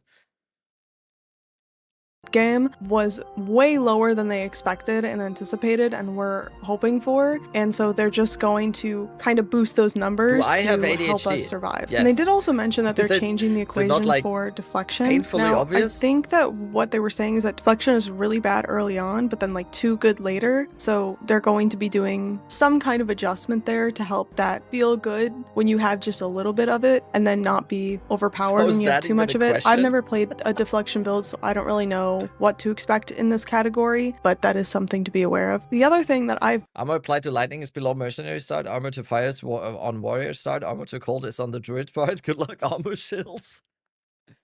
It's such a rough time. It's such a rough time, and I'm saying this as an energy shield enjoyer, as someone who has lived on the top of the tree for like 4 patches now. Even I say it's rough.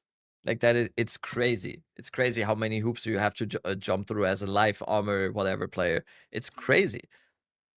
I did this during the second Wind League. I tried to do a Titan crossbow build that was like the defensive layers was based on armor, and I wanted to pull my hair out. Like the remaining hair that I have, I wanted to pull it out because I felt like I could just go energy shield here. I didn't have to like sacrifice 15 different suffixes on every single gear piece just to have armor applied to elemental damage, armor applied to chaos damage, all of that. It's just like, and then I'm running around with 2.5k life and still get blasted by everything. So I don't know. been asking for it's kind of objectively bad at this stage in comparison. That is in comparison. But they did say a bunch of stuff about that on the Q&A, right? Like Mark did say that they are looking at this, right?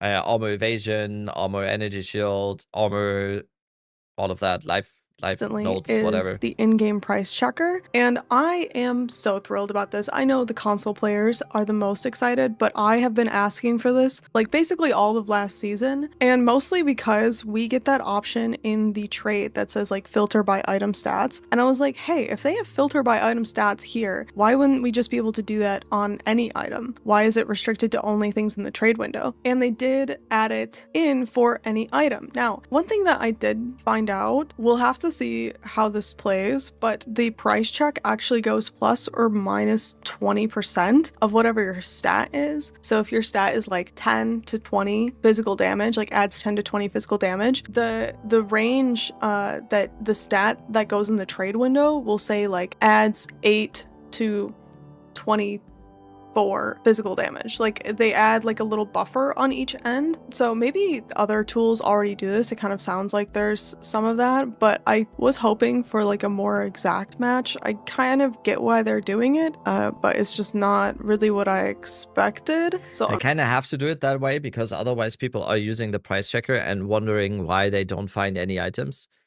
Like they kind of have to do it like that because I always have this, like whenever you do a build guide or whenever you do a build video or whatever, and you showcase the gear that you're using in the build, people are always acting like that gear doesn't exist because they put in the exact modifiers. A lot of the players are. They put in the exact modifiers and then go like, yo, this doesn't exist. Like, for example, like I'm doing a build guide or I'm doing a build video and I have this wand equipped. People want this wand. They want this one. They put in 50% critical hit chance. They put in 30%, 33% cast speed, 113 spell damage, everything. Corrupted even, whatever. Like they want this one. So they kind of have to do a buffer like this because otherwise, especially newer players are going to be like, oh, this doesn't exist. I'm not really sure, but there is like a little bit of math So there going has on to be a there, little and bit of I a noticed buffer. I don't know if 20% is like the number, obviously, but because in the reveal they have like an item that adds 20 physical damage, and then when they put it in the thing, it said like adds 21.8, and I was like, why are there 0.8?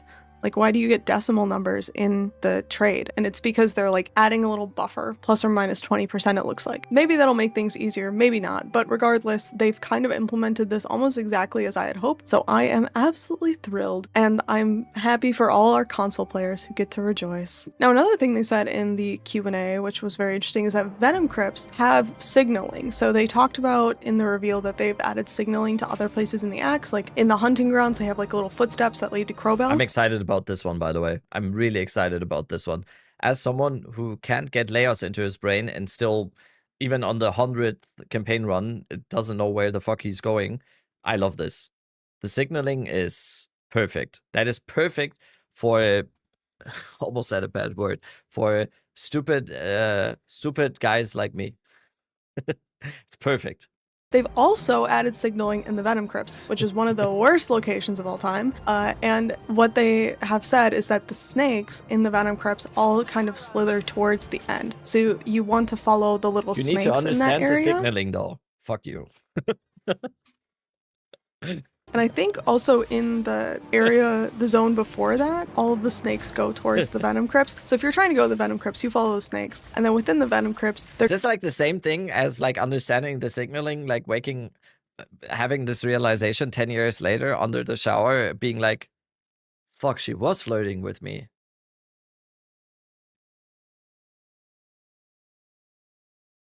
You know? Is it gonna be like in 0.6, we're gonna be like, wait, the snakes did lead to the Venom Crypts. Oh no. you're going to have more signaling of like, you start seeing the snake monsters, the Cabal clan or whatever they are, that you'll know that you're getting close to the end there. And then they'll start phasing out like the other monsters that you see that aren't snake. Dude, I just reminded myself of a story. Like, oh god, no. And they've also added a shortcut at the end of the Venom Crypts that like leads you to the next area. So it seems like they've kind of added signaling in basically every area in the campaign, but I'm most excited for this in the Venom Crypts because the Venom Crypts is one of the most annoying. Like every time I have to do it, I swear. Tell us. I'm gonna tell it very quick. When I was like 16 or something, I was at a house party and there was a girl I was talking to all day. I was like very stupid. Like I don't get social cues and everything. I'm very bad at like social cues, especially back then. I've gotten better at this now. I was like 16 and she just went like after the party, she went like, yo, you wanna come home with me? And I understood it in the way that she wanted me to basically go like the way to her home. And I just said like, no, it's completely the opposite way. I'm just gonna go straight to my home. So since that doesn't make sense. So it was, yeah. I still think about that sometimes. I circle through that zone like 4 times. I'm so bad at navigating it, and I'm really excited that they're going to have some way to just figure it out. I'm just going to follow the snakes. Follow the snakes and win the game. That's how it works. Now, the other change that I've kind of pieced together, although I don't know that this is really that important, but it is. I still remember her first and last name. Like, I just don't know. Like, it's worth knowing because a lot of people are speculating about this right now. They renamed the Waystones to Ancient, Refined, and Pristine. So Ancient would be tier 1 through 5, Refined is tier 6 it's through not 10, Helga and Schnitzel. Pristine is tier 11 through 15, 11 It's through not, 16. But they got rid of everything tier 6 and above. So basically, like Ancient has tier 1 through tier 5, and then Refined has tier 1 through tier 5. But like a Refined tier 1 is equivalent to what we have as currently a tier 6, right? A Pristine tier 1 is the same as what is currently a tier 11. And the key like signifier here is they have a couple clips showing the monster level of the Waystones, and they also show that the Citadel requires a Pristine Waystone of tier 5, which aligns with the current requirement, which is a tier 15 for a Citadel. So I'm not really sure why they felt the need to rename these and to add like 3 separate categories with What's Chad's theory here on the pristine waystones, by the way? Because I have no fucking clue. Ancient waystone, pristine waystone. Theories. My worst was when a girl. I'm glad that we're sharing here. When a girl literally invited me to her house to spend the entire time on her PS2. wait. Ah, fuck! I can't scroll up in chat. Spent the entire time on her playing PS2, playing Guitar Hero, wondering why she didn't want to play. That's our quest now, and you can tell the yellow maps. Maybe the number of modifiers that can go on it. She is explaining it. Okay, sorry. Let's go back. Let's go back. This is really that important, but it is worth knowing because a lot of people are speculating about this right now. They renamed the waystones to ancient, refined, and pristine. So ancient would be tier 1 through 5, refined is tier 6 through 10, and pristine is tier 11 through 15, 11 through 16. But they got rid of everything tier 6 and above. So basically, like ancient has tier 1 through tier 5, and then refined has tier 1 through tier 5. But like a refined tier 1 is equivalent to what we have as currently a tier 6, right? A pristine tier 1 is the same as what is currently a tier 11. And the key like signifier here is they have a couple clips showing the monster level of the waystones, and they also show that the citadel requires a pristine waystone of tier 5, which aligns with the current requirement, which is a tier 15 for a citadel. So I'm not really sure why they felt the need to rename these and to add like 3 separate categories with same tiers. At least at the start, a lot of us are going to have to be doing some mental math for like, okay, if I have a pristine tier 3, like that's like a tier 13, tier 14 map. Like you kind of have to like do a little bit of number work in your head. Hopefully eventually this just becomes natural, but it will be kind of cool. Instead of saying, are you on tier 15 maps? You're going to be like, are you on P5 maps? Are you in the P maps? Are you in the R maps? I'm in the A3.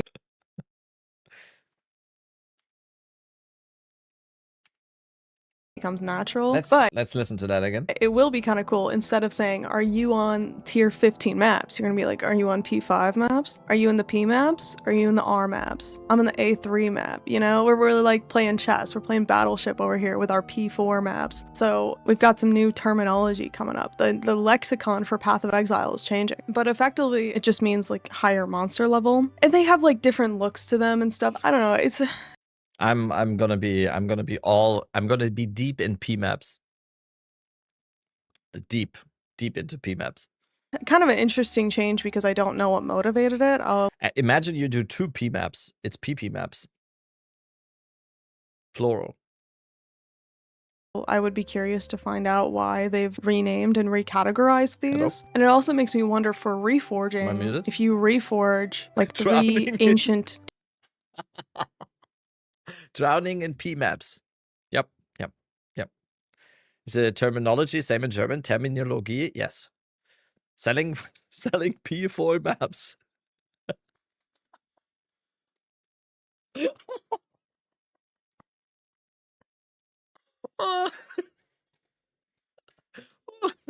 Who takes that?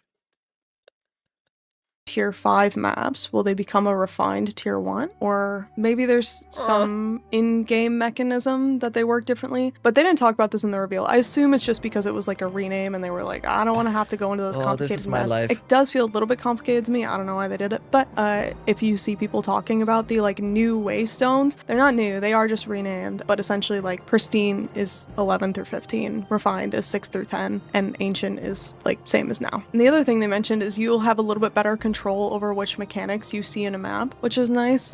They said that if you put in 3 tablets of one mechanic, you can't get any other mechanics. Basically, like your map has the opportunity for 3 different league mechanics to show up, and if you put in 3 irradiated tablets, 3 overseer tablets, 3 like generic tablets, then you will see 3 random mechanics. If you put in 2, that's such a stupid change. I mean, this is this is guesswork right now. This might not be the change, right?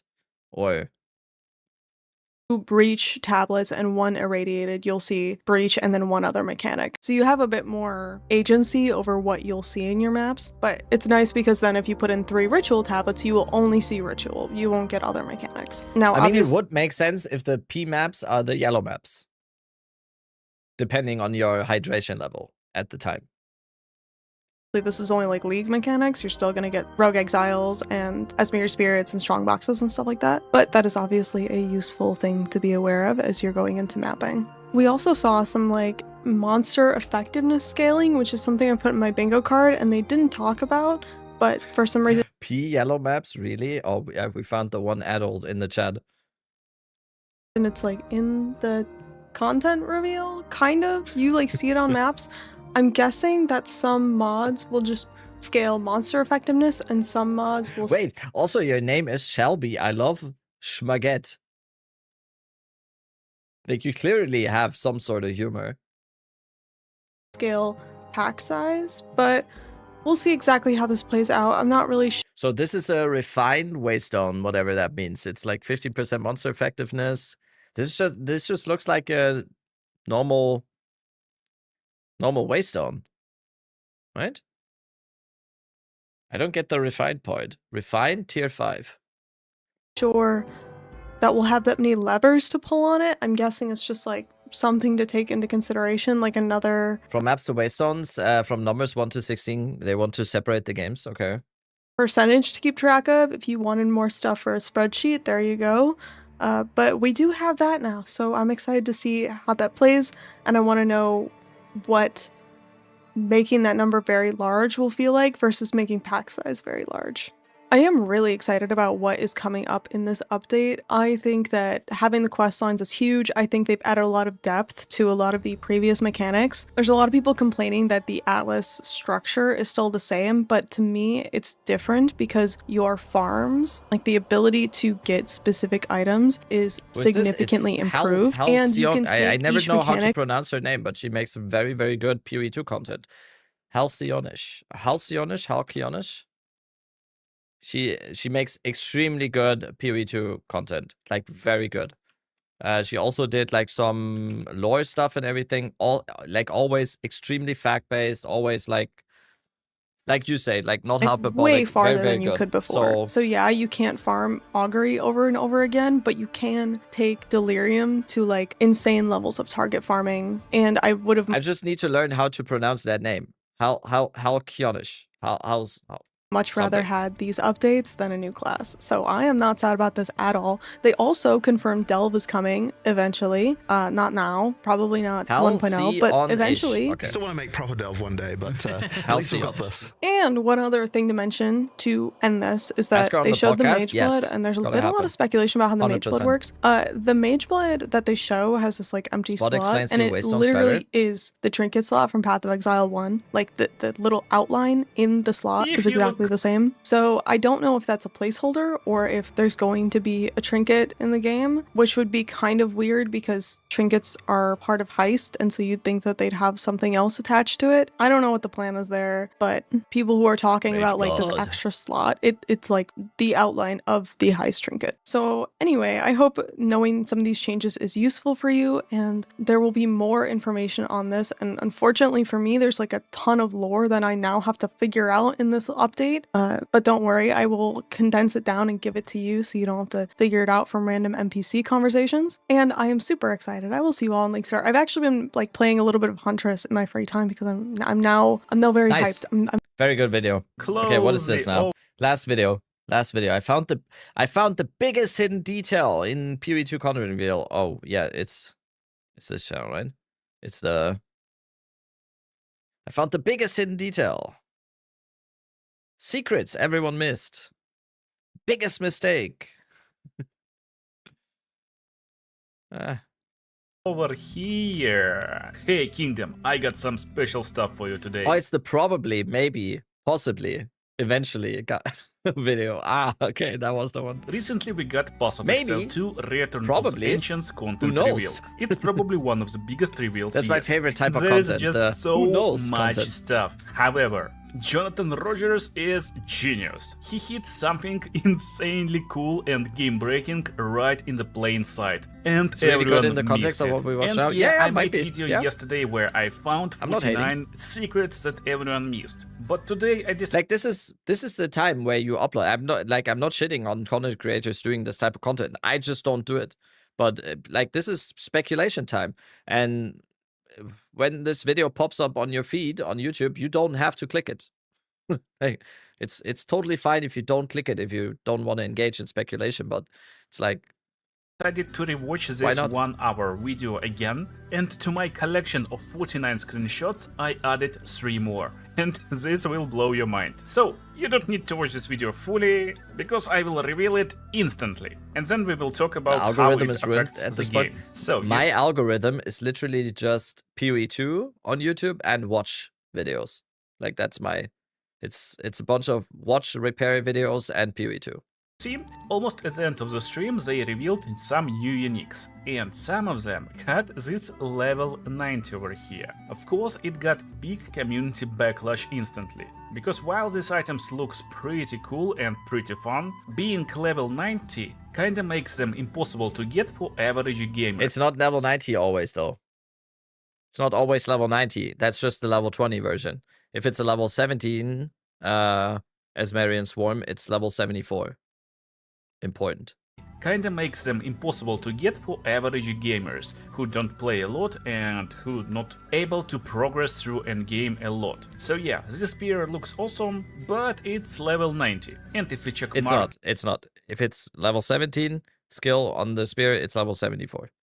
Items right now, highest item level is actually level 86, so there's even no such item level in game right now. To get items of this high level you basically need to play on high tier waystones, and tier 16 waystones, which is basically highest tier waystone we got right now, will make a map monster level 80. So you need to find a map with added level and it's only in corrupted and cleansed areas. Then you need to get tablets for extra level, and also you need to find a bussel in the same area and go into depths, and that's where you can fight monsters of level 83, and they can drop these items of higher level. Also, if you check experience formula, isn't it capped at item level 81 though? Is there is there an item that actually does more stuff if it is item level 81 or 82 than above? Item like 82 is the highest, right?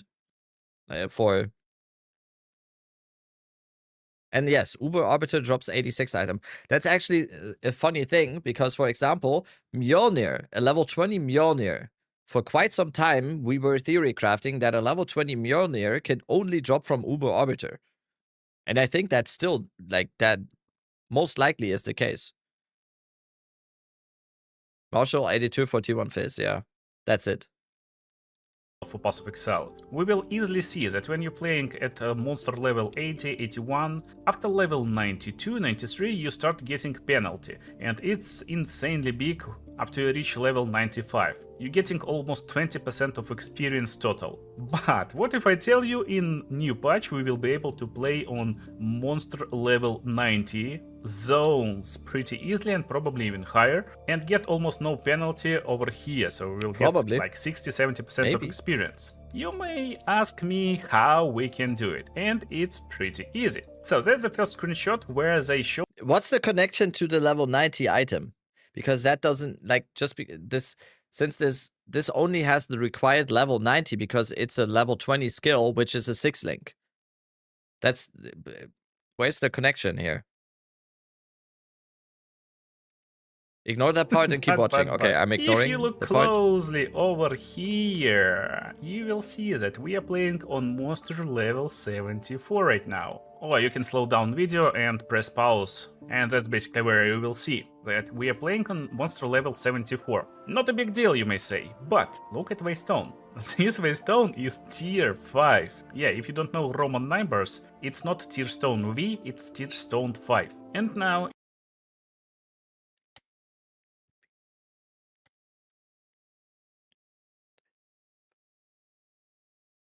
if we check Waystones over here, Waystone tier 5 should have monster level 69. So we're getting +5 levels on this kind of waystones. And yeah, it's not basic waystone. Wait, I it's don't have refined noted? waystone tier 5. It's completely new type of waystones. It got higher levels and it can point in 2 different things. But first of all, look over here. Another proof. Yeah, another proof.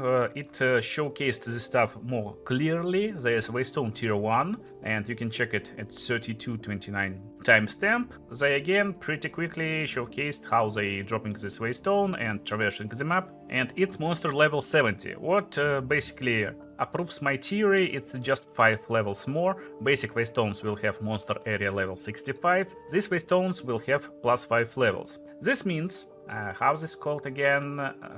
Refined waystone. New type of waystones, refined waystones, will have +5 levels, and waystone tier 16, which is corrupted refined waystone, will be area level 85, which can go as high as area level 87, 80. Wait, the line in the map looks like the crack on S11.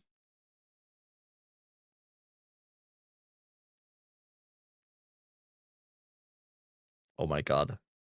Like 88 in some instances with some mechanics. Already on experience curve, we're basically hitting almost no experience penalty loss, and therefore we will be able to basically level up a lot quicker. But this is not it. Of course, first of all, it adds a lot more better. Yeah, someone said it in chat, right? Those new ancient waystones are on PV2 database. It's just 3 tiers of waystones: ancients, old T1 to T5, refined T6 to T10, and pristine T11 to T16. That's basically what Halsey said in this last video, and that seemed like more the reasonable take here, or the more reasonable assumption, right? This is a item bit levels, and cooked. probably with a lot more better item levels, we will have new bases. I don't know where because like right now, the connection is coming bases from. go as high as level 78. Some of them may be level 80, but I don't remember. Basically, probably we will have like slightly higher new bases, and game bases. We'll see. But as I told you, there's one more thing, and that's pretty big. So even though we got these refined waystones that can give us +5 levels, not can give, they always give us +5 levels, there is one more really big thing that everyone missed. Look over here. Oh, sorry, wrong screenshot, over here. So 39, 34. At this point of video, they basically entering the map and fighting Delirious boss. He drops a new item, Potent Liquid Melancholy, and they kinda explaining how Delirium works over here. So everyone looking over here. It's a delirium map. You're getting distilled emotions in the delirium map. Here, yes, at Potent Liquid Melancholy, but it's only a red herring, so you keep your eyes out of this awesome new type of waystone. Ancient waystone. Yes, you may ask, okay, ancient waystone, now what? Well, these waystones are not ancient waystones, this is refined waystones. This means we will have at least 2 new types of waystones. There will be refined waystones, and there will be ancient waystones, and basic waystones, and ancient waystones. Maybe we'll have higher level of areas, maybe just few more. And first of all, it will fix old problem for any like semi-casual gamer who goes to level 92, 93, and then game stops. Actually, most of players stop to play at level 85, because that's where this penalty kicks in. But this stuff will make you happy even for one more cool reason. That's how game looks right now. So right now we got campaign, I will call it camp. Then we got kinda progression from tier 1 to tier 15. Then we got kinda like end game grind, and then we got pinnacle content. However, if you play this game at least semi-efficiently, you're losing this like last stages super easily. There is campaign that you rush in like 6 hours if you're semi-average speedrunner, and then you completely skip tier 1 to tier 15 instant. All right.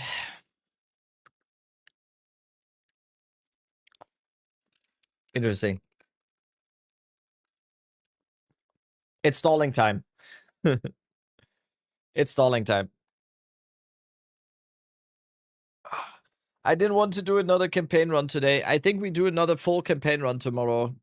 So I didn't want to tilt myself immediately today. I don't want to burn myself out on campaign right now before we get into the good stuff. And I don't want to do more React stuff because that's just like, I feel like a lazy streamer doing this. Really like that Halsey video. Like the Zizarin video was super nice. Who hasn't seen the Spirit Walker Ascendancy Showcase? Everyone has seen this at right already, right? Everyone has seen this? What's that? I didn't. You will have to watch it. You will have to watch it. I'm probably just gonna update the monk guide for the campaign run tomorrow and prepare. No, I want this to be entertaining and everything. I just want to be like scrounging for bits and pieces to do. I'm gonna update the monk guide. I'm gonna also prepare a huntress